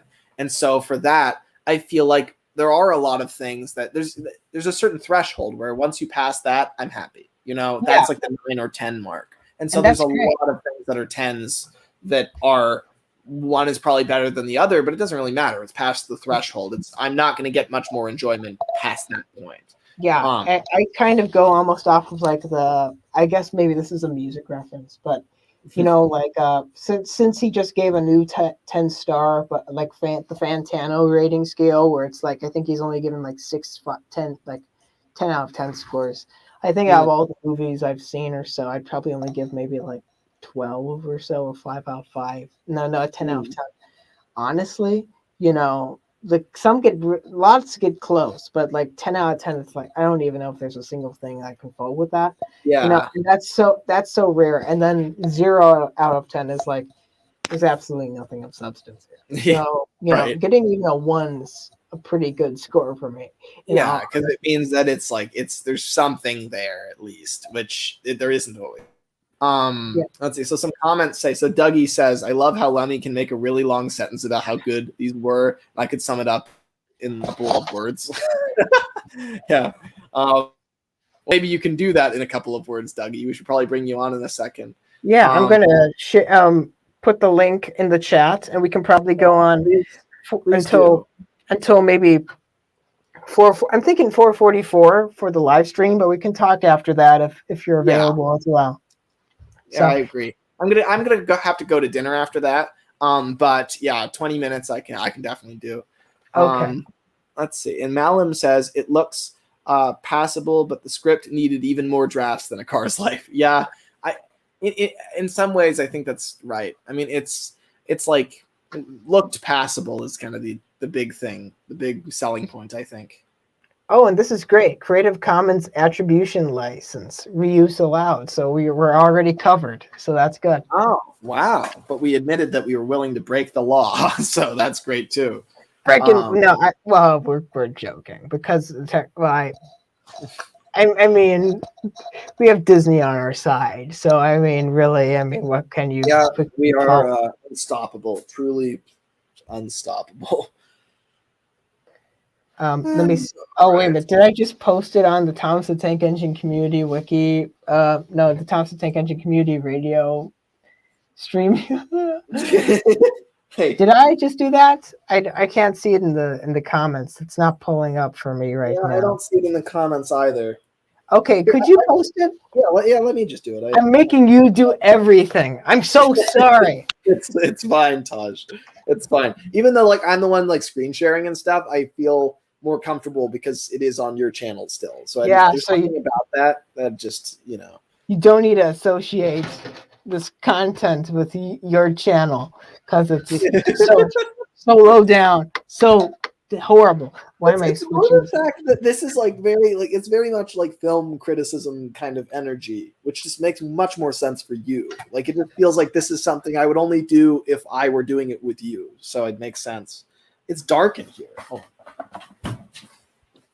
I don't even know what I'm doing. Okay, actually, I was trying to dance, but right here, you're seeing this? Seeing this, all you creeps? What's that? What's that? Okay, you did it. I'm not going to sing the chicken song, though. Okay, I didn't even write it. I don't know. Whenever I go into a live stream, someone asks me to sing the chicken song. I'm not going to do it this time. Why are people so dedicated to this squatting thing? Let's see, how do I even type something into the comment? I just copy and paste, and then it's there in the comment section. Let's see. All right. If necessary, I can probably go to 4. Yeah, let's see if that works for these people. Let's see. These fine people. In the meantime, I'm going to go to the bathroom because I've drank gallons and gallons of water. So add whoever wants, starting with Dougie. Okay.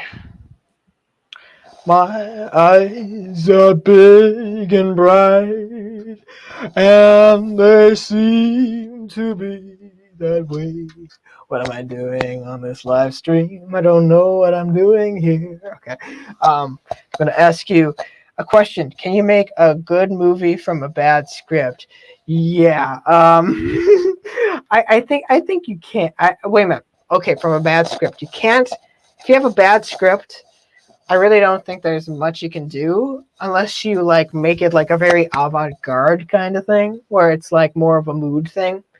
For example, Blade Runner doesn't exactly have the greatest script, but I love it because just the way that presents itself and it covers that the visuals almost tell a bit of a story in itself. But if there's absolutely nothing of substance there, I'm going to say no, probably.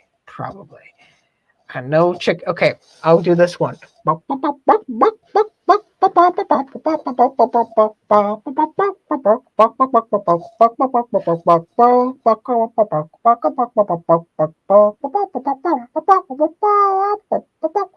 I'm doing In the Mood for all of you.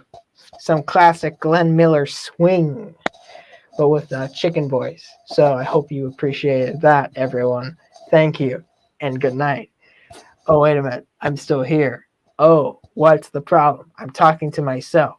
Link, nowhere to be seen. But then again, I have no idea. I have no idea right. what I have returned. Is the link working or does it not exist? it's not in the chats. MacArthur, I definitely put it in there. Okay. is the chat broken or something? So we have a broken Right. chat on our hands. Everybody add a T to the HTTPS. Let's see if that sends.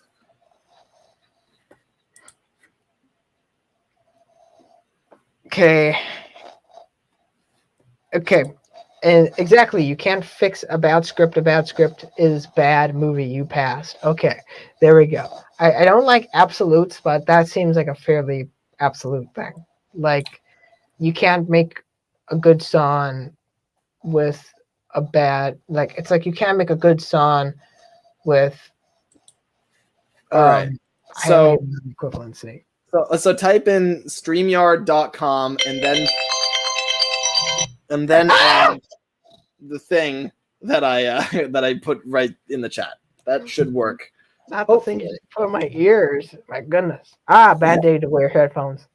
Yeah, there was a timer on my phone that so kindly decided to destroy your ability to hear. Waiting for IV cam connection. I can hear you, but I'm seeing this very kind of peaceful, little blue circle. Yeah, that's what happens when I use my phone for anything but looking at me. Yeah. Let's see. What am I even doing? What's up, everybody? This is Danny, and today great. I'm going to share my experience with the world's first. I feel like I'm in Back to the Future, like when Marty McFly goes and tries to scare his father George by like with the Van Halen tape, but he's like Yeah. Have you seen Back to the Future actually? Oh yeah, I saw it for the first time like 2 years ago. I mean I know everyone says this, but it's amazing. Like it's great. Here's the thing. Every time there's like a classic that everybody says you should watch, I always assume it's going to be like really kind of arrogant, kind of like very, kind of, film buff sort of things, Have you ever heard of Jean-Pierre Melville or Jean-Luc Godard? Yeah, right. Like that it's going to be like really arrogant stuff, right? But it never is. Whenever I finally watch a classic film, I realize that what really won it over was the heart. I mean, it's like Back to the Future is so goofy at parts, and yet it takes itself seriously when it needs to also. And it's just the characters are amazing. And the fact that they keep going back, I didn't realize that. I knew there were like multiple movies, but I didn't realize they were parts. Like they feed one into the other. Like it's basically all one movie. Especially the last two. The last two. The first one can stand on its own. The last two kind of need each other. So right. And I love that. Yeah, no, I mean it's just it's beautiful the way that it works. Because it just you would think that would get convoluted and you would think they're just rehashing the same concepts because they do keep going back to the same time periods and doing the same things. But the thing is, it doesn't feel like they're just trying to cash in on what the original did. It feels like it was all written at once, and it probably was. Where that was the plan from the get-go, to go back to those, and it messes everything up, They break the rule of don't go back to the same time twice over and over and over again. It's so convoluted, and that makes it better. And that's amazing. Also, the characters are just so over the top. I love Biff. He's the worst, just such a bad person and an idiot. Yeah, I love that. And we can continue talking about Back to the Future, but right now I have a very special person to add. Please put your hands together for this wonderful individual. They are going to be the guest on the next episode of Late and Live, whenever that comes out, whenever I gain the confidence to do that again.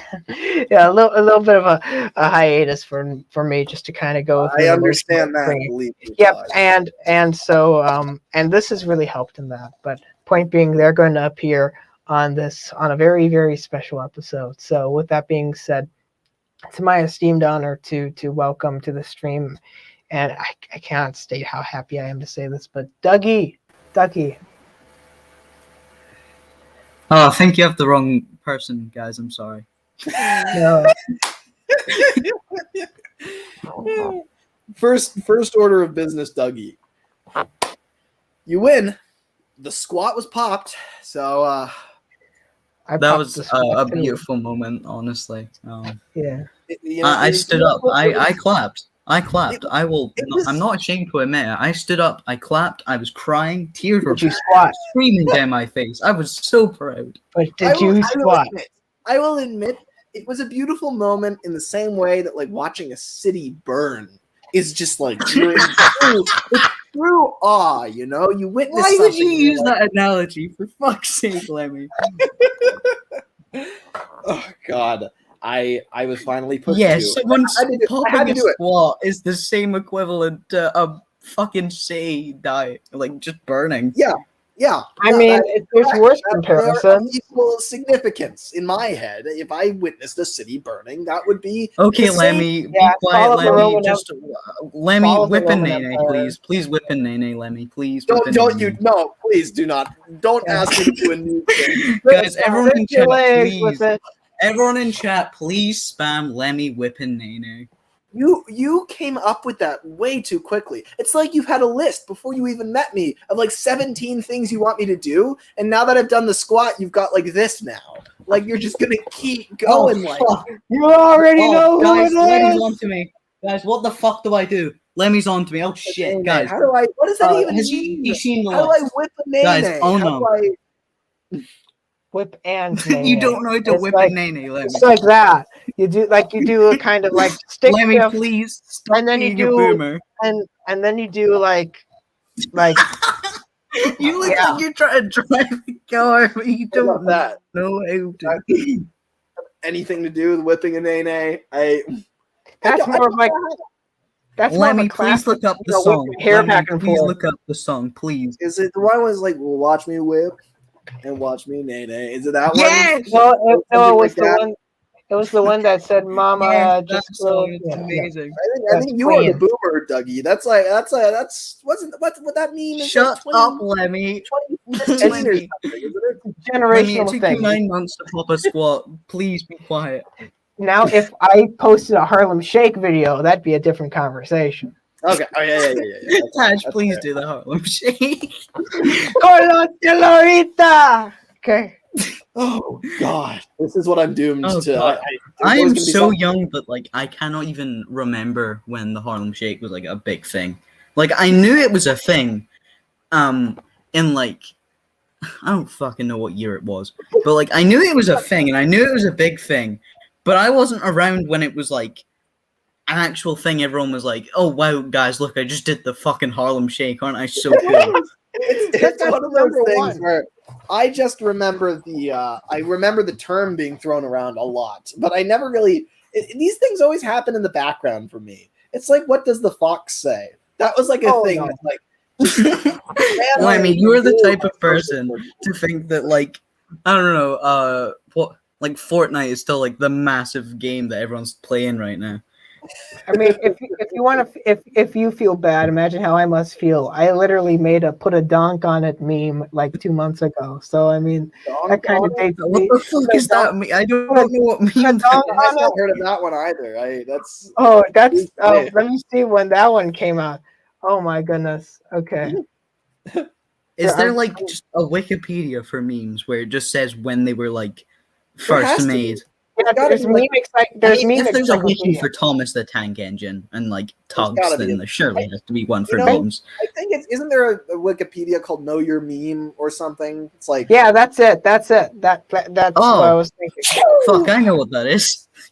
That's like one of those sites where it's like there's a point where like a wiki gets to the point where it graduates to the next level. It doesn't even look like a wiki anymore. Let me why. Like Wikipedia. Wiki. Do you see Wikipedia? No one says Wikipedia. Wikipedia. Okay, it came out. Let me please. No. Okay, there we go. Wiki. Yes, wiki. The way you're saying wiki, it sounds like you're like Tim Robbins and like Howard the Duck or something. You know, that's on my mind because I'm thinking of like all these bad movies now. You know, but irreversible damage to your movie doing senses. Taj will make Yeah. so many movie references, and it'll just fly over my head because, like, I've not watched like most of them, so Don't I'm worry, just a sitting lot there of- like, a lot "Ah, of- that's a I funny do. joke, Taj." This is I was thinking about.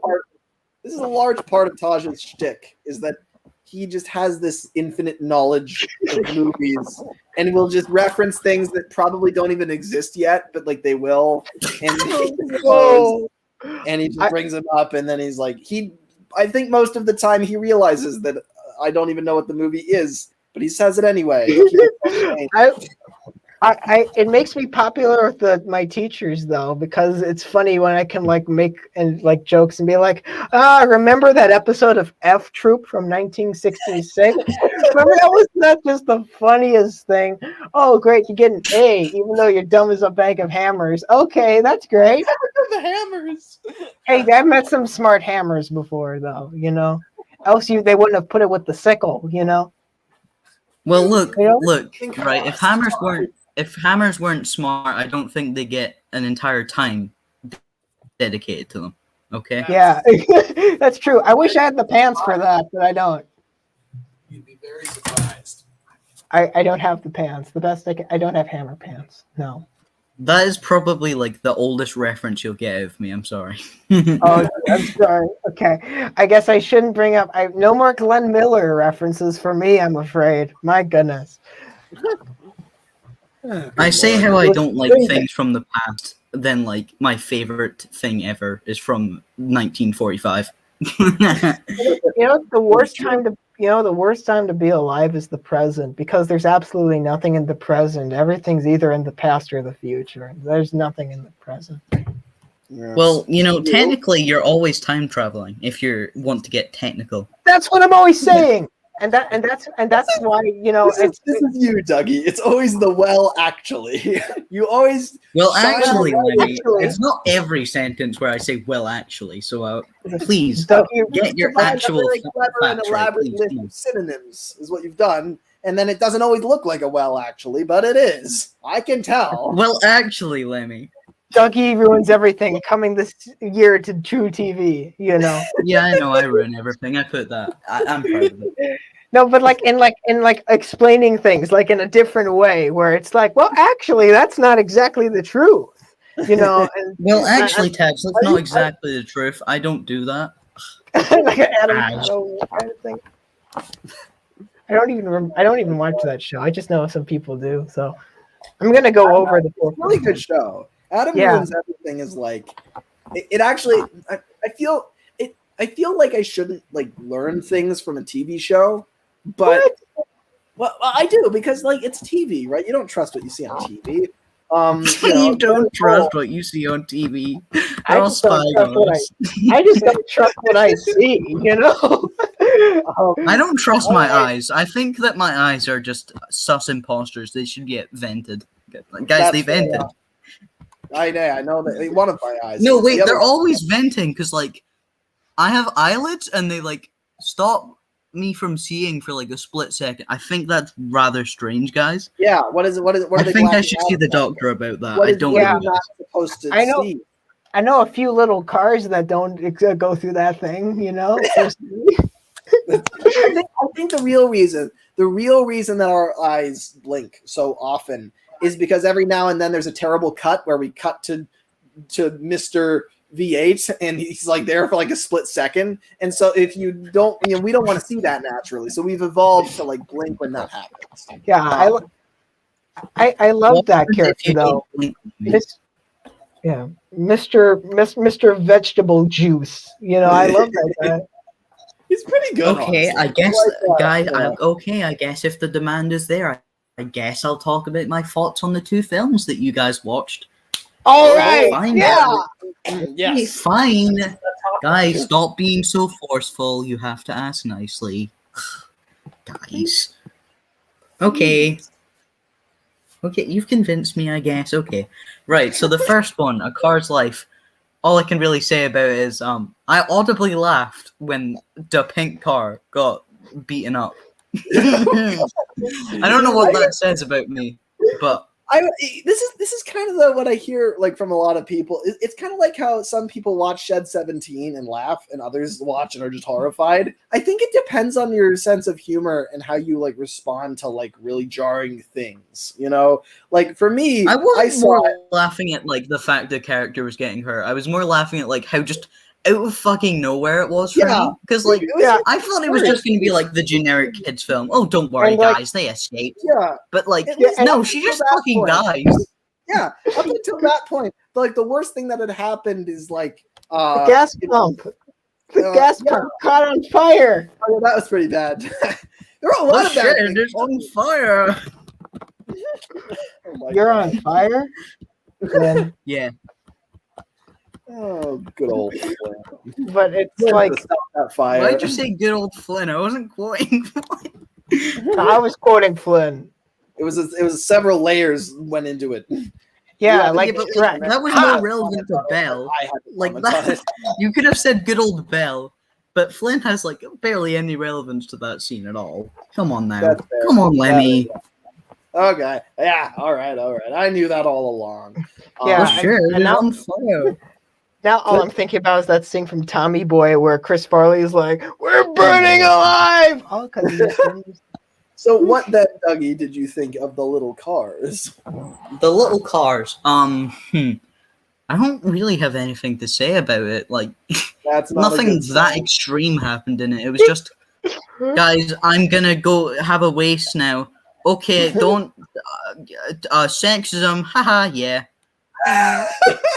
Oh God, that's Good like those summary. are the bullet points. Great, race and sexism. Oh God, and the first one now in that context doesn't even sound like it's about racing anymore. it's like it's either like it's like you need to have a combination of one or the two in a really bad movie. You need to have either racing and sexism or racism and sexing. You know, you need to have one or the other. You know. Okay, that's fair. I think that's I love how like I'm a I don't connoisseur. know where the sexism is though. Of course, I don't Yeah. support sexism, guys. But like, it just happens. Like the It's- characters are just talking, and then this character's like, "Oh yeah, you women, you're all the same." Silly It's women. it's like what the first two episodes. The first two episodes, there's none of that, and then the third episode, Jumbo or what is that? Whatever his name is, he comes along and he's just like, whoa, women sure are obsessed with fashion. I'm And like, what? none of the characters are like, "Yo, Jumbo, maybe you shouldn't say that." Everyone's just like, "Haha, yeah, Jumbo, you are correct." it's like a bad He Netflix brings special. it up like when he's only with one person, so it's too awkward to acknowledge it. So like Tony's just like, haha, yeah, right. Look, where's Chris? Like doesn't want to. Combo, more like a combination of bad elements. Am I right?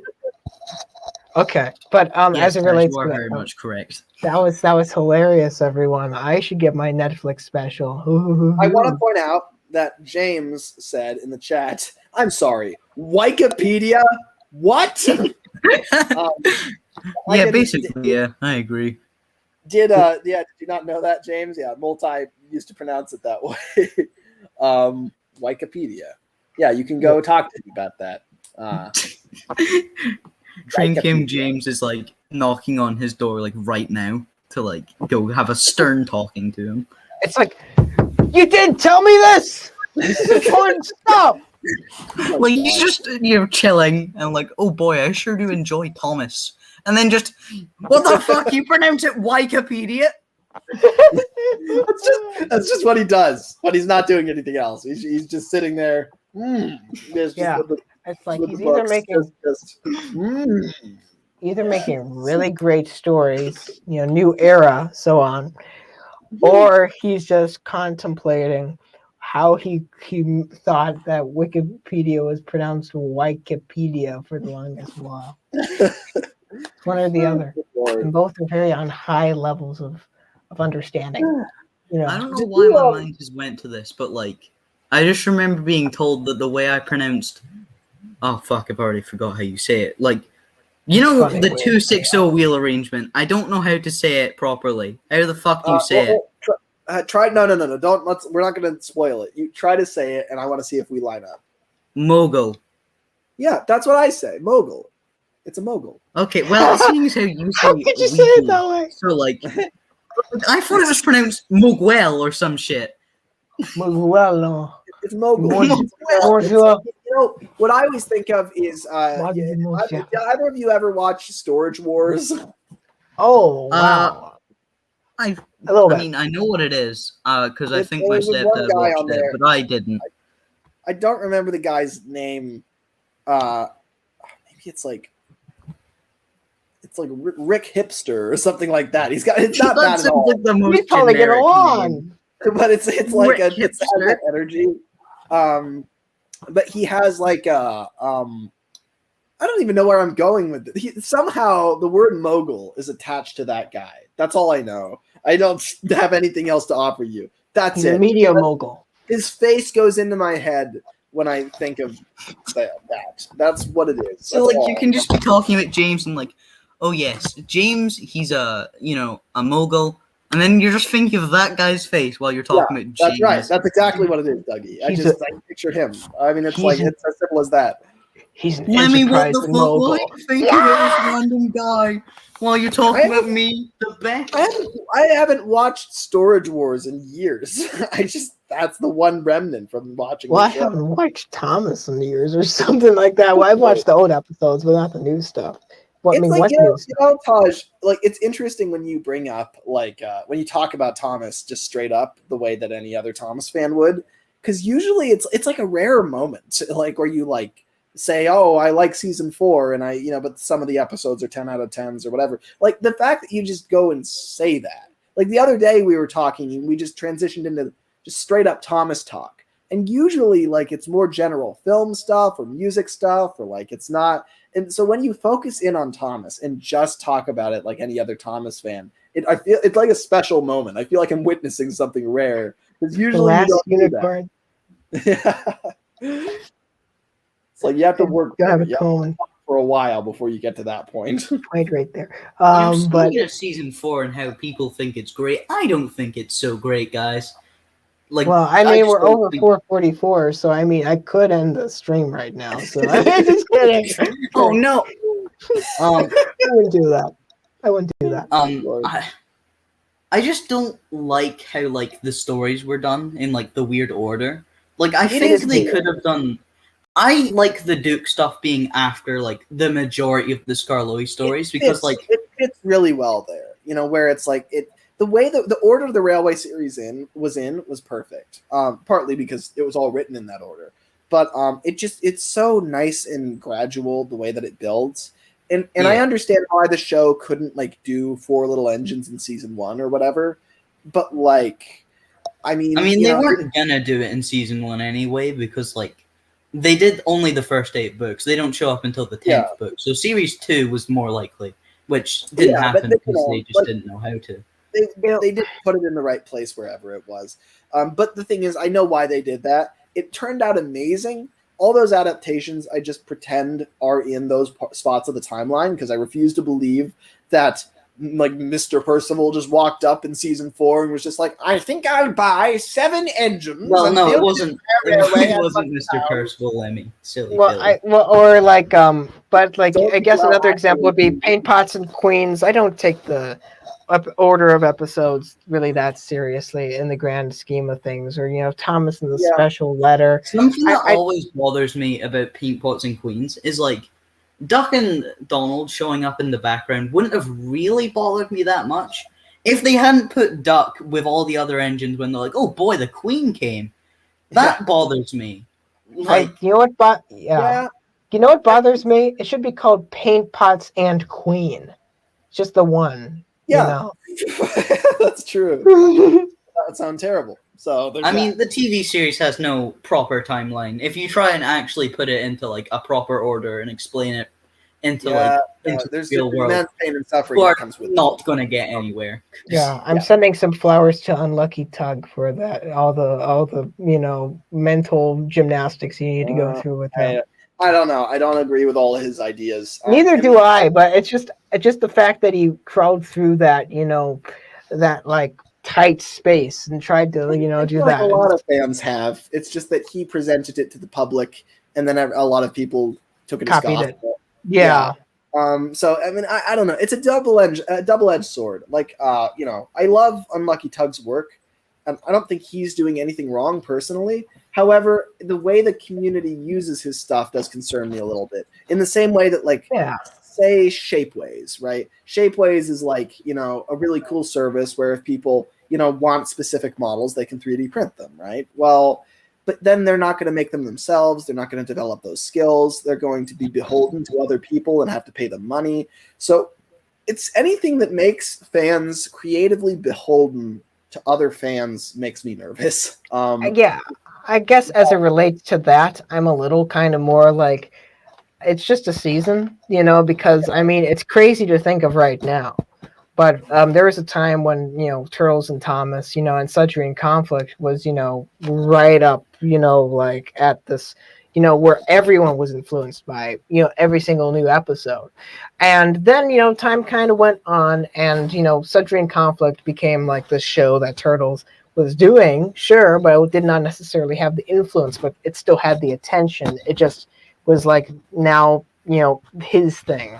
And I think Unlucky Tug is kind of in a similar area kind of right now, where just right now his Unlucky Tug is like trying to take what exists already and make it work. But it has similar influence, yeah. But I would say, going back to season 4, or going back to Paint Pots and Queens, I think. Honestly, I think Gordon the Big Engine as an arc could work after Duck arrives. You could put it there if you wanted to. It wouldn't really change things too much. So like I think Duck being there wouldn't necessarily spoil things too much. But what kills me is that they separated out all the Gordon the Big Engine stories. So, when he says, I'm in disgrace in Down the Mine, like, that doesn't mean anything to us. We don't know what he means. It doesn't mean, oh, I fell in a ditch recently and oh, that sucks. And no, it's not that. It's, I fell in a ditch, which I meant to do. And then the fat controller got mad at me and took away everything I valued. I love how, like, you worded that. Like, Gordon's just like, oh, man, fat controller was so mad at me. Oh, man. Yeah. Oh, what was me? I don't know. I mean, he was basically playing the father figure, coming in there and just, no, you don't get it anymore. And then Gordon's like, no, sir, please. I mean, please, I'm begging you. I'm glad they at least tried to, like, be like, oh, yeah, this does take place after Down the Mine, guys. Even though you have to go through mental gymnastics to explain how Donald and Duck are there before they're supposed to arrive. Like, they didn't do any arcs justice in the show. The only arc that they really did justice, 2 of them. Firstly, they did the Grand Puff arc beautifully, which is why everyone adores it so much. This is the thing, actually. Believe it or not, even though season 4, okay, this is the thing. See, I've told you so many times, my backup account's name is Duke RS25. Because my favorite book in the Railway series has always been Duke the Lost Engine, Railway Series 25. But honestly, as it relates to that, the Grand Puff and Sleeping Beauty used to be 2 of my favorite episodes of the series. And then I got like this book of the Railway series as a kid, and I read through all of them. And my goodness, the stories I just thought were presented in such a more kind of elegant way and in the actual Railway series than they were in the television show, because I didn't like the little bookends where it was like with all like the steam team or Audrey's 11 or whatever you want to call them, or Audrey's, but it was really the episodes kind of like, Peter Salmon, the refreshment lady, and Home at Last, and Special Funnel, where it was just a little bit more slice of life, and the set design was at its absolute peak. So that's kind of where I. Yeah, no, I mean, there's definitely a lot of like value to pretty much every episode in that season. But yeah. So my main problem with Grand Puff being first is like they expect you to know who Peter Salmons or Handel are, because like I think it's Bulldog that's like, oh yeah, they became Peter Salmons or Handel. I'm like, how are we meant to know that? Like, kids aren't going to notice the fact they've had a different nameplate at, like, the end of Sleeping Beauty. Here's the thing, though. I think no matter what... I totally agree with you, Dougie. But I think the real problem is that they were never read. Because the way the Railway... Even if they had put them in a different order, the cool thing about the Railway series, and people miss this, is that by the time you see Grand Puff, by the time you see Duke the Lost Engine, we have known Sir Handel and Peter Sam only as Sir Handel and Peter Sam for like 4 or 5 books. We know they were together on their previous Railway because, like, I think it's very old engines where they mentioned that, like, they both came from the same line. So we know that. We know, but that's all we know, and we know their shape and everything. But the thing is, we have no idea that they used to be blue and green. There's no reason we would ever think that. So when we start reading Duke the Lost Engine, we have no reason to believe that these two engines are necessarily, when you first see them, when they first hit your eyes, there's no reason to believe that they are Sir Handel and Peter Sam. They're just a blue engine and a green engine with this brown engine. And then there's this line later on in the book, kind of at the midpoint, where it's like, have you guessed yet? Yes, that's right. Falcon became Sir Handel and Stuart became Peter Sam. And it's so cool because it's like, people have probably already guessed by then, but it hasn't been confirmed and you're not certain. And it's just really neat. The fact that we're so used to Sir Handel being blue and Peter Sam being green, but this is a new, fresh idea here. In the same way that seeing Thomas in green in The Adventure Begins is fresh. That's what it felt like to see a blue Sir Handel. And that would not have carried in the show, even if they put them in a different order, because it would be immediately obvious that it's Sir Handel or Peter Sam. And that's especially with how they did the nameplates. I understand the budget, and I can't really get too mad about it. But it's very obvious that it's just they didn't really try that much to hide it. Like, even as a kid, I knew for a fact that like they just covered up the nameplates. It is so with like black tape. It's like for those few episodes, the model team just left.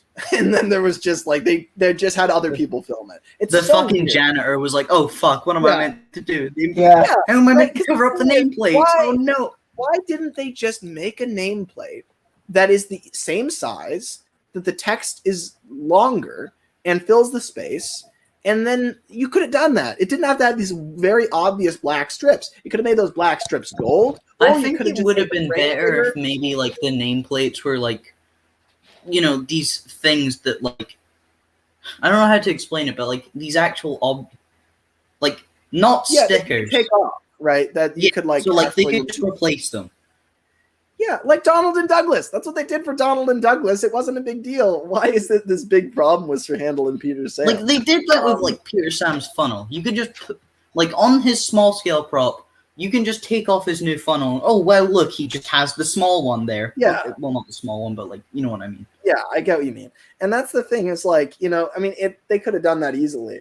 I have to say though, it's interesting. I wonder if maybe they didn't initially even plan to change the names, like with Stuart and Falcon. If they were just going to call them Sir Handel and Peter Sam on the mid-Sodor as well. But the thing is, this is really weird to think about for a Railway series fan, but Sir Handel and Peter Sam as humans do not exist in the TV series. Like, maybe they do, but they're never brought up. You're going to end the sentence at Peter Sam and Sir Handel don't exist. Oh no!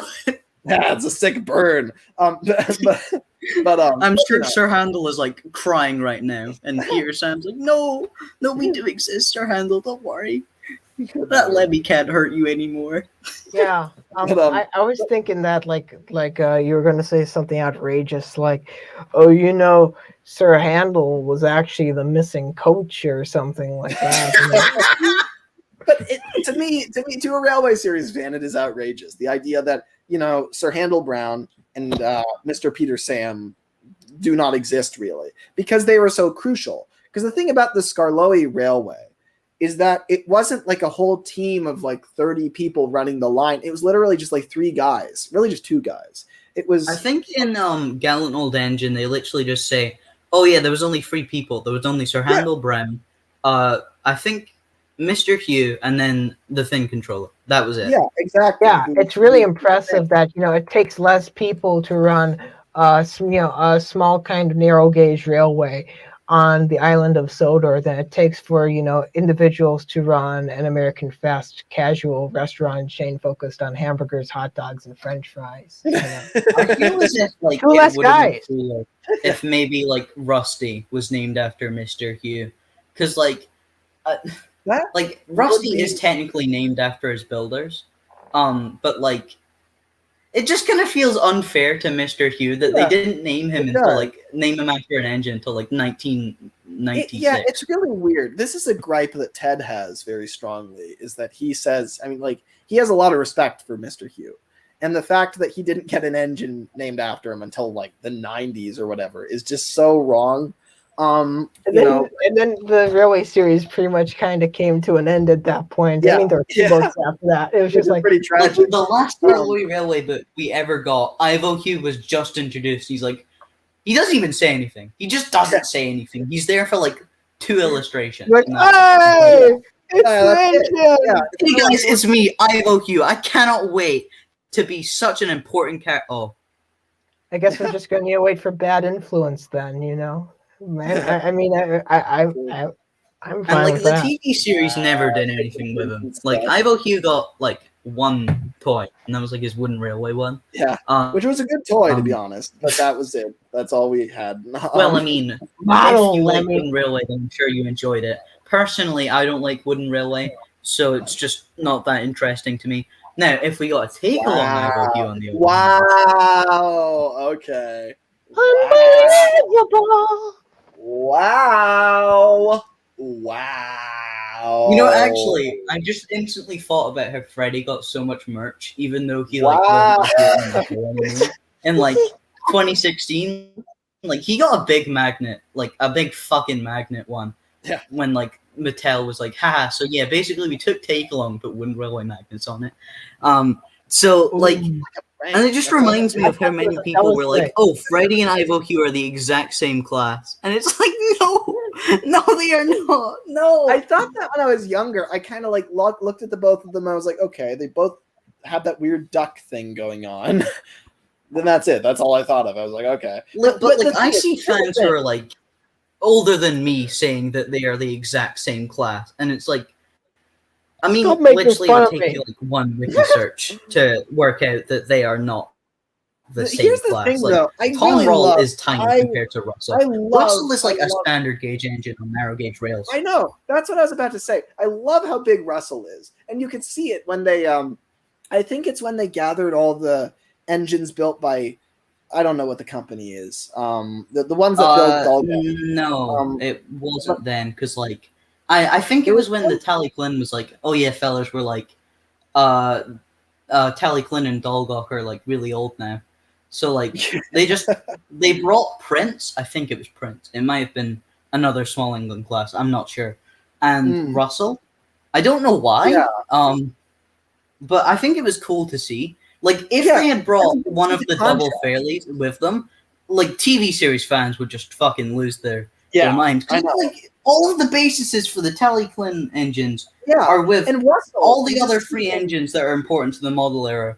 And it would have been perfect, but like they didn't. It's amazing. But it was amazing as is. I mean, to see Russell next to like those smaller engines, he's huge. And I love that. Is that like when Freddie it looks hilarious to me. Like, it's just because like when I saw that image, I was like, oh fuck, wait, Freddie is like gonna be bigger. So like I just went, okay, well, I guess the fucking loading gauge is way bigger for the Scarlet Railway than like the Tally Klin. If not, then they probably regauged it at some point, and that probably was like. Or maybe like he showed up, they were like, oh shit, Freddy's too big, so they were like, so yeah, I cut this Russell in half. You get a half, and you get a half. Anyway, I guess I should probably announce right about now. We already went over a bit, which is fine because I don't know. Just for me, no, we're just talking. We're just chilling.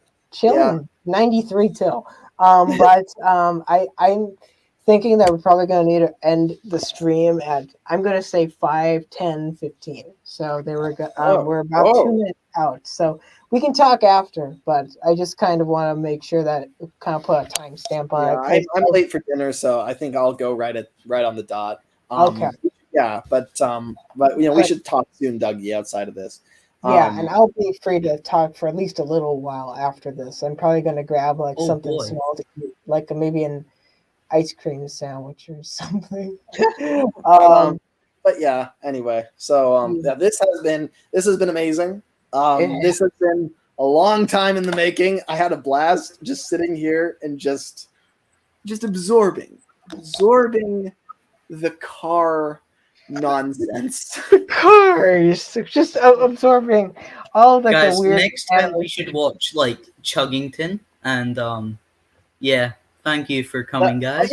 I was kind of thinking about that. Is it like the little cars kind of like is the same? It's the same distance from the Cars style that Chuggington is from the Cars style. It has like the weirdly separate eyeballs and like the big hinged mouths, and like they're kind of the same distance. They both could, like with a few tweaks, be part of like the Cars universe.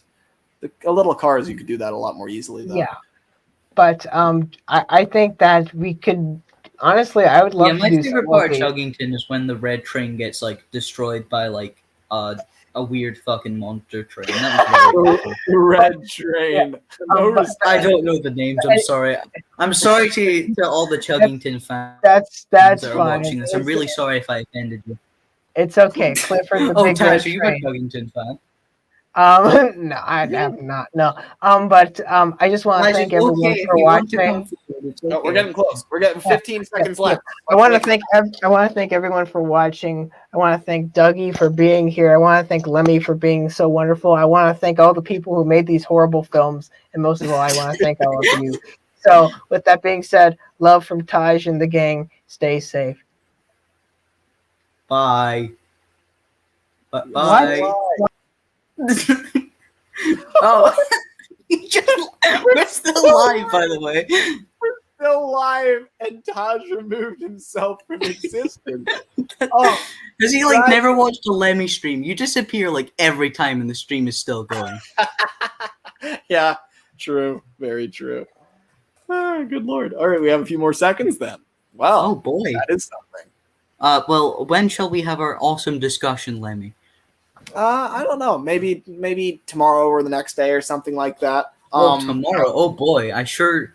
Hold on, let me check my watch. Oh yeah, right. I don't have a watch. And now I don't know for sure. I've got a lot going on. But definitely like within the next day or two. Like I don't know. Like right, okay. Just because you're so busy. Okay, I know your wheels are going round and round. Yes, sir. Topham hat. No, sir. Top. Whatever. Okay, it's okay, Lemmy. Well, good. Isn't that great? Oh dear. Well, you know, if you don't do it with me tomorrow, I guess I'll just have to break into your house, SMH. Like you're not gonna do that anyway. Are you challenging me? Wait, what day is it today? I'm just accurately observing the pattern. Today is Friday. Taj, no, this is well, you know what, Lemmy? My days off are Wednesday and Sunday, so you'd make me come to your house on one of my days off. Not very cool. Oh yeah, by the way, it's not Thursday for me. Just for your information, if any of you are gonna say, well, actually, you are in the late night, aren't you? Oh, there's Taj. Hello, Taj. How embarrassing! Okay, 15, Lemmy, it's not late night. I can literally see the sun. You didn't say 5, 10, 15, Taj. You said 5, 15, 10. Sure, Lemmy. Okay. Yeah. Okay. So, no, you did. You did. I did. I did. Yeah. That was always your plan, and this was just your final disappearance. Oh, you're just such sweethearts for lying to me. I appreciate that. It makes me feel a lot better. Not telling you. Lying is not this. Not telling you is not the same as lying, as you never actually asked us. Well, that's a big lie. Just kidding. I'm kidding. Wooden Railway Edward says, Lemmy, can we have our stream on my channel? Yeah, sure, whatever you want. Yeah. I feel like. Why is that funny to me? Just Taj standing up is funny, and I don't know why. I wanted to dance earlier. I didn't expect him to stand up as high as he did. Like, he kind of like, I didn't realize we were so low. POV, you are a wooden railway toy about to be played with. Oh, good lord. Okay. All right. Okay. All right. I think it's okay. It's time to close this out. Okay. Who cares about the time? Let's end this. Okay. All right. 5, Don't leave, 4, please. 3, 4, Bye. 5, Bye, guys. 7, Bye. 6, Love you. 5, Bye. 4, 3, Bye. 2, 1.